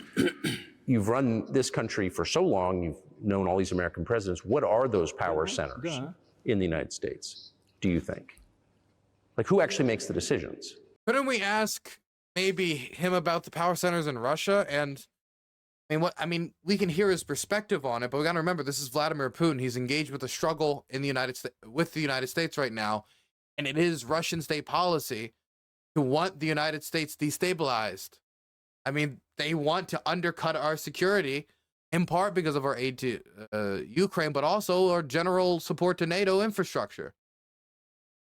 I mean, there's books about this taught in the Russian military academy. It's not a massive secret. The Internet Research Agency is public knowledge at this point that Prigozhin ran that. So just keep that in mind when he answers questions about American domestic politics, that he is not an unbiased, neutral arbiter here. He has state interests.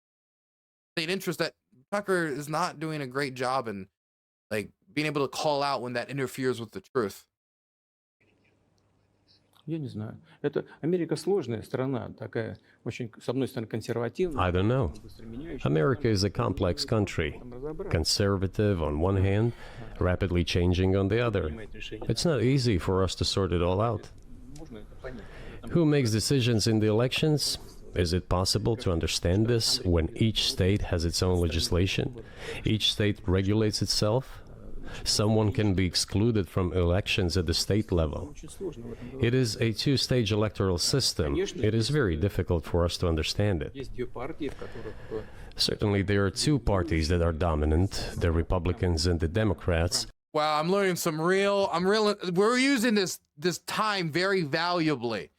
Where you're talking to a guy invading another country, and instead of asking about Bucha, or instead of asking about the failure at the Hostomel airport or any of his military failures, or the actual developments on the ground of the war, or any of the war crimes, or any. No, let's have him tell us that America has Democrats and it has Republicans. In some ways it's conservatives, but in other ways it changes with the times. And within this, in the system they have I was watching a documentary about American politics, Schoolhouse Rockin' a Roll, and they found that you have three branches, as if they were off of a tree. A judicial branch. Dude, this is, come on. Can we get to the important stuff? this party system, the centers that make decisions, that prepare decisions. Then, look, why, in my opinion, after the collapse of the Soviet Union, such an erroneous, crude, completely unjustified policy of pressure was pursued against Russia? After all, this is a policy of pressure.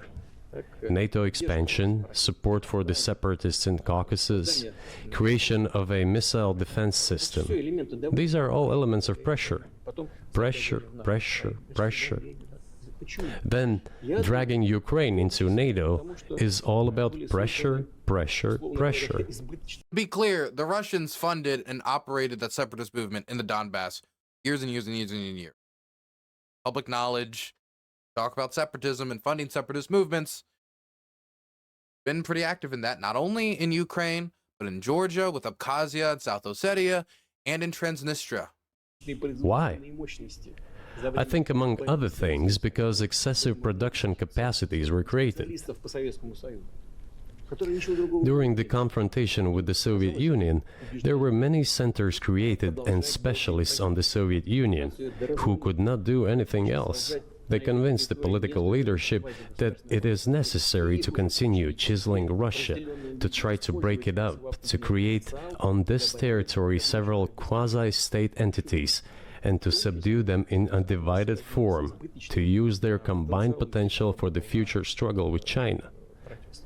This is a mistake, including the excessive potential of those who worked for the confrontation with the Soviet Union.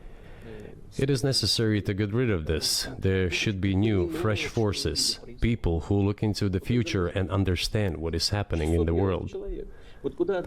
Look at how Indonesia is developing. 600 million people. Where can we get away from that? Nowhere. We just have to assume that Indonesia will enter, it is already in, the club of the world's leading economies, no matter who likes it or dislikes it. Yes, we understand and are aware that in the United States, despite all the economic problems, the situation is still normal, with the economy growing decently. Hey! I gotta just say, if there's ever been an endorsement of the Biden economy, if Putin can't even deny it, my God. We still got problems with high amounts of medical debt, all sorts of economic issues. But man, we're outgrowing the other G7 countries post-COVID. We've gotten millions upon millions of more jobs on top of the jobs that we got back from COVID. And considering we just went through something that people thought was going to enter us into a recession, and that's what the economists predicted, and now we're at like 3.7% GDP growth per quarter, sometimes 4.5%. With gas prices by the end of the year, Gas Buddy predicts to be $2.99 in December. All I'm saying is that we could have been in a much worse place from what people expected back in 2020. There's still a lot of issues we need to deal with. No public health care option, high amounts of medical debt, high amounts of school debt, high amounts of debt generally. That we're a really debt-heavy country, huh? We have a housing crisis. We got many crises. But, my God, a Putin endorsement of the Biden economy, that's weird. I didn't expect that from this. The GDP is growing by 2.5%, if I'm not mistaken. I think for this quarter it was 3.5. Thank you very much. But if we Was it? Let me check. want to ensure the future, then we need to change our approach to what is changing. As I already said, the world would nevertheless change, regardless of how the developments in Ukraine end. The fourth quarter was 3.3. I'm trying to find this quarter. The world is changing. In the United States themselves, experts are writing that the United States are nonetheless gradually changing their position in the world. It is your experts who write that. I just read them. The only question is how this would happen, painfully and quickly, or gently and gradually. And this is written by people who are not anti-American. They simply follow global development trends. That's it. 3.3. The latest rate was 3.3, not 2.3, 3.3. There it was. Sorry, Putin. I remember the numbers. And in order to assess them and change policies, we need people who think, look forward, can analyze and recommend certain decisions at the level of political leaders. I just have to ask, you've said clearly that NATO expansion eastward is a violation of the promise you all were made in 1990. It's a threat to your country. Yeah, ask him about what Gorbachev said, that it was about East Germany and that it was the quote-unquote spirit of the deal. Ask him about the other story. Yes. Right before you sent troops into Ukraine, oh, okay, never mind. the Vice President of the United States went to the Munich Security Conference and encouraged the President of Ukraine to join NATO. Do you think that was an effort to provoke you into military action? What a beautiful, beautiful framing. Ukraine couldn't join NATO. They could not join NATO. Everyone knew that as long as Turkey, as long as Germany, as long as France, and as long as Hungary, who still hasn't agreed for even Sweden to join NATO, let alone Ukraine, that they couldn't join NATO. The idea that they had no choice but to invade because of this imminent NATO membership, which also was going to be denied by the fact that there were Russian troops stationed in Crimea, and as long as that territorial dispute existed, there were rules in NATO denying Ukraine from joining, put in place just for this specific reason. Come on, Mr. Tucker. You like the first half of this, it sounded almost like a decent question. Мы просто, я еще раз повторяю, мы многократно предлагали... I repeat once again, we have repeatedly proposed to seek a solution to the problems that arose in Ukraine after 2014 coup d'etat through peaceful means. But no one listened to us. And moreover, the Ukrainian leaders who were under the complete U.S. control suddenly declared that they would not... They said complete U.S. control. It's just nonsense. If they were in complete U.S. control, then we could have been able to stop Euromaidan like we were trying to. I mean, not stop Euromaidan, but stop that spiraling out like it did, because we wanted them to accept a deal. If they were completely in our control, then why is it that they took decisions that were contrary to what we wanted? We advised the Ukrainians that during the Southern counteroffensive, they should concentrate all their force in one point to break through the line. But the Ukrainians, wanting to divert resources to different points, decided that they were going to engage in offensives from 3 different directions. That was directly against American advice. The Ukrainians also decided to wait longer to conduct the offensive because they didn't have the proper amount of supplies, a lot of equipment hadn't arrived, etc. But the Americans were saying early on, go, go, go. I don't care if you don't got all this stuff. We think you got enough stuff now. You got to take it now before the Surovikin line is complete. There were real disagreements that spelled itself out in the planning fields between Zaluzhny, between Zelensky, between Biden, between Mark Milley, between Secretary Austin, all of them. If they really are our agent and we just control them, then why couldn't we just say, no, we're not going to waste our money. You do it this way. It's a way to take away the autonomy of the Ukrainians, because if he had to acknowledge the polling data on what Ukrainians want to do, that means push the Russians out of the country. Then it would undermine this idea that they're just a puppet. The America can work for its own interests, and Ukraine is working for its own interests, and its interest is survival. Not comply with the Minsk agreements. They disliked everything there and continued military activity in that territory. Шло освоение этой территории натовскими военными структурами. Под видом различных центров. And in parallel, that territory was being exploited by NATO military structures under the guise of various personnel training and retraining centers. They essentially began to create bases there. That's all. Ukraine announced that the Russians were a non-titular nationality, while passing the laws that limit the rights of non-titular nationalities in Ukraine. Ukraine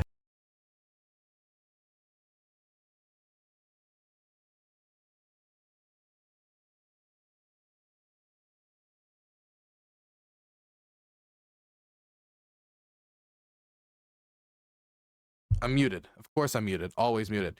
I just wanted to throw out there that even in the last year, we've seen reforms when it comes to, like, for example, some of the language laws in Ukraine. And you cannot like the language laws. Like, for example, and this was something that caused much outroar in Russia. In Ukraine, if you go into a public building, they first speak to you, the staffers there, in Ukrainian, and can only switch to Russian if you then, like, request, hey, can you speak to me Russian? Or they respond to you back in Russian. Then you can speak Russian. So the public sector is prioritizing the Ukrainian language when public. That was the Ukrainian language scandal. That's not the only law, but that's the character generally of the laws. And for example, there was also a lot of, like, 70% of education has to be done in Ukrainian language, and different percentage of how much can be done in, like, for example, Hungarian or Russian instead of Ukrainian. And these were restrictions, yes, but certainly not something you would use to invade the country. But when it comes to even those laws, there were some reformations done recently to please the Hungarians, because the Hungarians said, well, we're not going to be okay with the Ukrainians joining the EU until they deal with the language issue with the Hungarian community. So they went down there, they said, fine, you can teach more in Hungarian. They made agreements with the local Hungarian leaders, and the Hungarian leadership in the communities in Ukraine, some of them got together and even sent a letter to Viktor Orban saying, okay, he did what we wanted. Good. I think you should let him join NATO.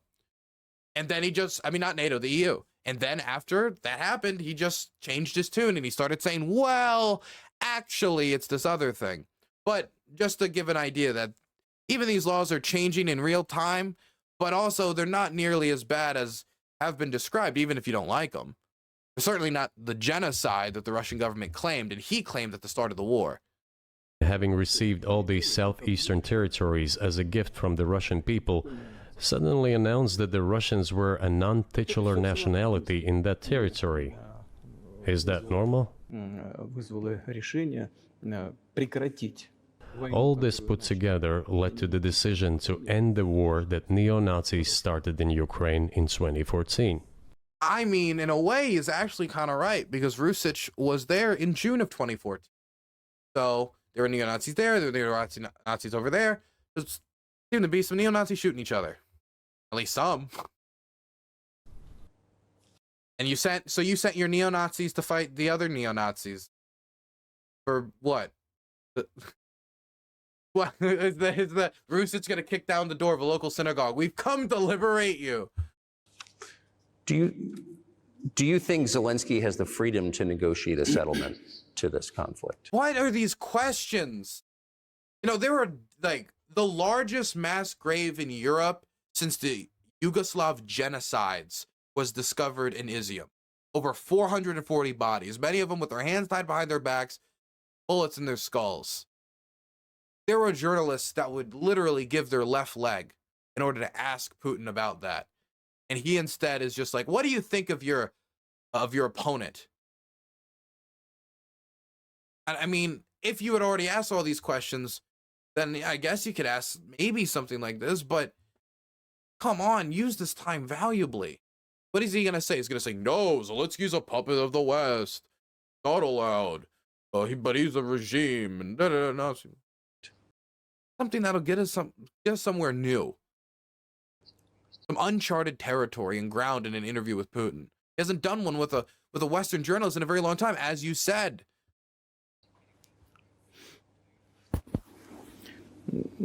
I don't know the details. Of course, it's difficult for me to judge. But I believe he has, in any case, he used to have. His father fought against the fascists, Nazis, during World War II.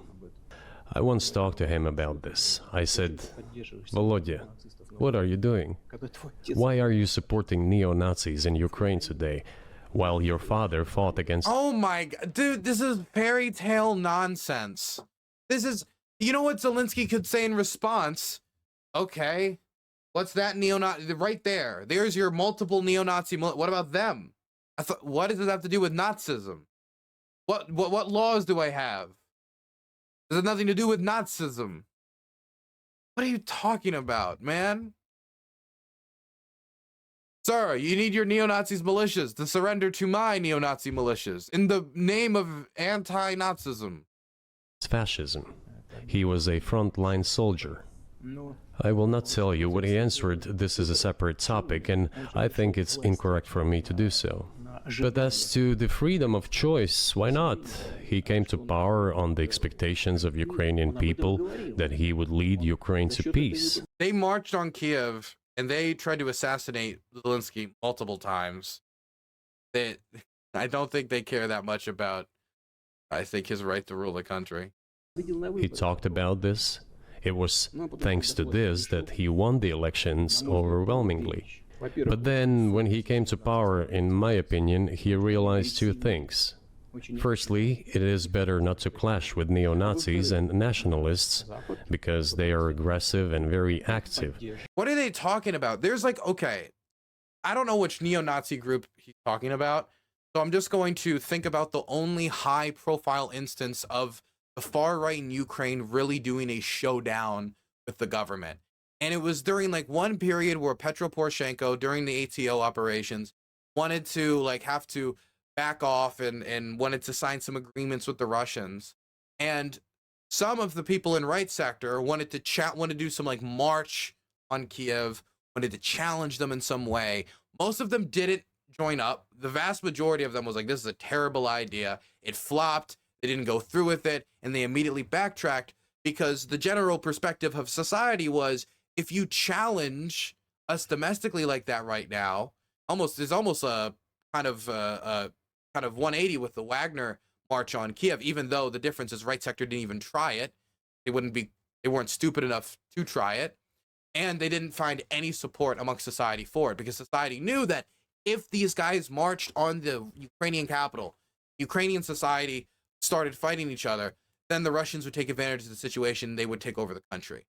And so it didn't go anywhere.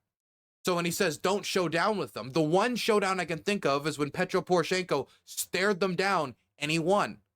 And then all of these militias were absorbed into the Ukrainian military and their independence was taken away. Right sector, which was the one last big, like 8,000 to 9,000 strong, very big, independent of the military units, militias, they were integrated and absorbed right at the start of this war. So if anything, all of these militias through time have subserved themselves to the central authority as the war has gone on and been absorbed into the professional military class. Many of the fighters in the old guard and a lot of the old football hooligan types left. Some of them stayed, and then others, not part of that culture, joined on top of it. That's where you have the current Ukrainian military form. At least some of them, the ones that are from those early militia days. Many of them weren't even football hooligan militias. They were just citizen militias. You can expect anything from them. And secondly, the US-led West supports them and will always support those who antagonize with Russia. It is beneficial and safe. So he took the relevant position despite promising his people to end the war in Ukraine.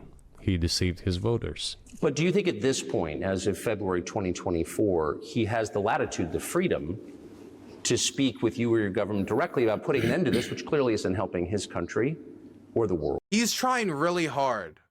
This seems to be the pitch from Tucker's trying to angle it towards, but isn't Trump the guy for peace? That's what he's angling for right now.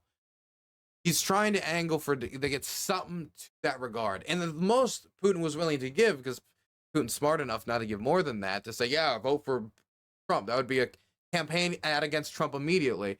He said that he was kind of like Bush and they have that personable, communicable relationship. It was almost like slid in after the fact. That's the most he's probably going to get. Can he do that, do you think?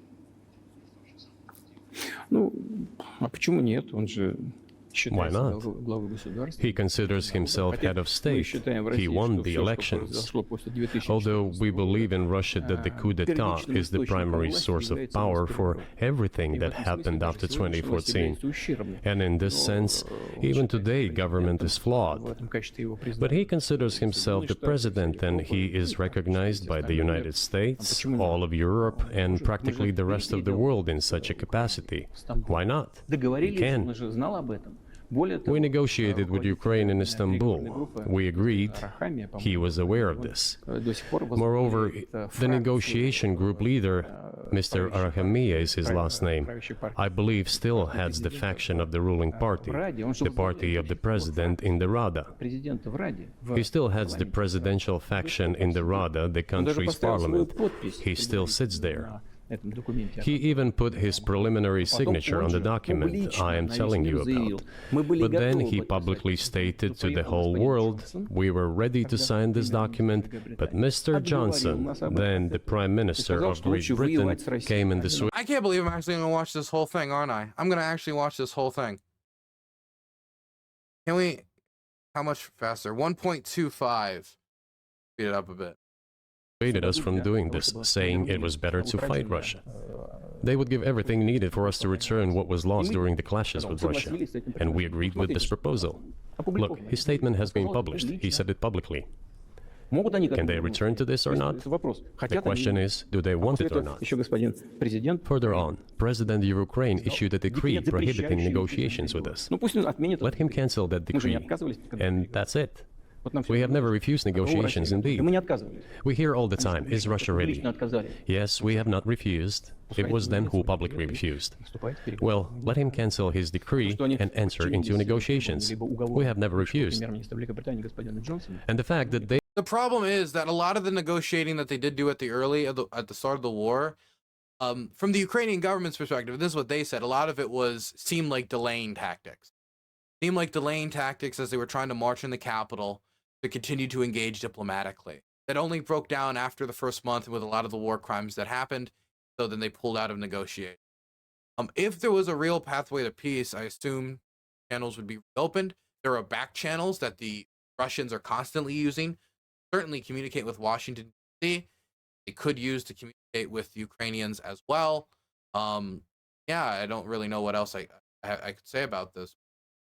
They could still communicate with them. Not that a decree doesn't change anything. Like they can still talk to them. They can still talk. Anything. That's probably something that would have to be removed before they make a deal, but that doesn't mean you still can't really negotiate. Just use back channels. That's how we did the Iran deal. We weren't all just going to Iran every week and like sitting down and talking. Most of it was discussed first in back channels through Yemen. They obeyed the demand or persuasion of Mr. Johnson, the former Prime Minister of Great Britain. Yeah, this is the Pravda report, is the idea that Boris Johnson convinced Zelensky not to do it. Now, Boris Johnson did say that he thinks you stand up to bullies like Putin. That was basically his advice. But this is just wrong. The only report that says it was Boris and West that basically convinced and made Zelensky make that decision is like one anonymous official. But again, Bucha was reported at the same time. The Russians had been using negotiations like a delaying tactic, according to the Ukrainian perspective, and the Russians were not willing to back off of some key demands and were continuing to ask for things like demilitarization. And the negotiations fell apart. Now, all I'm going to throw here is that the idea that Boris did this should be disregarded. It's not that he didn't give his opinion, but the idea that the Western diplomats were the main deciders, that's nonsense. We don't have evidence of that. Seems ridiculous and very sad to me, because as Mr. Arachamia put it, we could have stopped those hostilities with war a year and a half ago already. But the British persuaded us and we refused this. Where is Mr. Johnson now? And the war continues. That's a good question. Where do you think he is and why did he do that? What do you mean where he's no longer, you could just, British politics, he was replaced. He was replaced by Liz Truss, then he was replaced by Rishi Sunak. Now Rishi Sunak's Prime Minister. What do you mean, where is he? Where's Bush? Where's Bush hiding? He's no longer president. Hell knows. I don't understand it myself. There was a general starting point. For some reason, everyone had the illusion that Russia could be defeated on the battlefield. Because of arrogance, because of a pure heart, but not because of a great mind.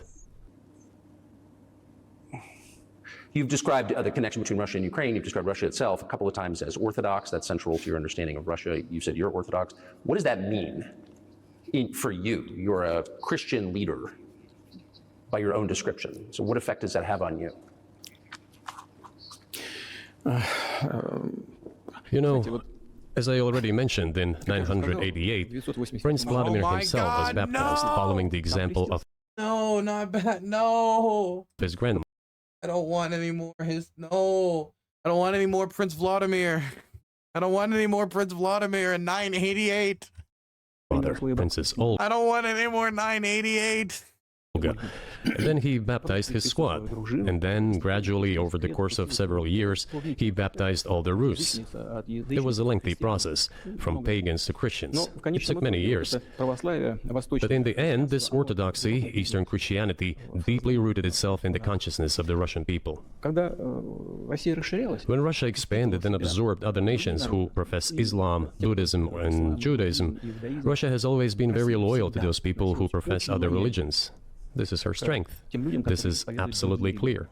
Okay, so they didn't put military bases in the old Protestant churches in Donbass and the area. Didn't do that. Lie. Reported by Vice. And the fact is that the main postulates, main values are very similar, not to say the same, in all world religions I've just mentioned, and which are the traditional religions of the Russian Federation, Russia. By the way, Russian authorities were always very careful about the culture and religion of those people who came into the Russian Empire. Also, I can't believe I didn't say this. What about all the pogroms against the Jews? Was it like Russia's like famously anti-Semitic? I mean, the Protocols of the Elders of Zion was started as a Russian intelligence project. This, in my opinion, forms the basis of both security and stability of the Russian statehood. All the peoples inhabiting Russia basically consider it their motherhood. If, say, people move over to you or to Europe from Latin America, an even clearer and more understandable example, people come, but yet they have come to you or to European countries from their historical homeland. And people who profess different religions in Russia consider Russia their motherland.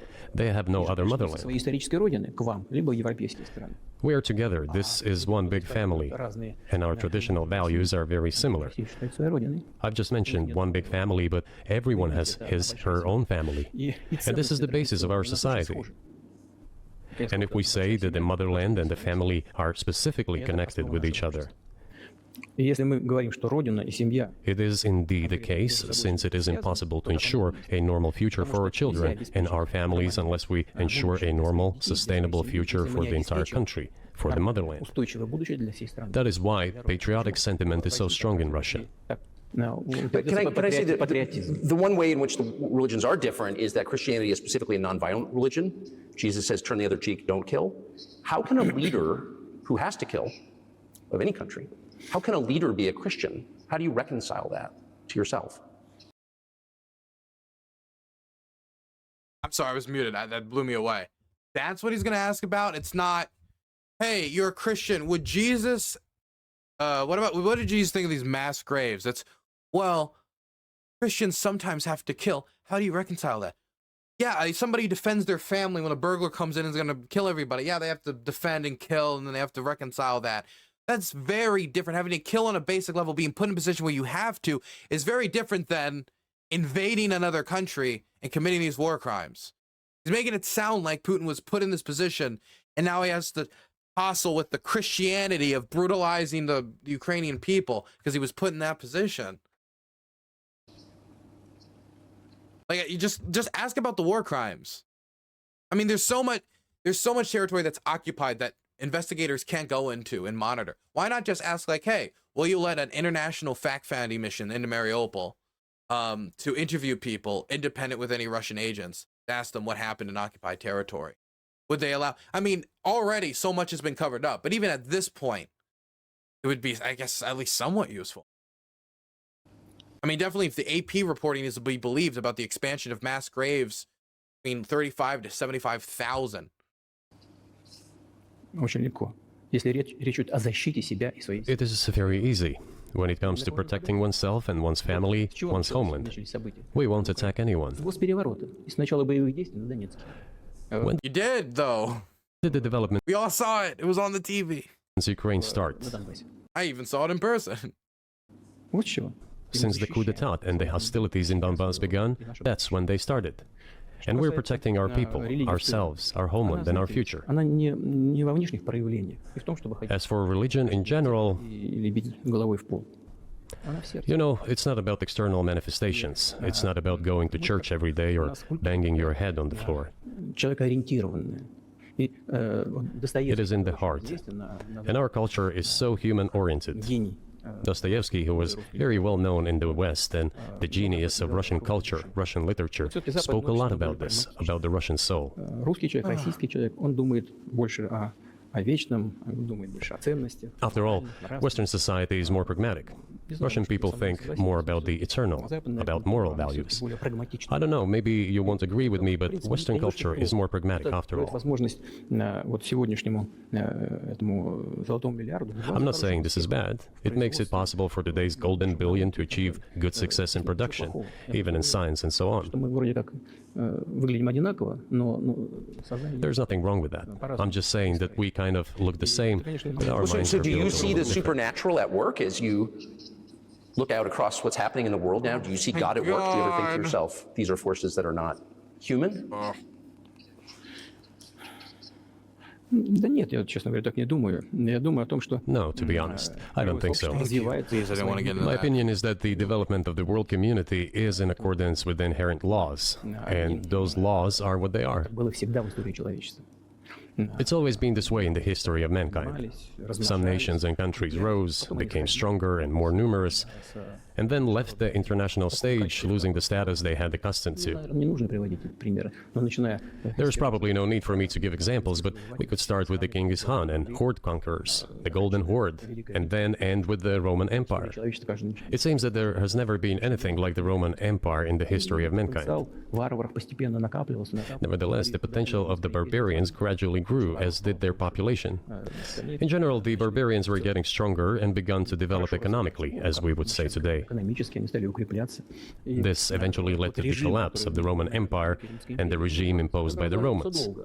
500 лет. Этот процесс. However, it took 5 centuries for the Roman Empire to fall apart. В сегодняшней ситуации The разница. difference with what is happening now Процессы изменений. is that all the processes of change are happening at a much faster pace Amount of fuel sucks.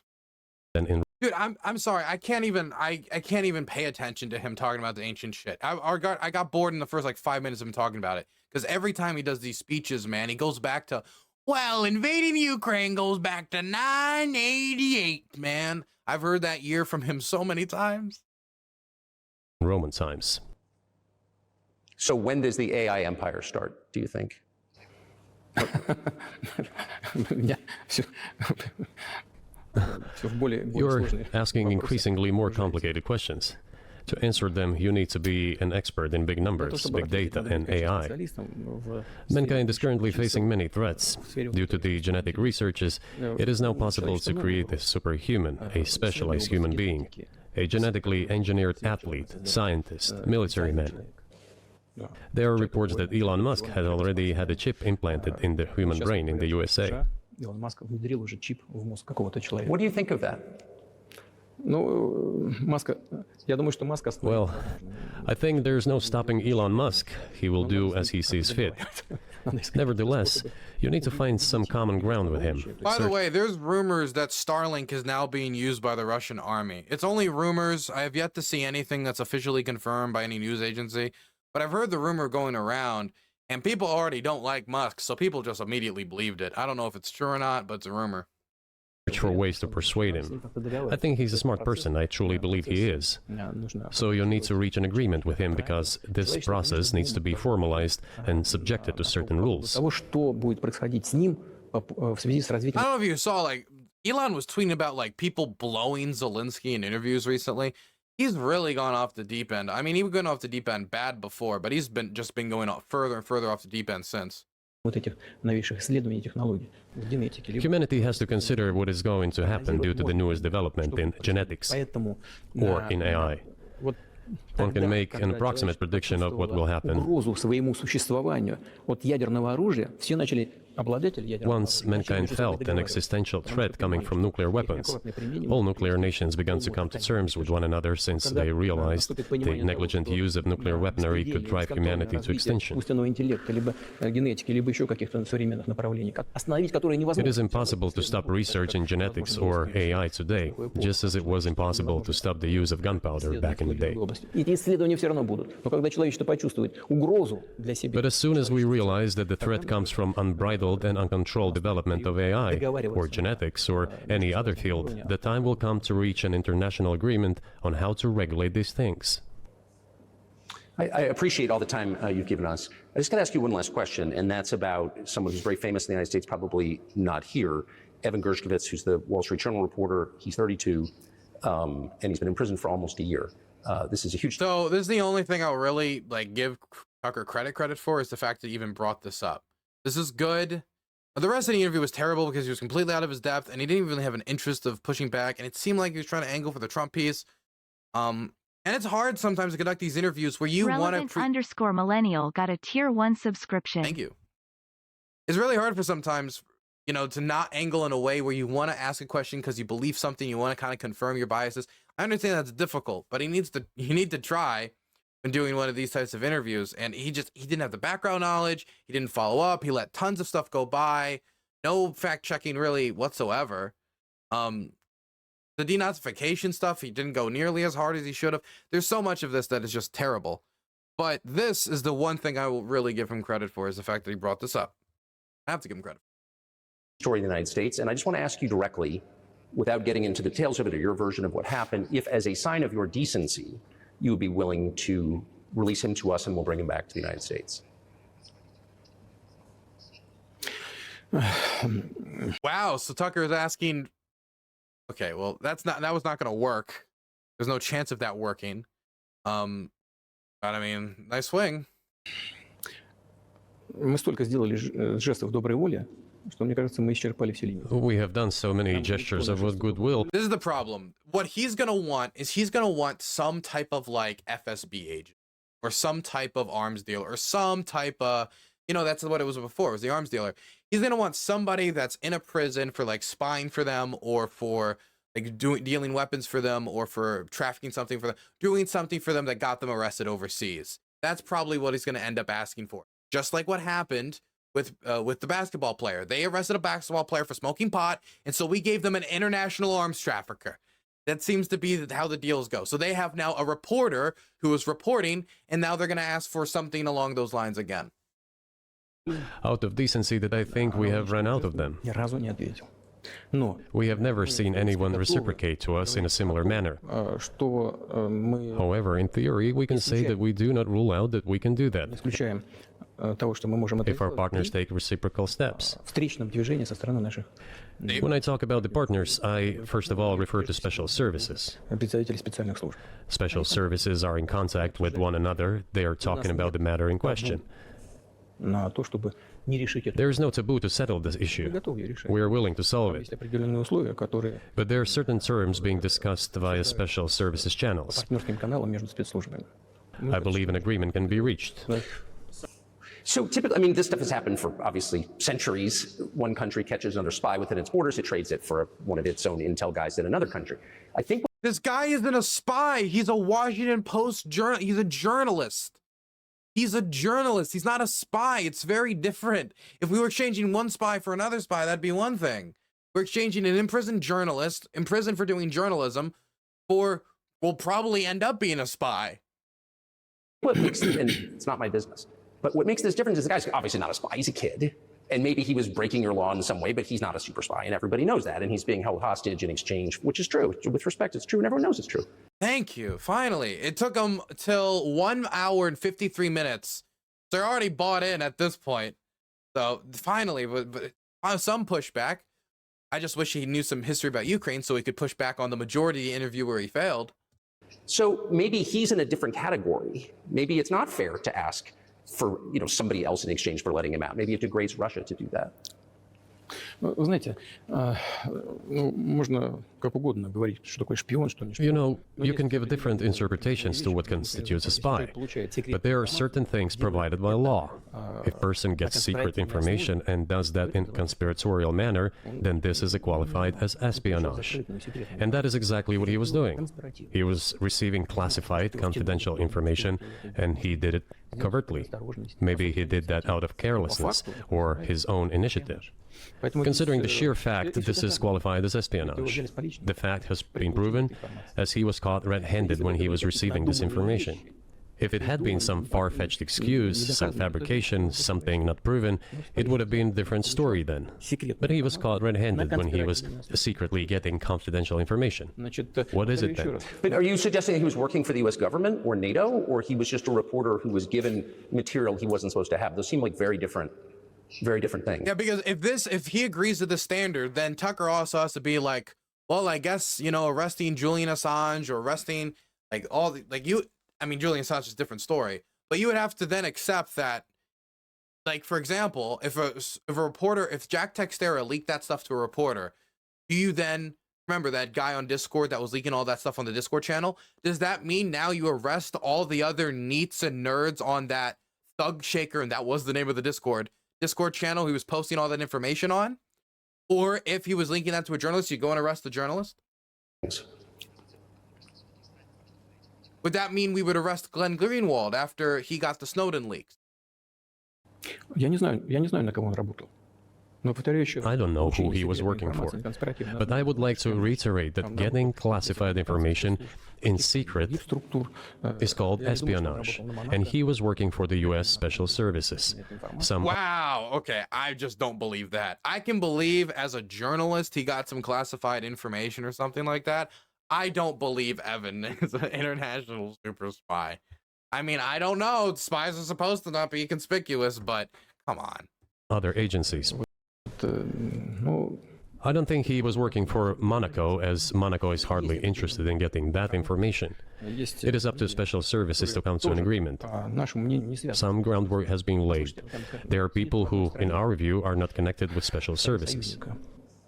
Let me tell you a story about a person serving a sentence in an allied country of the U.S.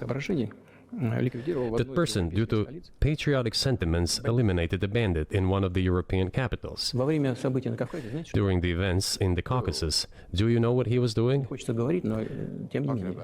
I don't want to say that, but I will do it anyway. He was laying our soldiers, taken prisoner, on the road and then drove his car over their heads. What kind of person is that? Can he even be called human? I don't know how to pronounce his name. It's some Chechen dude I remember. But there was a patriot who eliminated him in one of the European capitals. Whether he did it of his own volition or not, that is a different question. Yeah, but Evan Gershkovich didn't do that. I mean, that's a completely different. I mean, this is a 32-year-old like newspaper. He committed something different. Oh, snap! I know what he's talking about. 1 second. Thought it was, but I was like, nah, that can't be it. No, he is legit. Yeah, no. 1 second. Yep.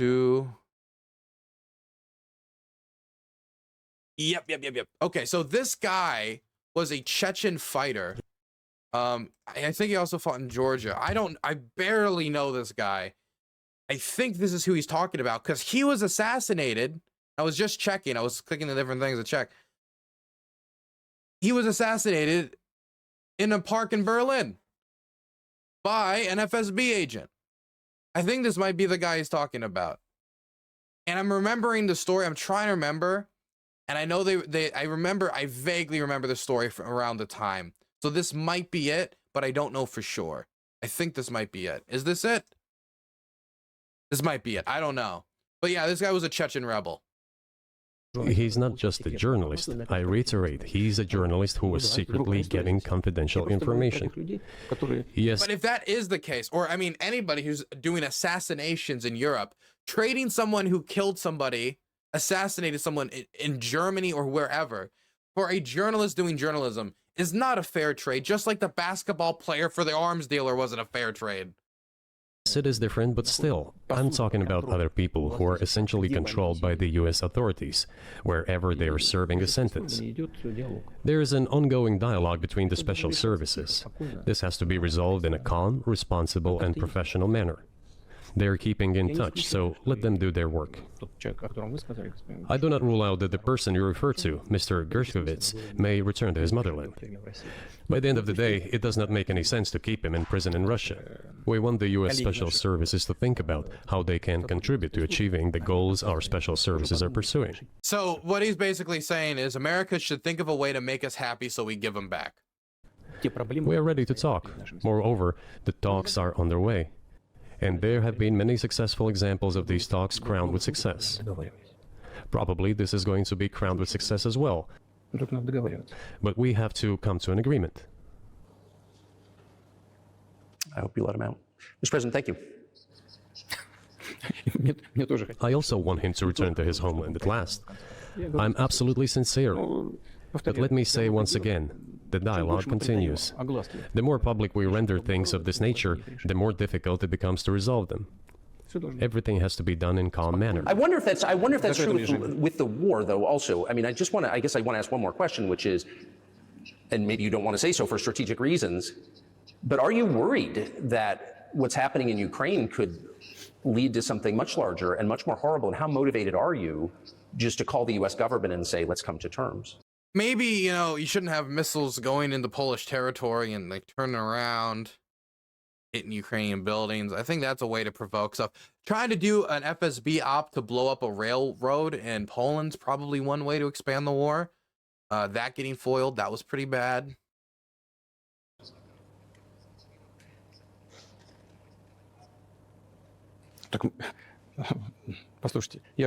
I already said that we did not refuse to talk. We are willing to negotiate. It is the Western side, and Ukraine is obviously a satellite state of the U.S. It is evident. I do not want you to take it as if I'm looking for a strong word or an insult, but we both understand what is happening. The financial support, $72 billion was provided. Germany ranks second, then other European countries come. Dozens of billions of US dollars are going to Ukraine. There's a huge influx of weapons. In this case, you should tell the current Ukrainian leadership to stop and come to a negotiating table, rescind this absurd decree. We did not refuse. Sure, but you already said it. I didn't think... So no peace until the West stops sending Ukraine the weapons that it needs for leverage if it was going to do anything for itself in negotiations. Without the West in its corner, the amount of leverage Ukraine has a lot of it evaporates. And then what happens? Then it has to fight either a guerrilla war or what? Just like completely submit itself? What Putin's asking for is for the West to stop giving Ukraine support so it can either crush Ukraine or make Ukraine submit to itself on its terms.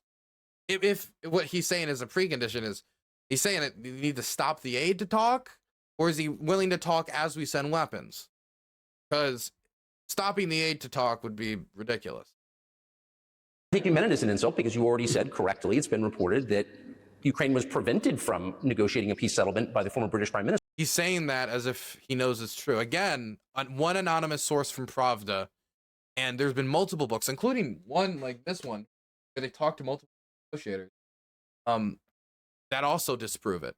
So if you want to read a book that talks about this in detail, Our Enemies Will Vanish by Yaroslav. Read it. Minister acting on behalf of the Biden administration. So of course they're a satellite. Big a lot of Yaroslav authors I'm reading. Countries control small countries. That's not new. And that's why I asked about dealing directly with the Biden administration, which is making these decisions, not President Zelensky of Ukraine. So what Putin just did is he robbed all the sovereignty of the Ukrainians. It is now Biden's decision whether or not there is peace.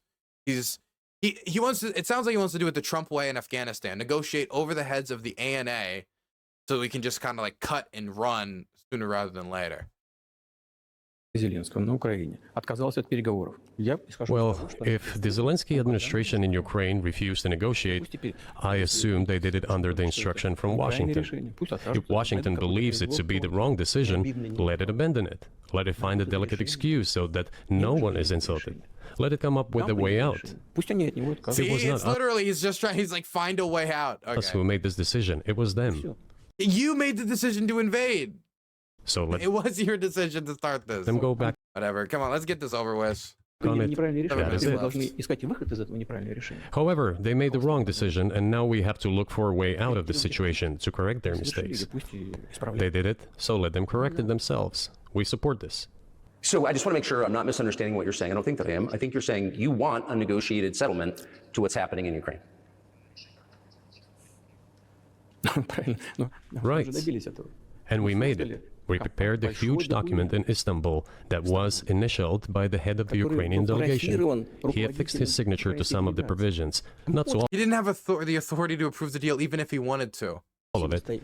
He put his signature, and then he himself said, "We were ready to sign it, and the war would have been over long ago, 18 months ago." However, Prime Minister Johnson came, talked us Again, the Johnson thing, there's nothing to it. out of it, and we missed that chance. Well, you missed it, you made a mistake. Let them get back to that, that is all. Why do we have to bother ourselves and correct somebody else's mistakes? It was your mistake to invade. See, this is the problem. If the lesson that the Russians take from this is the mistake was the Westerners for stepping in our way when we invade other countries, how is this logic going to extend? How does this not naturally extend into another war, either in Moldova or in Ukraine again, once we're distracted with a different issue, and if Ukraine still kept out of the Western alliance structure? I know one can say it is our mistake. It was us who intensified the situation and decided to put an Intensified my ass, started it. end to the war that started in 2014 in Donbass. Yeah, after you funneled the weapons and your troops into the Donbass and invaded Crimea. As I have already God, how is Tucker? It's all just seeping in. Not even an attempt. said, by means of weapons.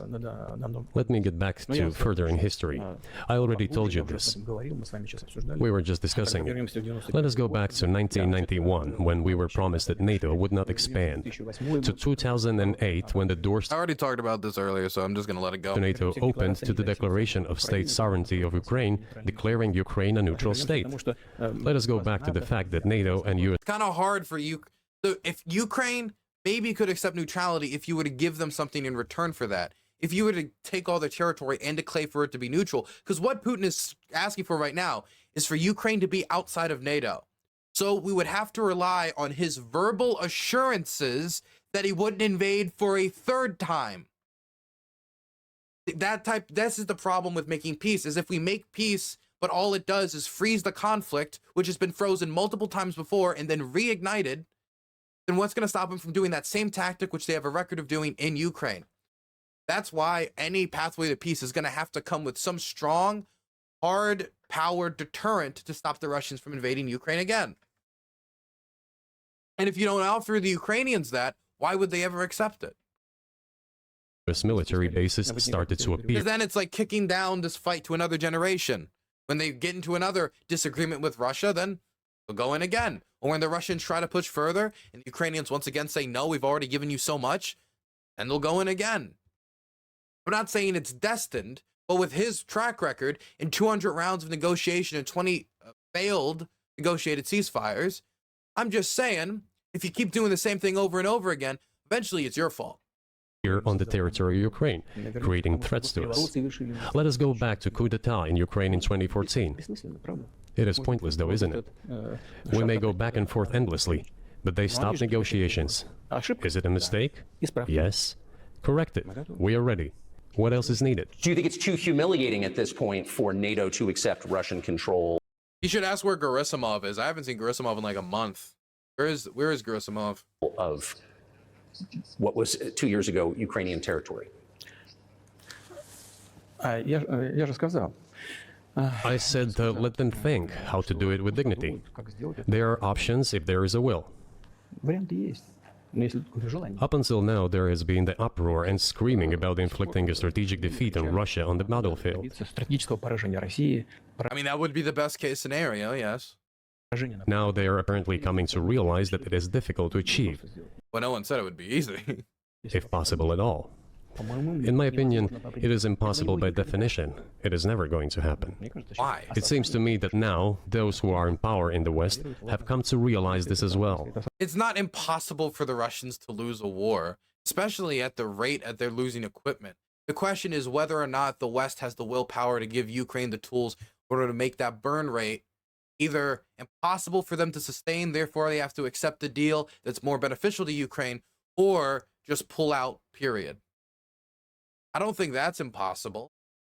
I mean, when you see at certain periods, like the Jack Texera Lake, showing that the Ukrainians had 2.5 to 1 loss ratio, if they could increase that with more technology, and in some areas they have been able to increase it, then we have no reason to believe that they could not really do heavy damage to the Russian armed forces. And Russia's the largest army on the planet. It's not like Russia can only concentrate on Ukraine. Ukraine only has to concentrate on Ukraine. Russia has to concentrate on other fronts. Russia has to concentrate on the east. The idea that the only way out is for the West to stop supporting Ukraine and accept a deal when either A, even if we don't completely push them out, the Ukrainians will get a better deal if they have a lot more hard power leverage, or B, the Russians have shown themselves to be able to be pushed back both in Kharkiv and Kherson and able to stumble into immense strategic failures. I don't think that the solution is necessarily just caving to his demands, which seems to be what he's asking for. He's saying, oh, it can be done with dignity, but what does that even mean? There's no concessions that he's showing that he's willing to make. It's just him asking for concessions. If so, if the realization has set in, they have to think what to do next. We're ready for this dialogue. Would you be willing to say, congratulations, NATO, you won, and just keep the situation where it is now?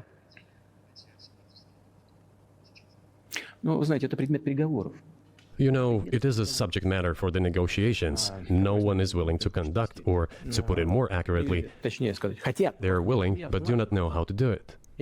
I know they want to. It is not just I see it, but I know they do want it. But they're struggling to understand how to do it. They have driven the situation to the point where we are at. It is not us who have done that. It is our partners, opponents. It's not the people who started the war, threatened to use nuclear weapons. No. It's the ones who sent the weapons to the country that they promised they'd send help to if they ever were infringed upon territorially. Who have done that. Well, now let them think how to reverse the situation. We're not against it. It would be funny if it were not so sad. Having a great time. This endless mobilization in Ukraine, the hysteria, the domestic problems, sooner or later it will result in agreement. You know, this probably sounds strange given the current situation. But the relations between the two peoples will be rebuilt anyway. Wow, so see, this is the problem. He doesn't understand just how much damage he's done to their image. Does he believe that he'll eventually conquer them and rebuild it, or eventually the people will just come around? It will take a lot of time, but they will heal. So they'll come around. They'll come around and say, oh, you were right. You were right. You did deserve Crimea. You know what? You were right. The Heavenly Hundred deserved to die. You're right. Bucha was a false flag. We sleepwalked it, actually. We forgot. I'll give you very unusual examples. You cannot put the blood in the soil that they put into the soil and not have an impact for generations. There is a combat encounter on the battlefield. Here's a specific example. Ukrainian soldiers got encircled. This is an example from real life. Our soldiers were shouting to them, there is no chance, surrender yourselves, come out and you will be alive. Suddenly, the Ukrainian soldiers were screaming from there in Russian, perfect Russian, saying, Russians do not surrender, and all of them perished. They still identify themselves as Russian. Why would I ever believe this? So by the way, this is one of the lines I'm hearing from Russian propagandists, is that, well, the reason why we're having so much trouble is because the Ukrainians are Russians too. And since they're Russians, they're tough fighters like we are. Man, doesn't that show how cool we are? At least that's the pitch. And everyone and then after they killed everyone, they all clapped. They all clapped. Jesus came down, said epic win, did a clip. What is happening is, to a certain extent, an element of a civil war. Everyone in the West thinks... Your ex bought into this? I can't... Well... Hope you've upgraded. ...that the Russian people have been split by hostilities forever. No, they will be reunited. The unity is still there. Воссоединение произойдет. What is? Оно никуда и не делось. Why are the Ukrainian authorities dismantling the Ukrainian Orthodox Church? Rусскую православную церковь. Because it brings That's a good question. Well, it's a few things. I think one, it has to do with it being used as a device to spy. I mean, we've even caught Russian Orthodox churches the government in Russia trying to use Russian Orthodox churches in America to spy. The head of the Russian Orthodox Church said that if you go to Ukraine and you die, you go to heaven. You mean fighting the Ukrainians, like jihad, you go to heaven fighting them. It's pretty connected to the Russian government, horribly corrupt. And I mean, multiple pastors have been found selling weapons. I mean, look, it has a lot of problems, and its ties to the Russian government and the Russian intelligence arm. It's clear. That's probably why. I mean, the law that was signed to actually stop the Russian Orthodox Church in Ukraine was specifically designed to say that religious institutions that are being hosted in the capital of a host country invading us are banned. So technically, if the Russians were to leave Ukraine, then I think the ban would probably be removed. But legalistic, either they would reform the ban to keep it, or it would have to be removed. It's framed specifically around the Russian invasion. So there you go. If you wanted the reason as to why they did it, that's why. You could still not like it if you want, but that's the reason why. Why are they want to have religious institutions that aren't heavily influenced by the Russian government? The Ukrainian authorities dismantling the Ukrainian Orthodox Church? Because it brings together not only the territory, it brings together our souls. No one will be able to separate the soul. Shall we end here, or is there anything else? No, I think that's great. What, is he gonna cry? Thank you, Mr. President. Is he about to cry? What was that? That's great. That's great. It was awful. Terrible. I've already given my conclusions. It's about what I expected. I said going into this that Tucker would be out of his depth, that he doesn't have the knowledge. So even if he wanted to push back, not that he particularly wants to, he won't. The only thing that I think I was wrong about was that he did ask about the American reporter. And that was one example I specifically said I doubted he was going to bring up. So that is the one positive I can give. The rest of it, I would say about 80 to 90% of this, he was just out of his depth. I think part of the reason he didn't talk was just because he literally had nothing to say. I mean, at one point, he didn't know the difference between the Orange Revolution, Euromaidan Revolution. So, yeah, pretty embarrassing that this is what was once, at least a year or 2 years ago, the man being broadcasted into millions of homes across this country is the #1 name in cable news. Well, that's enough of that.